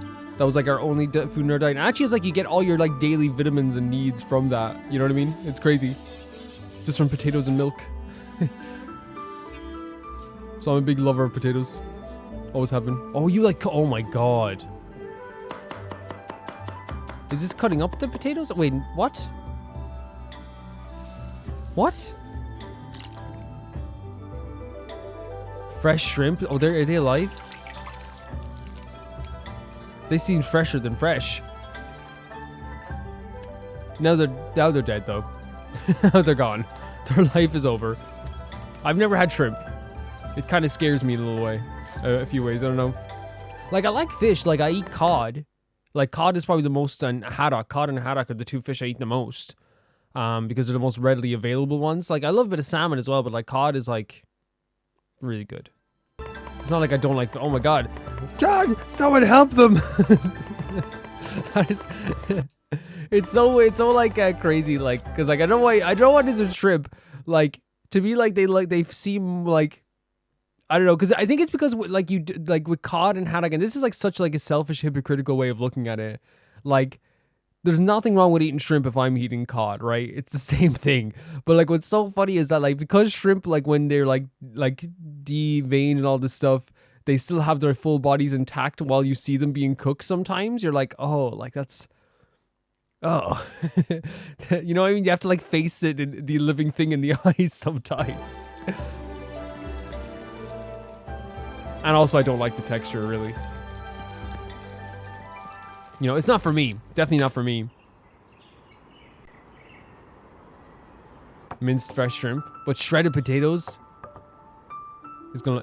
You know what the funny thing is? Shrimp's not for me, but I bet by the end of this, I'm gonna be wishing that it was for me. You know? I've never had it, so I don't know if it is for me, right? That's the thing. So what can... Oh no, I'm gonna love this, aren't I? I'm gonna think this is the most. They're coating it in flour. They're gonna be. I think they're gonna be frying it. Yeah. Oh, this is gonna be so nice. Are you kidding me? How do they make? They make the oil look like fancy.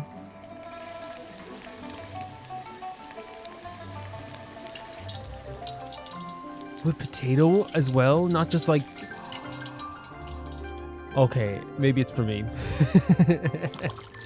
Maybe it's for me. Beautiful presentation.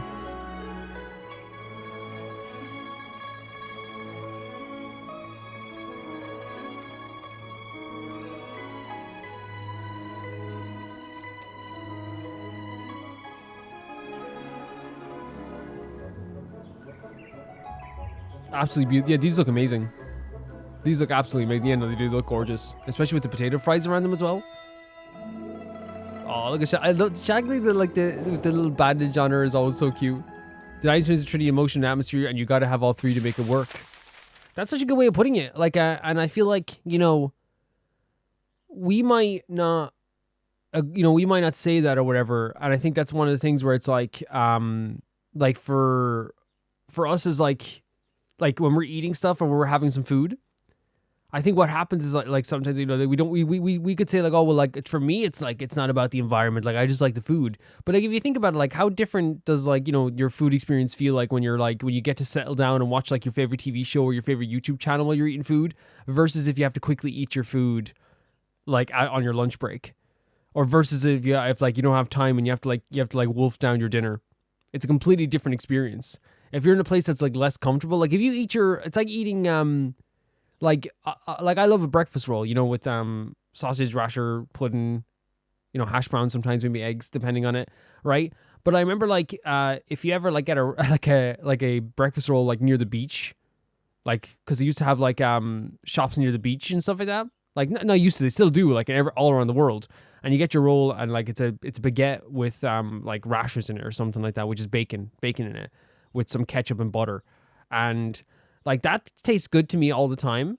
But like if I'm by the beach, for some reason it tastes better. It's like it like sends you back to your like childhood almost, you know what I mean? So the experience is very important. Yeah, it's so funny how at the start I was like, oh god, I don't really like this, and then I'm like, no, this is like the tastiest looking thing I've ever seen in my life, because that's what it is, right? It's like sometimes we don't like to see like a lot of the food we eat being prepared. I'm sure like if it's the same thing if I saw cod being prepared, I'd be like, oh, and any meat being prepared like from scratch, from animal to meat, you'd be like, oh god.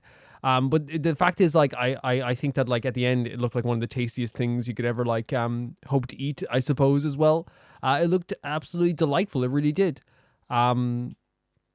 And I think those videos are really cool because they really do, like, show, like, how much, like importance they put on the food in Genshin. Because I don't eat a lot of food in the Genshin game because, like, because the way I play is I only play, like, story mode stuff and like, world quests and things like that. So, like, I tend to not have, like, the need to always have, like, healing food on me at all times.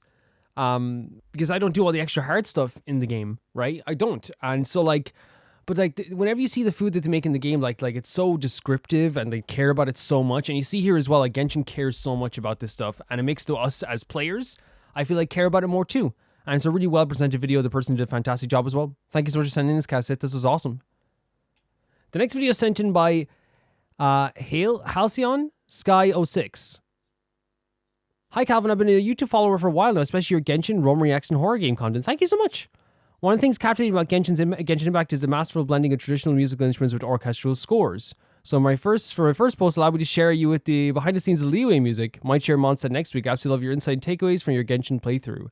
Thank you so much. I'm not sure if we've seen this before, but even if we have, I can definitely check this out. You guys can tell me if we saw this before, and if not, you can watch it again. It would have been a long time since you saw it, so I'm totally up for like checking it out, even if we have seen it before. Do we have subtitles on? We do.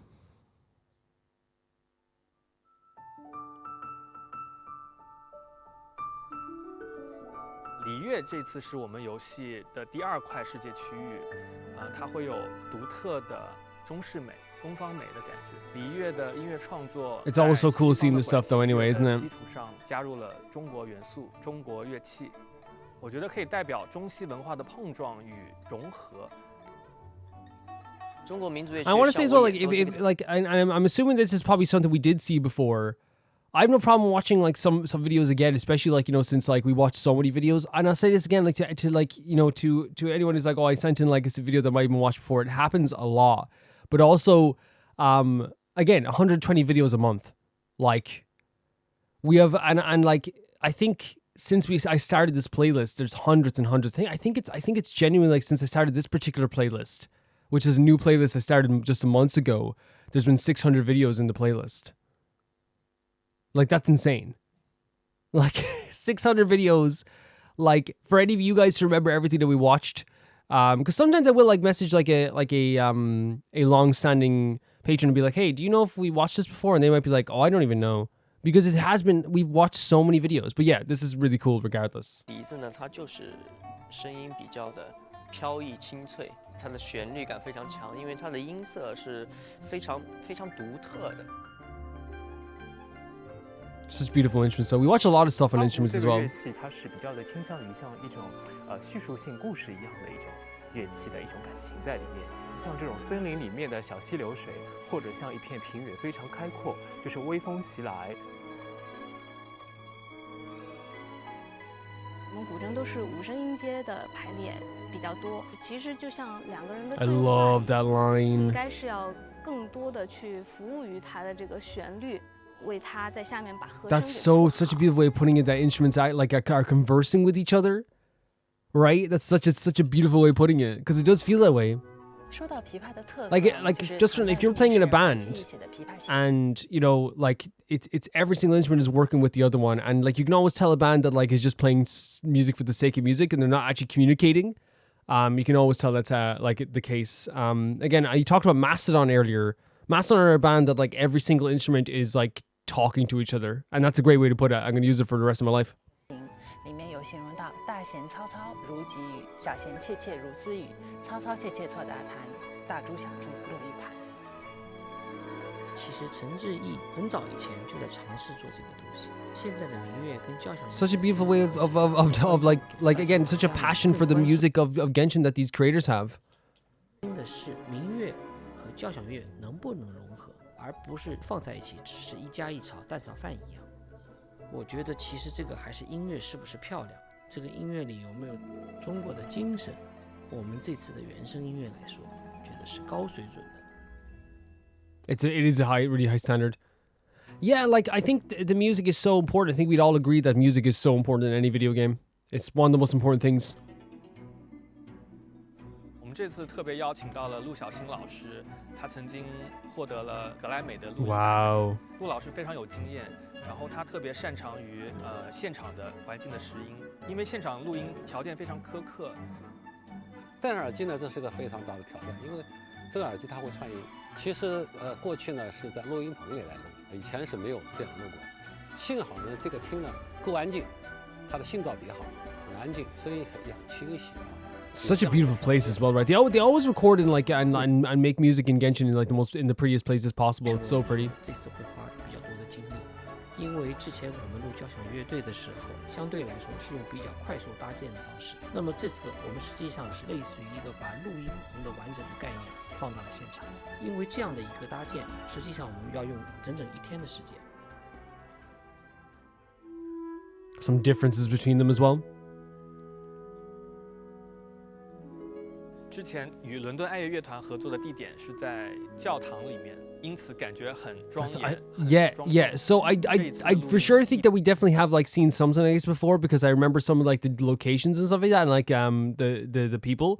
But this is such a truly amazing thing to think about. How like it's the same thing with the way bands will record in like their old home, or sometimes they'll go back to their first. Like I think Slipknot did that for They went and re-recorded something in like back in Iowa, and they said the sound just was completely different, you know. 我们选择在上海交响乐团 and the ambiance and the energy as well. 乐手经常演出的地方，看得出上交的乐手指挥的状态都非常的熟练和松弛。中国乐手演奏中国音乐，感觉情感处理很自然、很细腻，而且他们有时候会很奔放，这是我觉得特别喜欢的地方。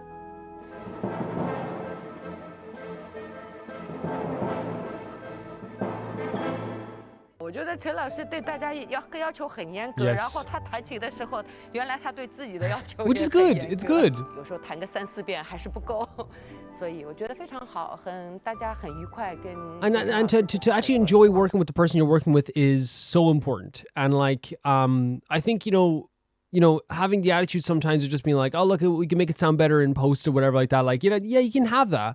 But like what they're doing here is creating like the energy and the ambience that they want for this music. And it works so well. 大家今后还有这个合作机会。很高兴通过这次的录制，然后接触了《原神》这个游戏的音乐，包括我有一些同事，我们排练之后也会聊到，大家也会觉得，确实这个整个音乐的代入感是非常强的。抛开那些气势磅礴的战斗音乐，或者是 The grand dramatic piece is very cool. 一些乐段不说，那些精致的乐段反而是更加触动到我们心里某一些的。That's lovely. It's so nice. 交响乐这个东西啊，很多人觉得它好像，是不是高雅音乐好像离大家有点远。其实我觉得这是一个包容性最强的一个艺术品种，因为它几百年下来了。仍然在各个时代能够表达各个时代需要的东西。That's the thing. It is. Oh my God. No. Again. Oh my God. 跟真人的这个录制相比啊，就好像有一种。But the way again, maybe I'm like the feeling gives you heart. It does. But I feel like also like classical music was just music of the time that was expressing like people would be like retro music. Will they talk about like the 70s music? That was the energy of the time. We talked about earlier on with Streets of Rage. Right, how that like reflected the time. We saw that in the documentary that was sent in last week as well. It reflected the time that it was in. 你的心灵的震撼，跟一个打游戏的人，给一个在旁边听到或者观看你打游戏的人，可能他的感官都会有不一样。在未来，我们游戏音乐的理念也不会改变。为了追求极致的游戏音乐，将来我们会继续与世界各地不同的。I think you guys have worked very hard. Like Genshin has one of the best soundtracks in the history of all media, not just video games. I will put it in top 5 for sure. I know top 3. I'd say top 3 soundtracks of all time, along with Shadow of the Colossus and Nier Replicant, and just after Nier Replicant, I would put just after those 3, I would have Tekken 4 maybe or something like that, or Tekken Tag Tournament or something like that. Yeah, very, very cool stuff. Like, it's always so cool how much effort they put into this type of stuff.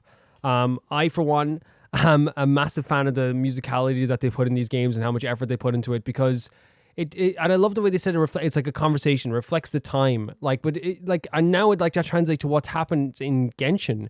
Like, how many times are we playing Genshin and it really does feel like it is reflecting the world we're in. When we go back to Sumeru, like, I don't just feel like I'm in Sumeru. If I feel like I'm back in that time space, you know? Just like when you listen to anything from your childhood or whatever, like when you listen to like tracks from, like when I listen to like Limp Bizkit, I feel like a 5-year-old. when I hear like a song by Linkin Park, I feel like I'm back in that time as well. It's really interesting the way that works. And like, I feel like sometimes like that's what, again, reflecting what the world needs right now, what it needs to hear. And I feel like Genshin is perfect for that. It reflects the world, reflects the time. Every soundtrack is an instrument is in perfect harmony with each other. It does sound extremely like how do I say, like modern while also having that classical feel. And I think that's such a good like way that they put it as well. It's awesome. It's really, really is awesome. And I do appreciate that type of music so much. By the way, Halicon Sky 06, thank you for the lovely message, and thank you for sending in this video. If we have watched it before, and I'm sorry about it if we did, but like it was still a great thing to watch. So don't ever feel bad about that. It was great to see. It's always great to see that stuff. But with that, guys, we can say thank you to the Never Can Repay the Baby Gangsta here on Patreon for being so amazing. Thank you so much to Typhara2, JB Bull, Janet the Banana, The Ghost of Zuba, Felicitas Felix, Yule, Radish, Anusa, Death Trap, Lynx Markey, Assassin, Jared Beanham, Ruben Masia, Eopsy, True Peanut Butter, Alpaca Juice, and Peter Shelson. And I will see you all so soon. Oh yeah, just as an update on the Lantern Rite Festival, I'm waiting for people to play it and then tell me if there's spoilers. That's what we're going to do. I'll see you guys very soon. Bye-bye.